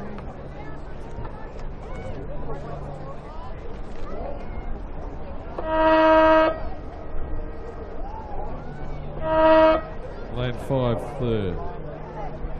Adelaide High on lane 2, 4. All those crews go to the final. We got some message for some bow numbers. W3 from Scots College Old Collegians and Community Rowing Club. That's W3 from your race. From the same event, W4 Port Adelaide and W6 Port Adelaide. Now looking for those bow numbers back, please. Reminder all people to return their bow numbers. X5 from St Ignatius and Y6 from Norwood Moriata High School are also missing. So bow numbers W3, W4, W6, X5 and Y6. Could you please return them?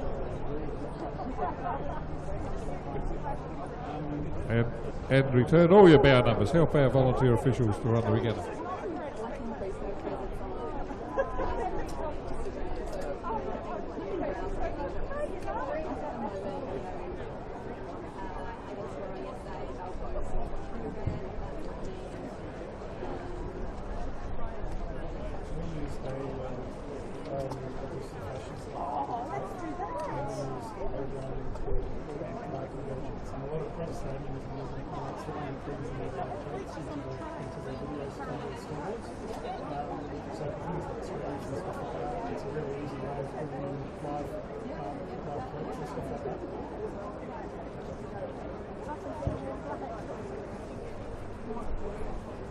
graph engagements. There's a couple of different, there's a lot of different ways to do it. That one you just pay a license per day, $45 a day to use it, so you just pay one fee.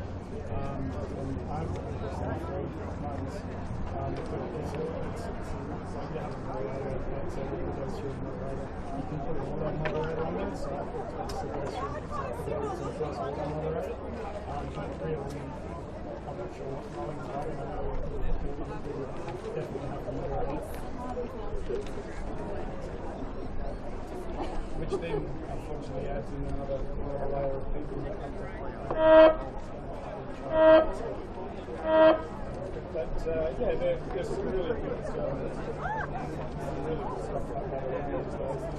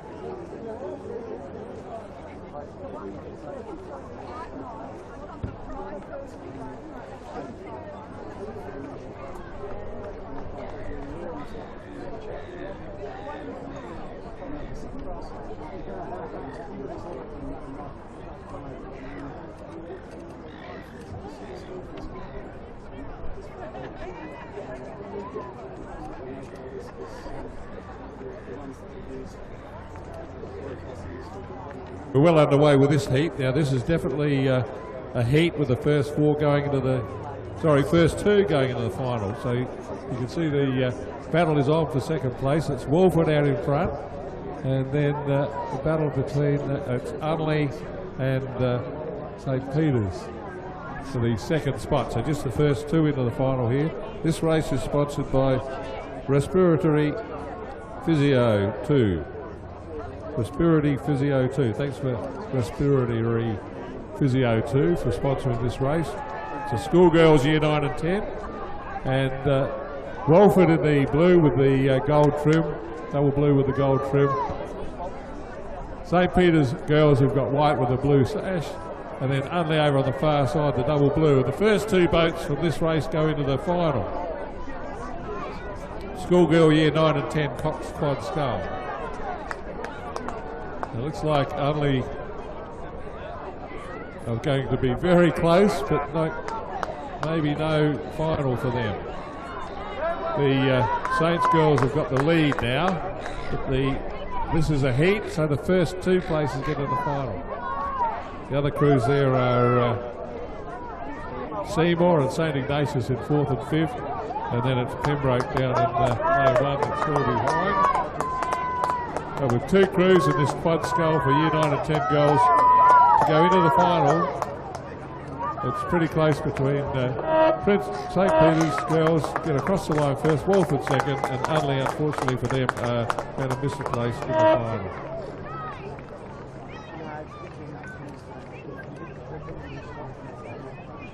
So the first two places in the final, here comes the Seymour crew, followed by St. Ignatius.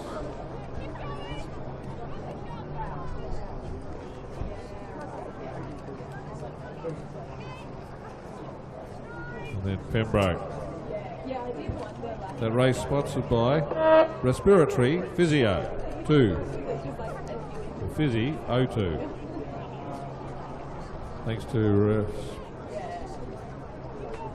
Respiratory Fizzy 02, I call it. And it's another number one. The next sponsor is Pod 2 Podiatry. Pod 2 Podiatry is sponsoring the third heat.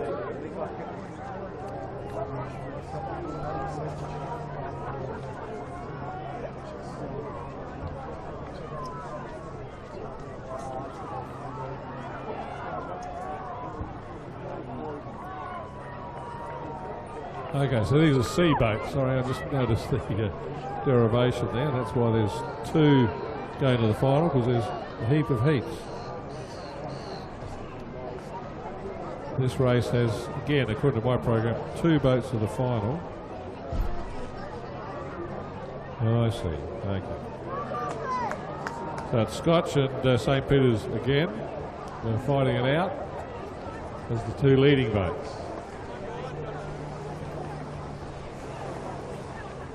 It looks like Pembroke running third. And Wolford fourth. I'm sure our officials will sort it out. The commentator doesn't need to know all this. It's race 60, sponsored by Pod 2 Podiatry. Thanks to Pod 2 Podiatry, obviously what their services are, we could support them. Thanks to Pembroke for getting them. There's Scotch across the line. Sorry, I think it's Pembroke, my mistake.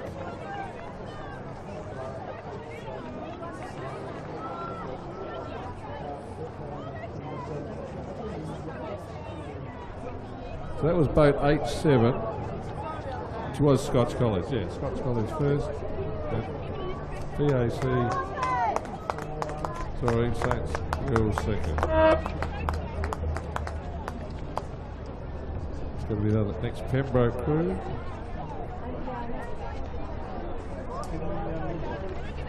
And this is Walford.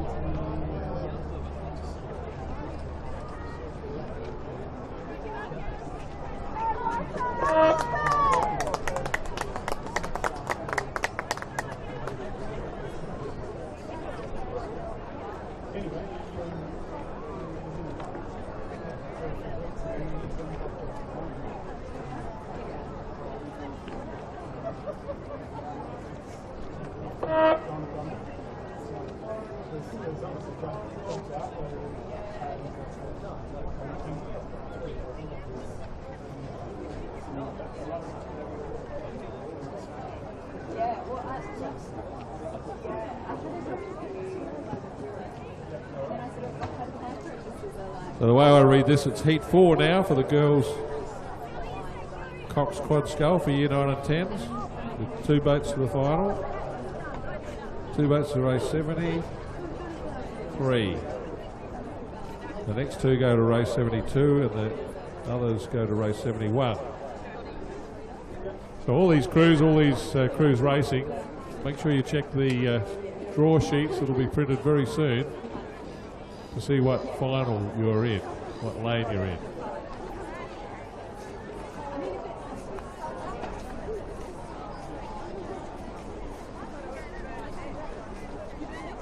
So for the first 2 places in this one, there's no doubt about the leaders. It's Seymour out in front, got a lot of clear water to the crew on the inside from Pulteney.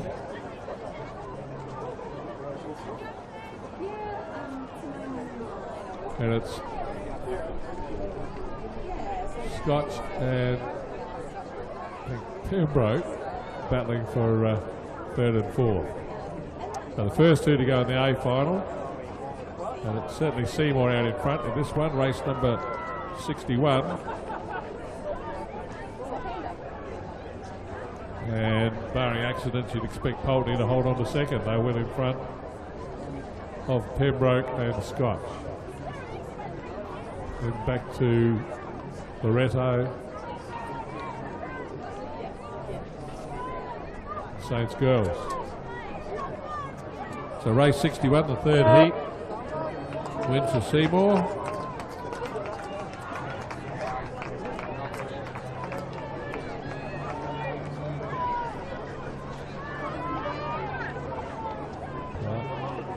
So this is Pulteney, they're going to get second and they'll get a place in the final, A final.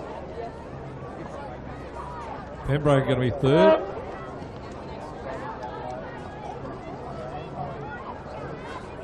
Scotch are 4th.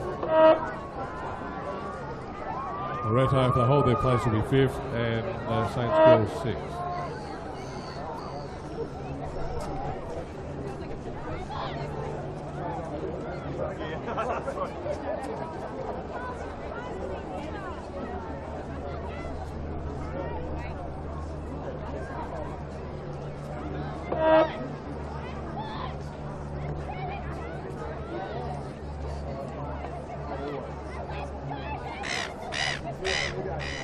I've got the draw. This is published now for the boys' finals for year 9 and 10 Coxed Quad Scull, race 68 and 69. So pay attention, the year 8 and 9, sorry, the year 9 and 10 boys. For 68, the B final, we've got Unley High in lane 2, Unley High number 1, Pembroke number 2 in 3, Saints number 1 in 4, Unley number 3 in 5, Princes number 3 in 6, Unley number 2 in 7, and Saints number 2 are in lane 8. That's the B final. These for race 68, year 9 and 10 boys Quad Scull. These draws are posted at the finish line in the draw sheet, plastic. Now for the A final, you've got Princes number 2 in lane 1, Pulteney number 2 in 2, Pembroke number 1 in 3, Port Adelaide number 1 in 4, Scotch number 1 in 5, Princes number 1 in 6, Pulteney number 1 in 7, and Princes number 4 in 8. That's the Schoolboy year 9 and 10 Coxed Quad Scull finals. The draw is in the plastic sheets by the judges' tower at the ground level.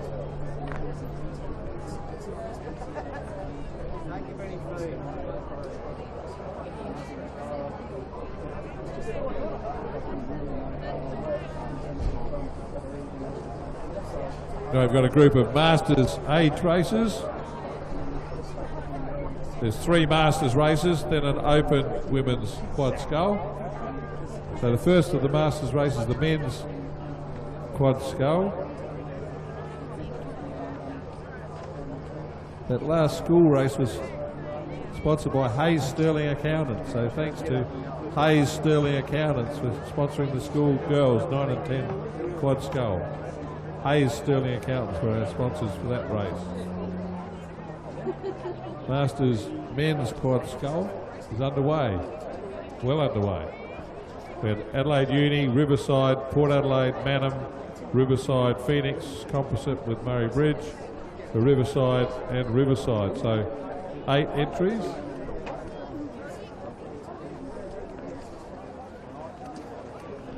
It looks like they're all there.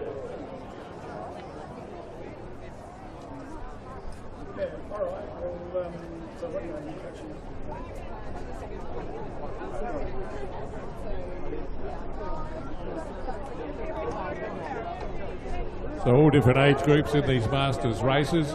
The idea is the oldest crew's got a head start handicap, and the times are worked out over many years of racing in the age Masters, and the average time difference is calculated so that if they were all equally talented they would arrive at the finish line at the same time, but that doesn't quite work out because of different levels of fitness and amount of training, of course, as well as the ages. So as the race now enters the closing stages, it's the Adelaide Uni crew in the white with the big black V that is out in front in this Masters quad scull. Rick Armstrong in the 3 seat. I can see Ian Henry Munro in the 3 seat. Sorry, Rick was stroking it. Henry rode in the South Australian Kings Cup crew. Then it's like Dick Hall in the 2 seat, who's rode for South Australia in the State Lightweight 4 Penrith Cup crew and in the South Australian Kings Cup crew. So some very talented in their younger days. So that's the Adelaide Uni crew with the Henry Newland, the club president of the bow seat. Across the line with Clearwater Wind to Adelaide Uni in the men's Masters quad. Now it's the 2 Riverside crews going to be absolutely bow ball to bow ball across the finish line for 2nd and 3rd. In fact, there'll only be 1 hooter, I reckon. And the Composite, Murray Bridge and Phoenix will be 4th. Mannum are going to be 5th.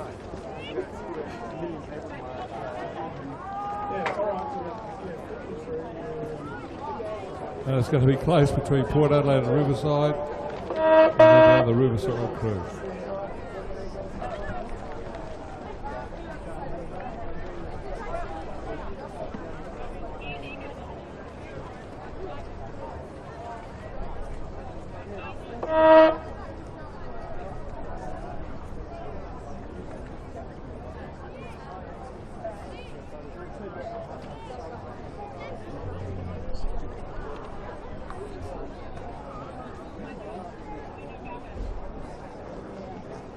No doubt, winner of that Masters men's quad was Adelaide Uni.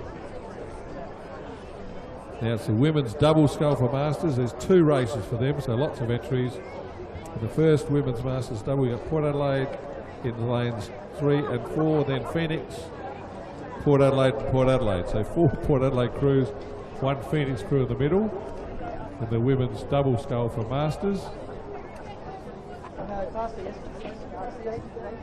So the 3 crews closest to us on the judges' side of the course are all over 50s crews, and the other 2 crews on the far side are over 40s crews.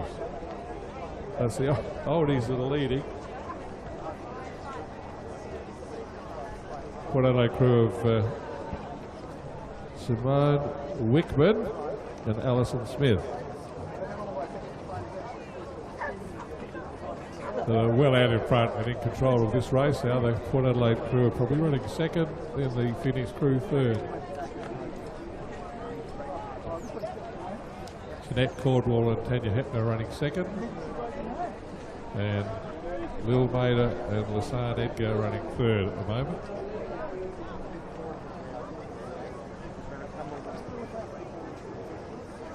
That's from Port Adelaide, Simone Wickman and Alison Smith are going to take out the women's double scull ahead of their club mates, Jeanette Caldwell and Tanya Hepner from Port Adelaide. Phoenix are going to be third.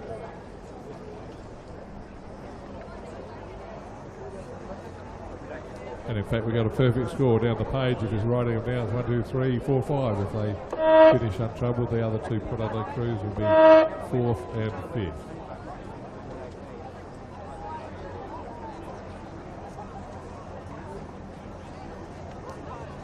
And the other double scull, this is the there's one over 50s crew from Phoenix in lane 4. At lane 3 you've got Galway, in lane 5 you've got Galway, and in lane 6 Riverside. There's an over 50, an over 55 from Galway, and over 60s from Galway and Riverside. The Masters women's double scull, race number 2. So each one of these is a winning division.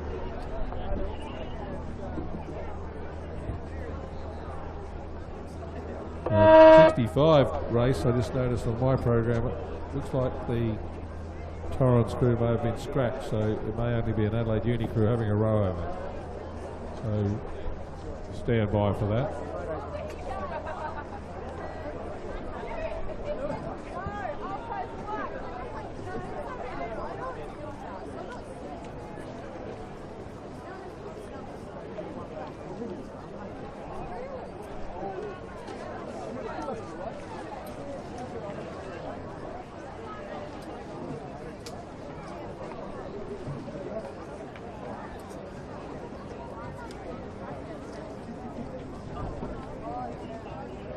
So I reckon it's the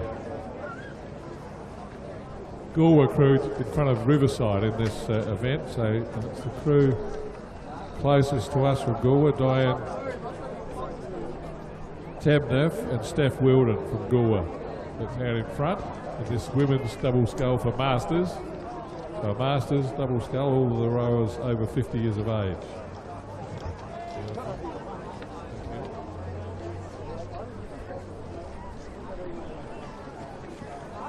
The Galway in their aqua blue with a red cap and red trim, holding a narrow lead over Riverside in their red with the green and gold. Riverside crews Anne Pennington and Claire Sweeney. And then there's a battle on between the other Galway and Phoenix crews for third spot. And no doubt about the leaders, it's the crew from Galway down at the Murray Mouth.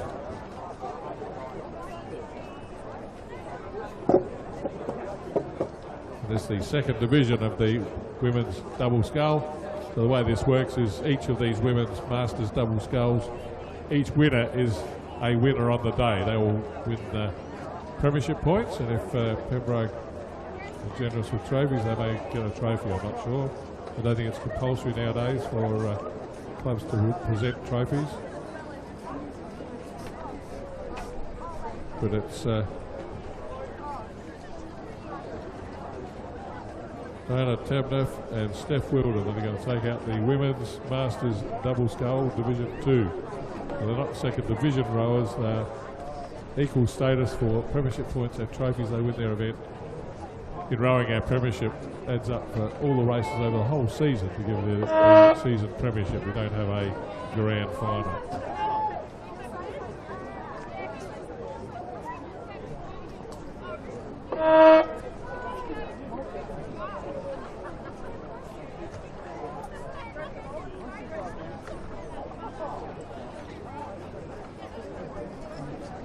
Third place we're going to have Phoenix, and in fourth place we have Galway crew.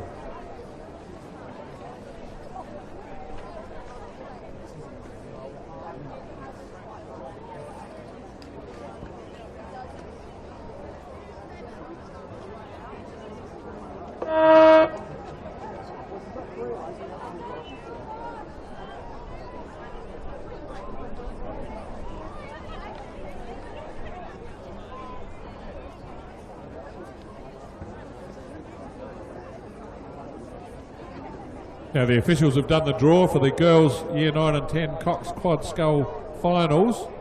So race 70, 71, 72, 73.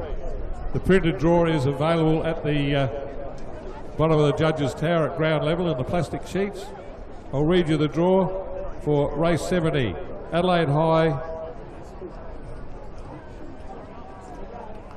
crew number 5520, U1.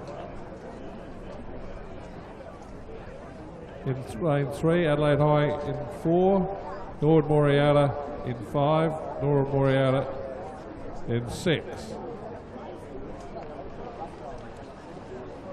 So it's crews 5520, 5519, 5521 and 5522.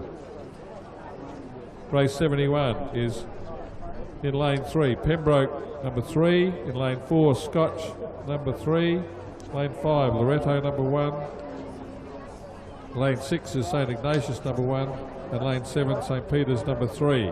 That's the C final for the Schoolgirl Cox Quad Scull. The B final has got Scotch number 2, Seymour number 2, Unley number 1, Pembroke number 2, Pembroke number 1 and Walford number 2. All these draws are available downstairs at the finish line in the plastic sheets. These are the final for the medals for the schoolgirls Year 9 and 10 A, B, C and D Coxed Quad Sculls. The A final is St Peter's in 2. That's St Peter's number 1, Walford number 1 in 3, Scotch number 1 in 4, St Peter's number 2 in 5, Seymour number 1 in 6, Pulteney number 1 in 7. That's the A final for the Year 9 and 10 Coxed Quad Scull for girls. Those lanes are available. You can read them on the paper print at the base of the judges' tower in the plastic sheets for all the schoolgirls Year 9 and 10 Cox Quad Scull.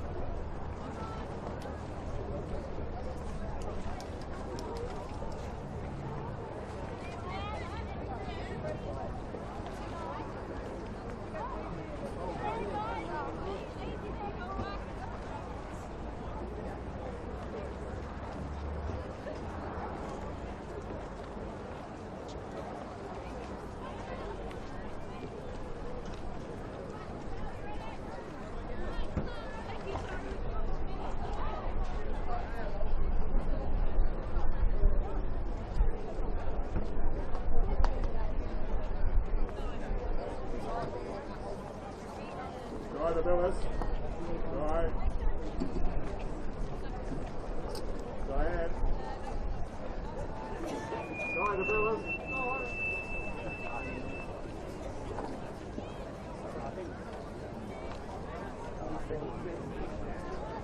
Tell me what's happening with race 65. Please. There's a sketching, there's a rollover, 65.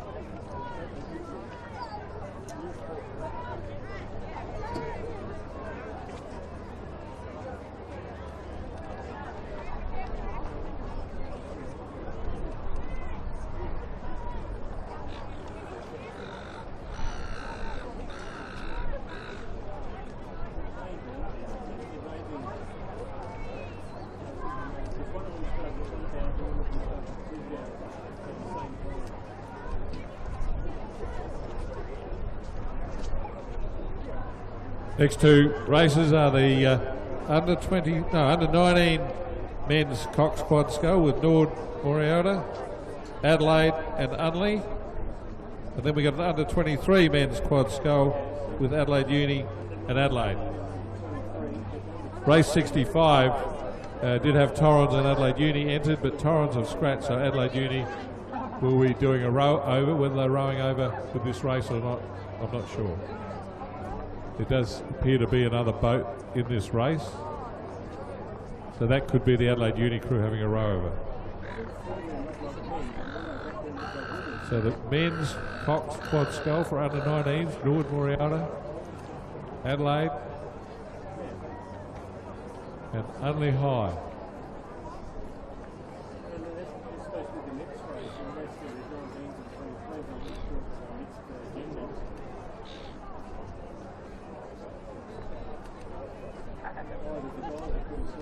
They don't appear to be in their lane allocation to me, but in order there's an Adelaide crew way out in front, then there's Unley, and I assume it's Lord Moriata, and then the crew at the back is the, I assume the open quad scull Adelaide Uni from the women's quad scull from race 65.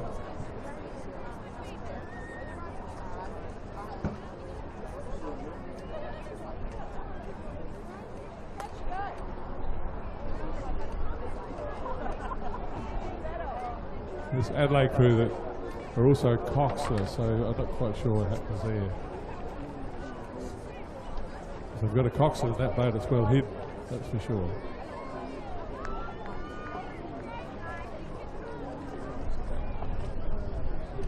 But I'm not sure the officials will give you an official result later on.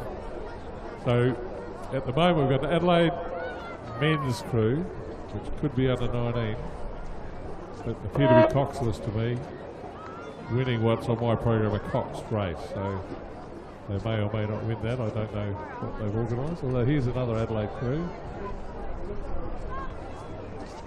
And Unley High, so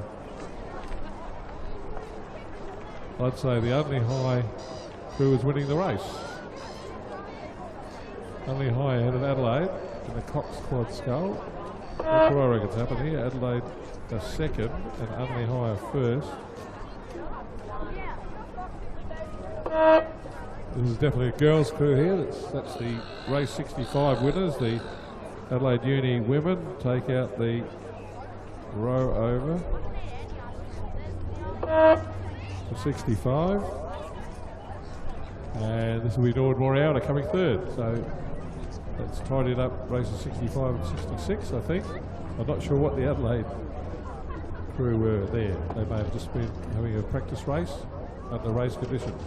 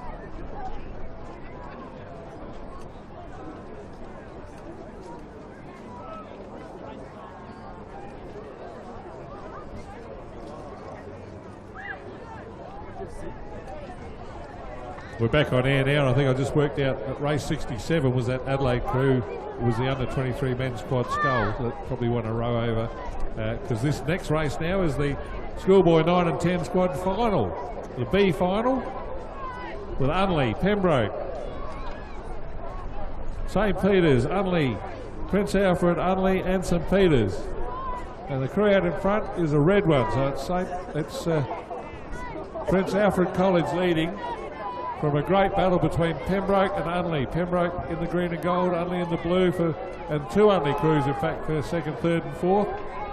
But the crew sitting out in front at the moment is the Prince Alfred College crew of Jack O'Loughlin, Harry Boyd, Oliver Stothard and Logan Sargent, with Lincoln Cherzech as the coxswain. That's the Prince Alfred College crew. Lane number P6. for the B final of the Schoolboy Year 9 and 10 Coxed Quad Scull. And then Unley are going to get second and third. By the look of it, they're just in front of both crews, just in front of Pembroke.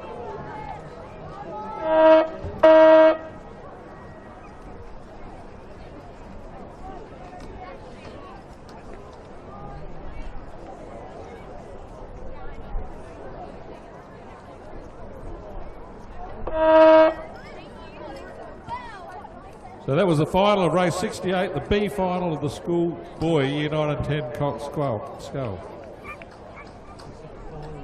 Now, I just had a reminder that the Port Adelaide Rowing Club have got an extravaganza on tonight, a fun night, which there's still a few tickets available apparently. So Vicky Night Spectacular starts at 7 o'clock tonight. Food and drinks and live entertainment. If you need the details, you're interested, you've got a spare night, want some entertainment tonight and support rowing, go and see the Port Adelaide Rowing Club people. They're easily identifiable with their black and white hoops. They've got a tent down on the beach there, on the lawns, what's left of the lawns. So see the Port Adelaide people that from 7 o'clock tonight they've got a entertainment spectacular. And in fact, Port Adelaide have got a regatta on 2 weeks from today at Port Adelaide on the famous Snowden's Beach course, where several Australian Kings Cup men's eights races were rowed in the old days when that's all there was in rowing. So a very famous bit of the Port River, boat shed down there in 2 weeks' time. And they have got a spectacular on tonight if you're interested.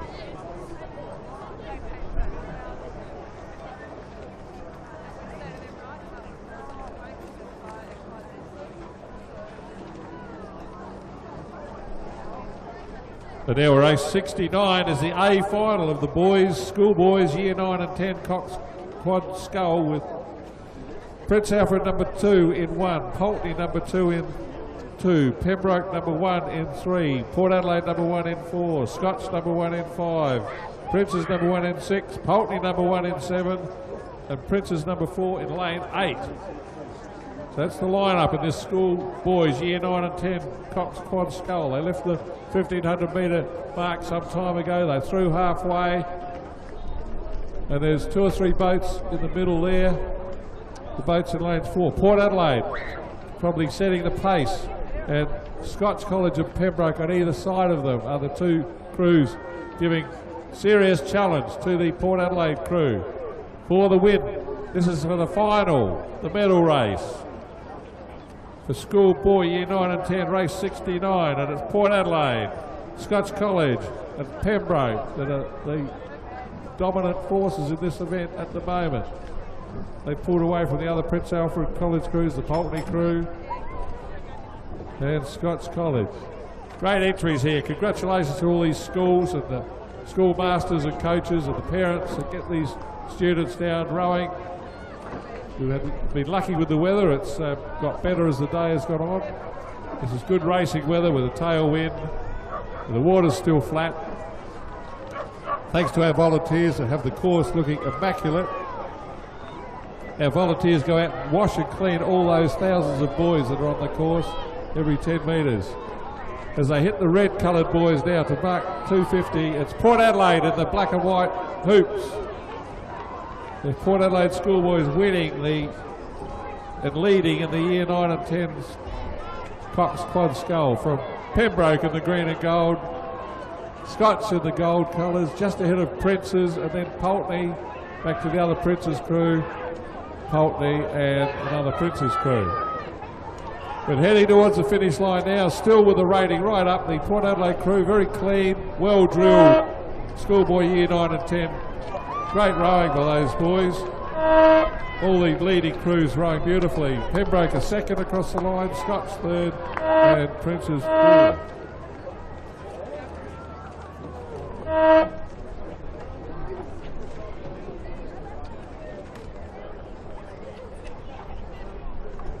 Comes here, Pulteney crew and then Prince's. Here comes the other Pulteney crew and the second or third Prince's crew as well. So that's the Year 9 and 10 boys Cox Quad Scull A final.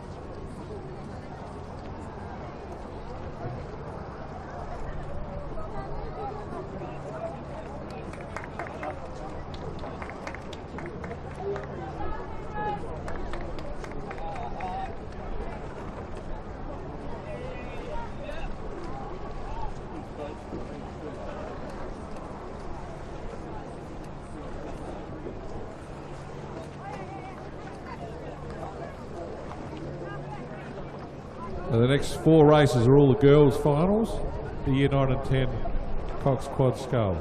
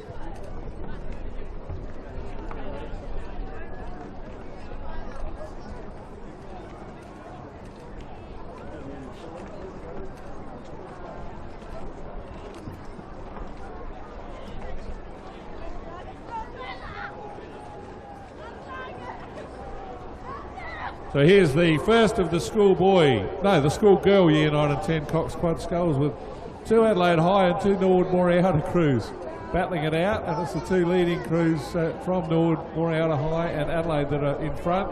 Adelaide then running 3rd again, and Norwood Moreouta 4th. So at the moment, Norwood Moreouta in front.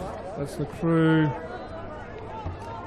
of Shart Becker, Riddy Ding, Ethan Thompson, and Hudson Adair with Eden Monash coxing. Just had a phone call and message from growing friends who aren't at this regatta, but they're watching it on the live streaming, so it's all working. They tell me the name tag on the bottom of the page blocks out lane 1 a lot of the time, and they're saying the cameraman's sweeping too quickly across the field. But I'm sure we'll sort that out. It's the first time we've done it. Norwood Moreouta crew getting very tired out in front, and Adelaide High catching them whilst they're messing around a bit there. And now Norwood Moriarty have got going again. The Adelaide High crew looking much smaller figures in the boat. But rowing quite well. Sculling together, good timing. This is the D boat final for the Year 9 and 10 Coxed Quad Schoolboys. And just over a length, the difference there. Norwood Moriarty across the line first. Adelaide second and Adelaide third it'll be, barring accidents.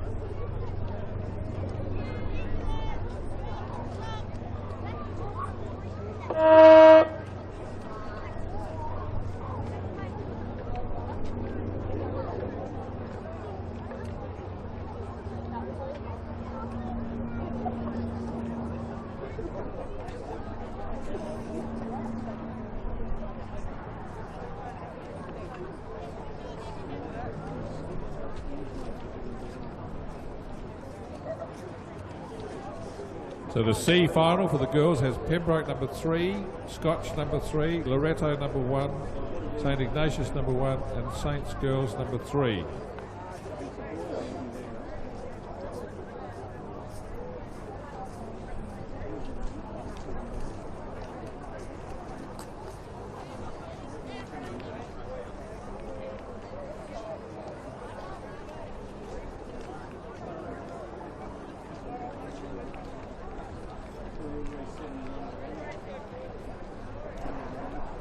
So don't forget, there are still some tickets to go to the Port Adelaide Entertainment tonight, Port Adelaide Rowing Club Entertainment.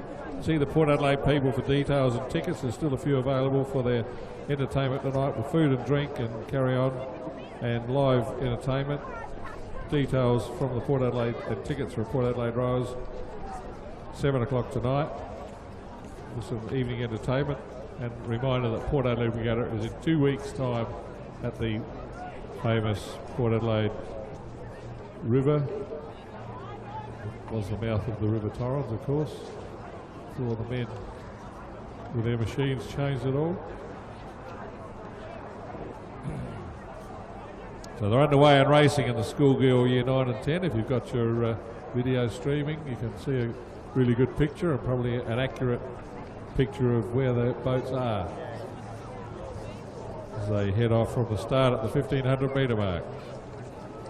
There is a live picture of that live streaming in the club rooms in the Boat Shed Cafe if you want to go there and have a look.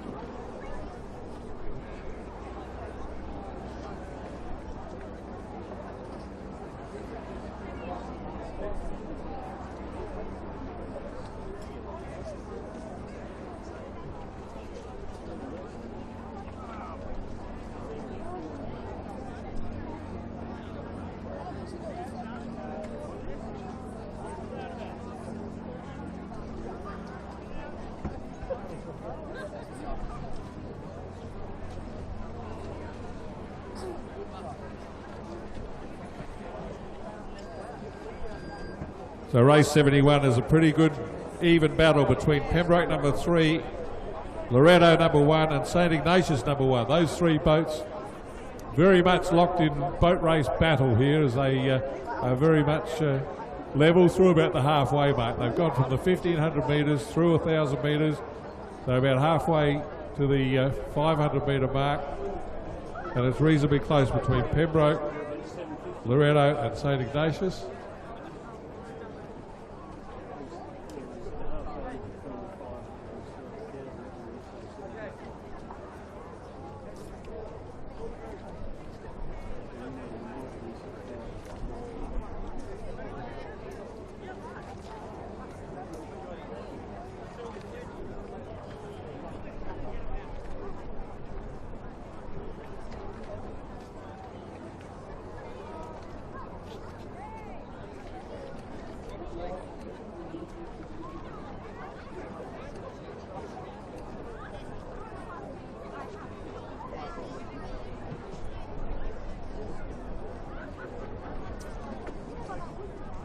I think it actually might be the Pembroke crew that's in front from lane 3. Pembroke number 3 in lane 3. Through 500 metre mark, and to my blurry binoculars, I'm not doing too well here. I reckon it's Pembroke from lane 3, the number 3 crew that are in front. If it's right, it's the crew of Grace Zobels, Eleanor Harper, Eliza Hannon, Nicole Chan and Angelique Wow. The Coxed from Pembroke. I'd say they're in front of Loretto. Then it's Scotch and St Ignatius, probably St Ignatius, Scotch and St Peter's. I've called plenty of Pembroke crews, and thanks to the Pembroke Rowing Club for sponsoring a regatta. Not many schools do this, so congratulations to Pembroke. And I've only been on the commentary this afternoon, but I think this might be the first time I've called Pembroke to win a race, and so barring accidents, I think that's where they are at the moment.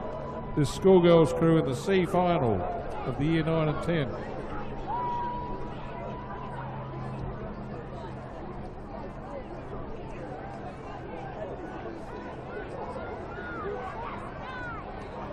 Yes, it's Pembroke in their green and gold outfits that are leading in the race 71, the Schoolgirl year 9 and 10 Coxed quad Scull for the sea boats.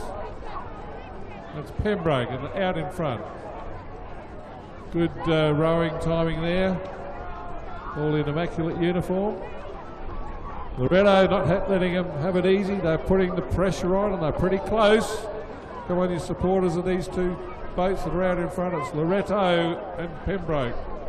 There's not much between them. Closing stages, Pembroke holding a narrow lead over Loretto.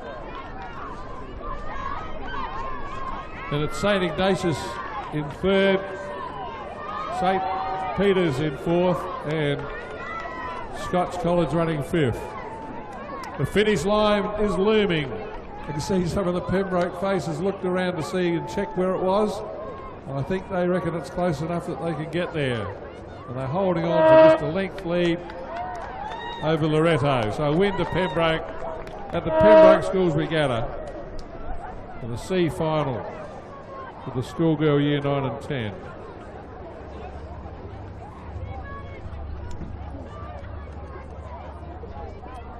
Here comes St Ignatius in the third place. Meanwhile, the B final is well underway. Saints girls will be fourth, and Scotch are going to be fifth. Now the next race is well underway with Scotch number 2, Seymour number 2, Unley number 1, Pembroke number 2, Pembroke number 1, and Walford. This is the B final. They've already come through halfway, just hitting the 500 metre mark now. It looks to me like the Scotch crew in lane 1 are in front.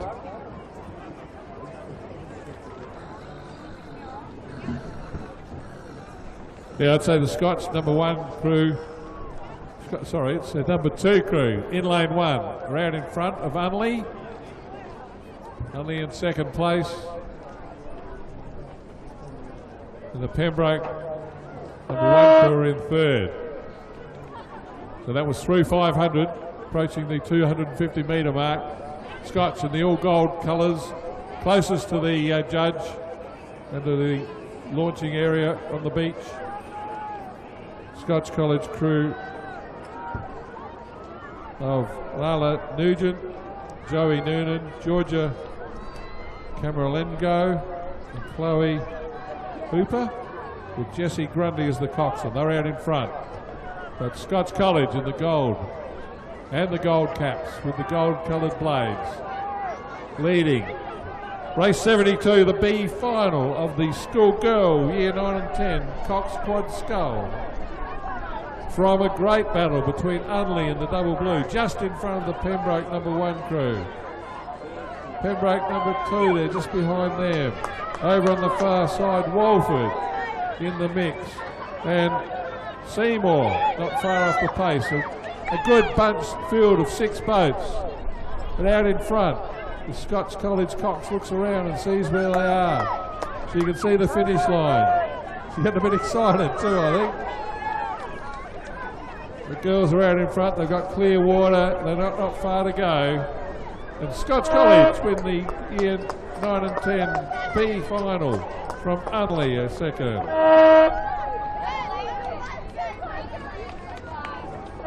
The other Pembroke crew are third.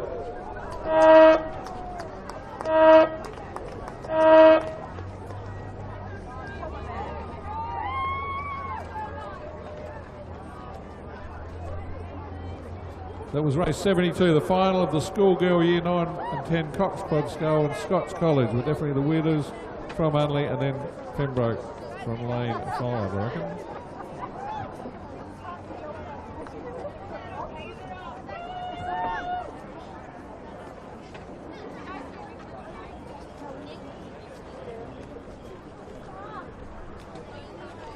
Just 5 races to go for the afternoon. Thanks to all the volunteers from all the clubs and from Rowing SA, all the volunteers that have helped run this regatta. We thank you all, and all the rowing masters and coaches.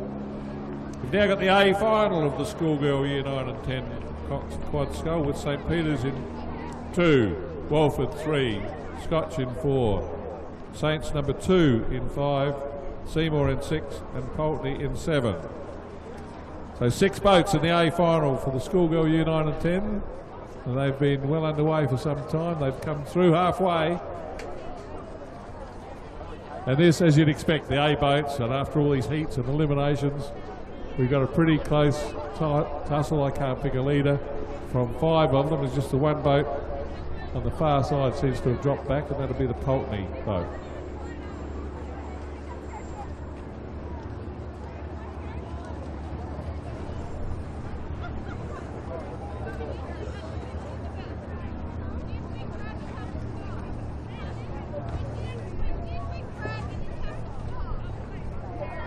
So if I could pick a leader, I'd say it's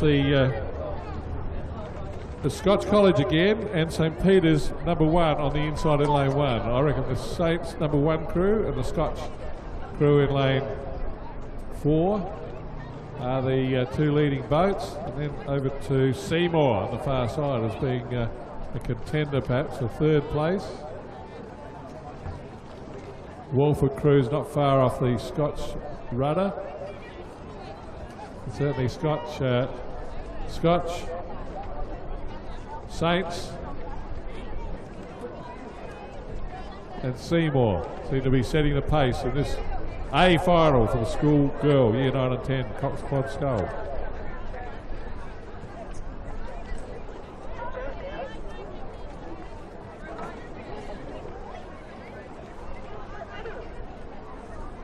Very good race here, ladies and gentlemen. Enjoy this. They've come through 500 metres to go, swinging down to the last 250 metres marked by the red boys. You can be proud of these first 3 boats. They're racing beautifully in the Cox Quad Sculls, the final of the Schoolgirl Year 9 and 10 Cox Quad Scull. Seymour finishing on quite well on the far side in the green with the blue and white trim. Scotch College, I thought, were the leaders. They're having a great battle with Saints on the inside in the white with the blue stripe. And I'd say it's Seymour that have the lead into the Red Boys. And the challenge from both Saints, who lifted their rating just as I was hit the Red Boys. I saw a distinct change in the pace of that Blades as they throw out a challenge. Seymour keeping it nice and long on the far side, good long strokes.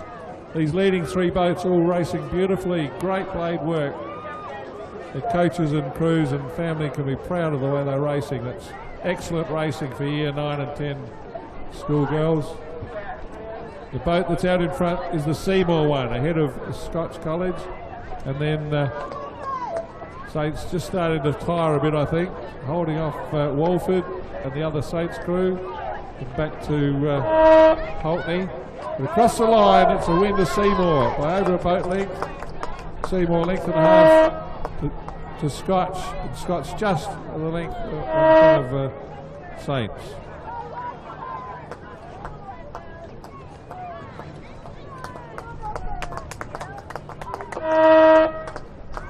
Here comes the Walford crew, then the other Saints crew, and Pulteney Grammar in 6th. That was the Schoolgirl U9 and 10 Coxed Quad Scull A final. Clear win to Seymour from Scotch, and then St. Girls.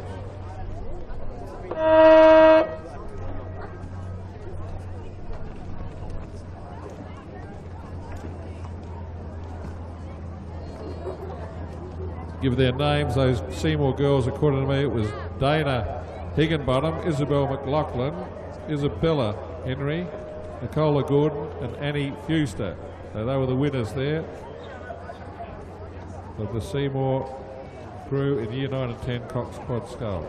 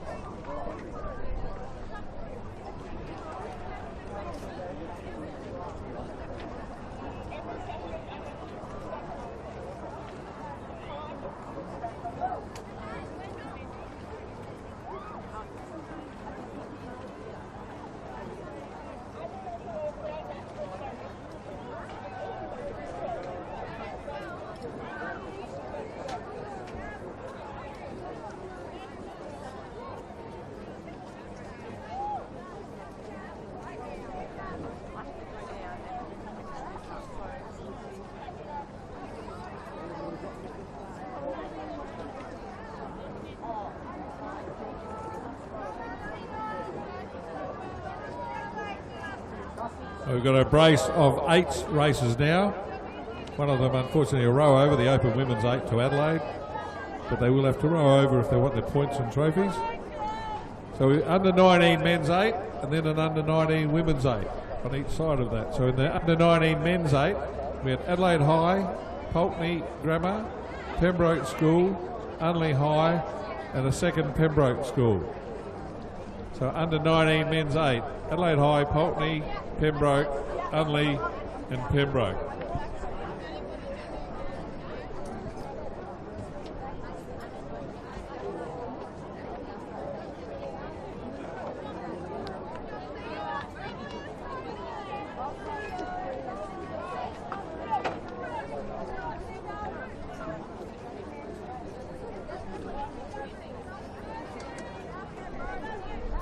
And the 5 boats are all there and racing. They've travelled, I'd say, the first 1,000 metres, okay.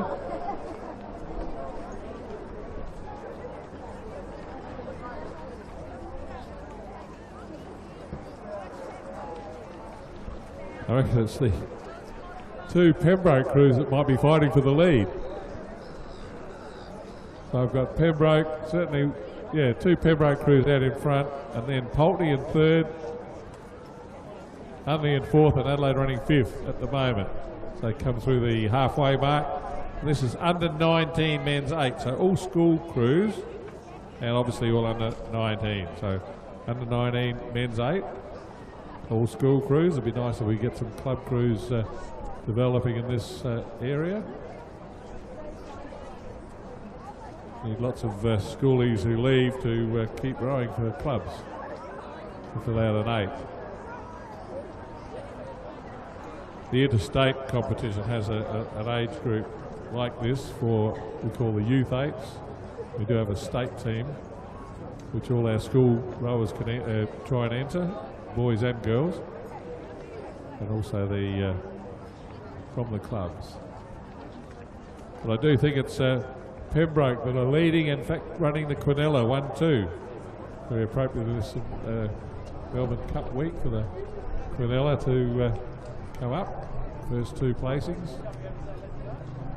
The second Pembroke crew is under pressure from Pulteney Grammar. But no doubt about the crew on the far side, it's the Pembroke number 1 crew that are leading in under 19 men's 8. That's the crew of Nick Verboon, Matthew Robertson, George Laparidis,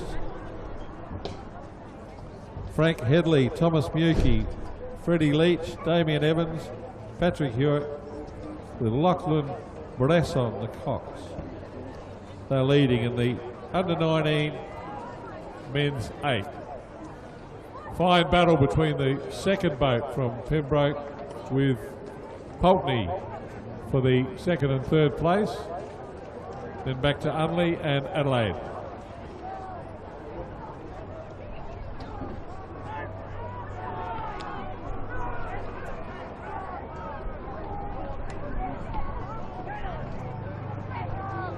So it's going to be another win to Pembroke here, and thanks again to Pembroke School for sponsoring this regatta. As I said, not many schools sponsor regattas for the full club. In fact, all of South Australian rowing are here today. This is South Australian rowing. This is it. And Pembroke are sponsoring this regatta. Barring accidents, they're going to win the under 19-8. There's a great battle on for second between Pembroke and Pulteney. Stroke for stroke to the line, the Pembroke and Pulteney for 2nd place. Excellent racing by these young men in the under 19-8s. As they head down towards the line, it looked like Pembroke took out the Quinella to me, but I'm not the judge, so that's only my view. So well done to Pembroke, great support from the club. They deserve that success for their great effort of running and sponsoring this whole regatta today. Thanks very much to Pembroke.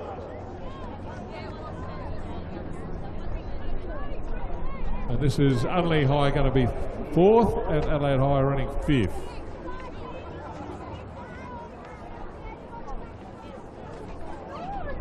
Now the next race is supposed to be women's 8. Adelaide are the only entries. Normally they would have to row over if they want to win their premiership points. I'm not sure if they are or not. The next race is also, after that, is the under-19 women's 8. And it may well be that the officials could row the Open 8 with those girls to give them a bit of a race competition. You would think the Opens would have to give a handicap start to the School crews. Now I've got a scratching of Seymour from lanes 4 and 7 in this. So from my original program I've got Pulteney in lane 3, Pembroke in lane 5, Loretto in 6, and another Pembroke crew in lane 8. And that's for the women's under 19-8, which I suspect will be the next race you'll see. And you may well have an Adelaide crew in there, because they are the only entry in the Open Women's 8. Now the under 19 men's 8 was sponsored by Sebastian Leach. And thanks to Sebastian Leach, because I've seen that name at least once before on the program this afternoon when I've been commentating. So my thanks and everyone's thanks to Sebastian Leach for sponsoring the under 19 men's 8 race today. The Open Women's 8 is sponsored by BMW, one of the sponsors of the Pembroke Regatta today. So thanks to BMW for sponsoring the women's 8. And the under 19 women's 8 is sponsored by Creation Finance Group. So thanks to all those sponsors for this last brace of races. Sebastian Leach, BMW and Creation Finance Group. They sponsor this last brace of 3 races, the under 19 men's 8, the under 19 women's 8, which is underway, and also the Open Women's 8, which, provided they row over the course, will be won by the Adelaide women as the only entries.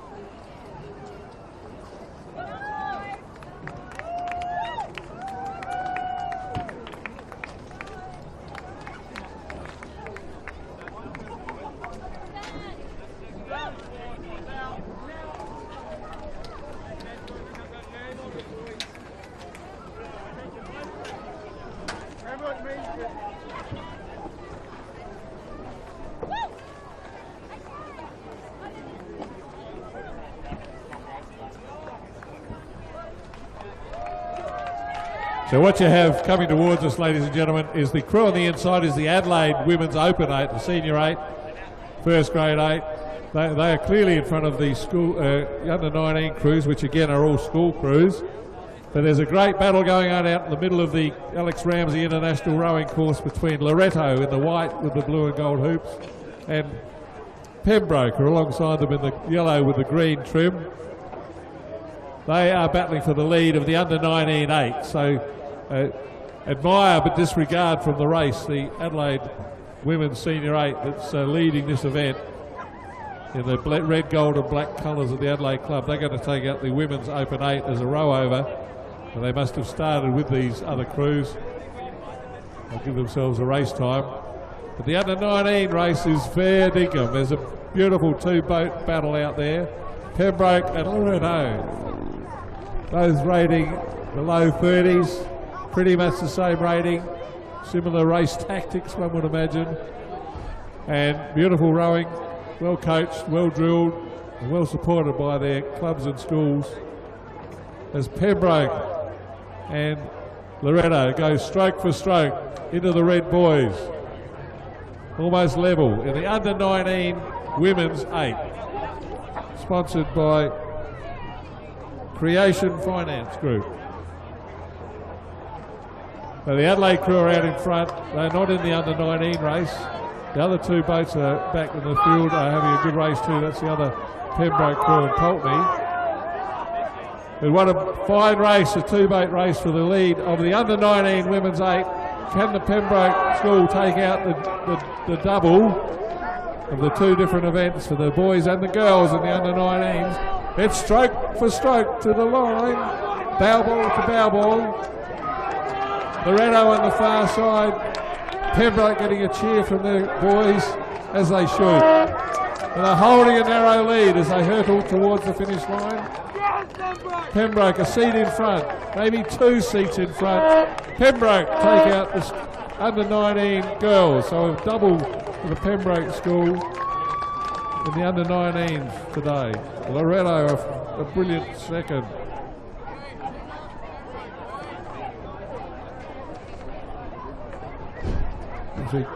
Other boats come to the line. It's Pulteney in 3rd place for the under 19s, ahead of the second Pembroke crew. So that's the under 19 sponsored by the Creation Finance Group. BMW sponsored that Open 8, won by the Adelaide crew. Several of those girls in that Adelaide crew have rowed for the state in youth and the Queen's Cup events, the 2 major women's 8s races in Australian rowing, interstate state of origin events. So a good exhibition there by the Adelaide Club to take out the race sponsored by BMW, and thanks to the Sebastian Leach who sponsored the under 19 men's 8. So that was our penultimate race on the program. We've got just one to go. It's a Masters, I think. Go over the page.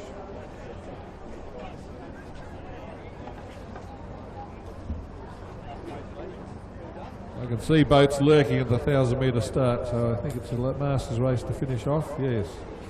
Oh, a very appropriate Masters race. Masters racing, very popular around the world. We have a World Masters rowing every year.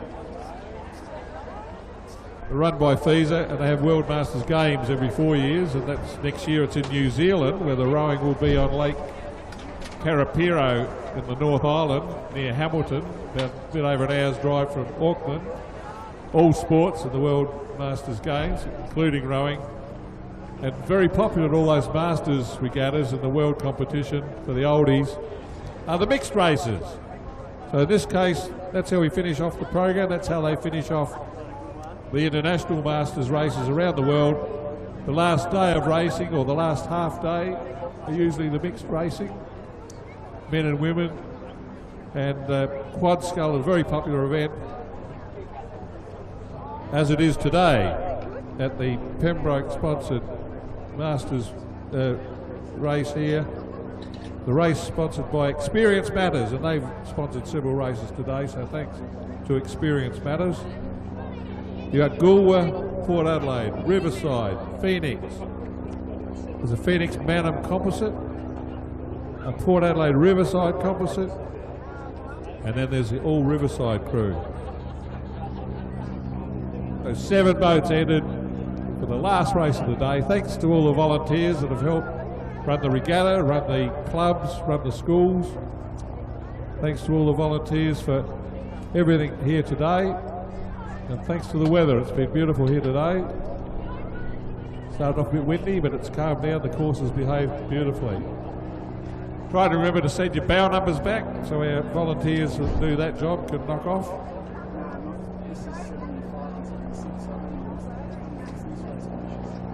We're about to have the last race of the day, the mixed quad scull. For Masters, and what sort of age groups have we got? G, E, G, E, F, J, and D. So the J crew from Port Adelaide and Riverside. You've got Derek Colbert, who's 80, Peter Humble, who's 79, Pauline Wood, who's 82, and Glenda Scott, who's 79. So average age is one short of being an average age of 80. By the look of it. No, they are. The crew average 80. So the boat Y7, the Port Adelaide and Riverside crew, average of 80 years of age. And just to prove that you can keep rowing until you're that old. Good luck to you. Those crew will go off go, the oldest crew, and they're in lane 7, Port Adelaide and Riverside colours.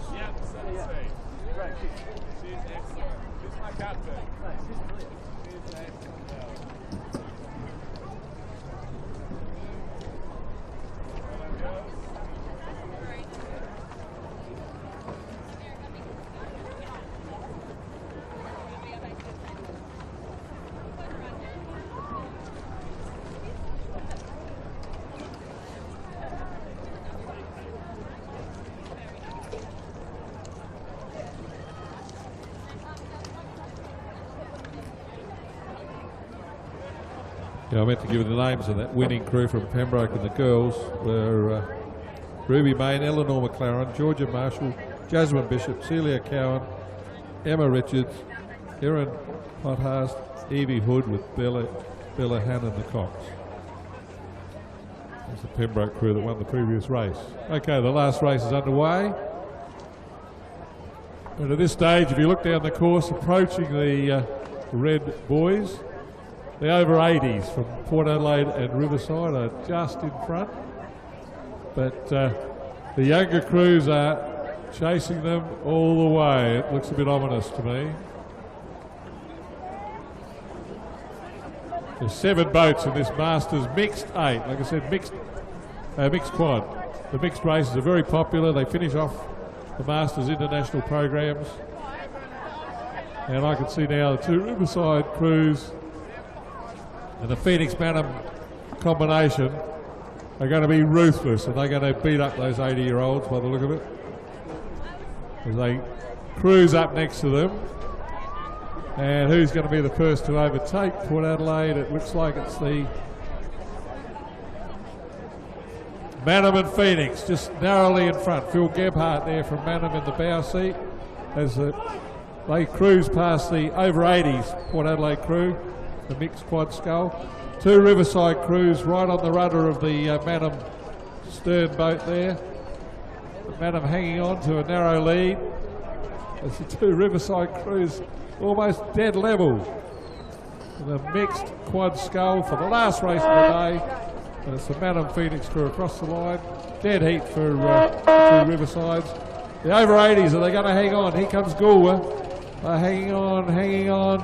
Goolwa, that's Bob Russell in the bow seat. 10 times the South Australian King's Cup oarsman. First person in Australia to do it. On you, Bob. Don't think you got there. Pretty close between Port Adelaide and Goolwa. And here comes the other Port Adelaide crew.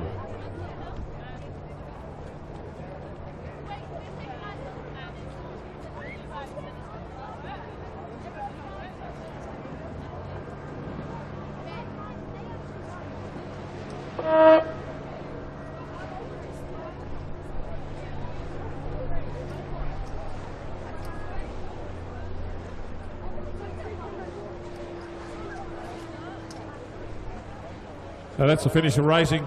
Try and clean up wherever you can. If you're lucky enough to have a rubbish bin within a few hundred metres of you, they don't put them out very much anymore. But if you can put any rubbish in the bin, if you can find one, please return your bow numbers. Thanks to all the volunteers from the clubs and from Rowing SA. Safe travelling home. Don't forget Port Adelaide got a social function on tonight. Ask any of the Port Adelaide people for the details. You're all welcome. And Port Regatta in 2 weeks' time.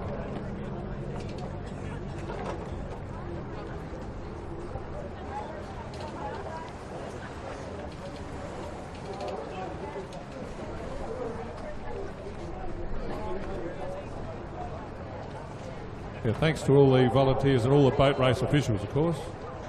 And a great job, our volunteers, our health and safety and rescue people.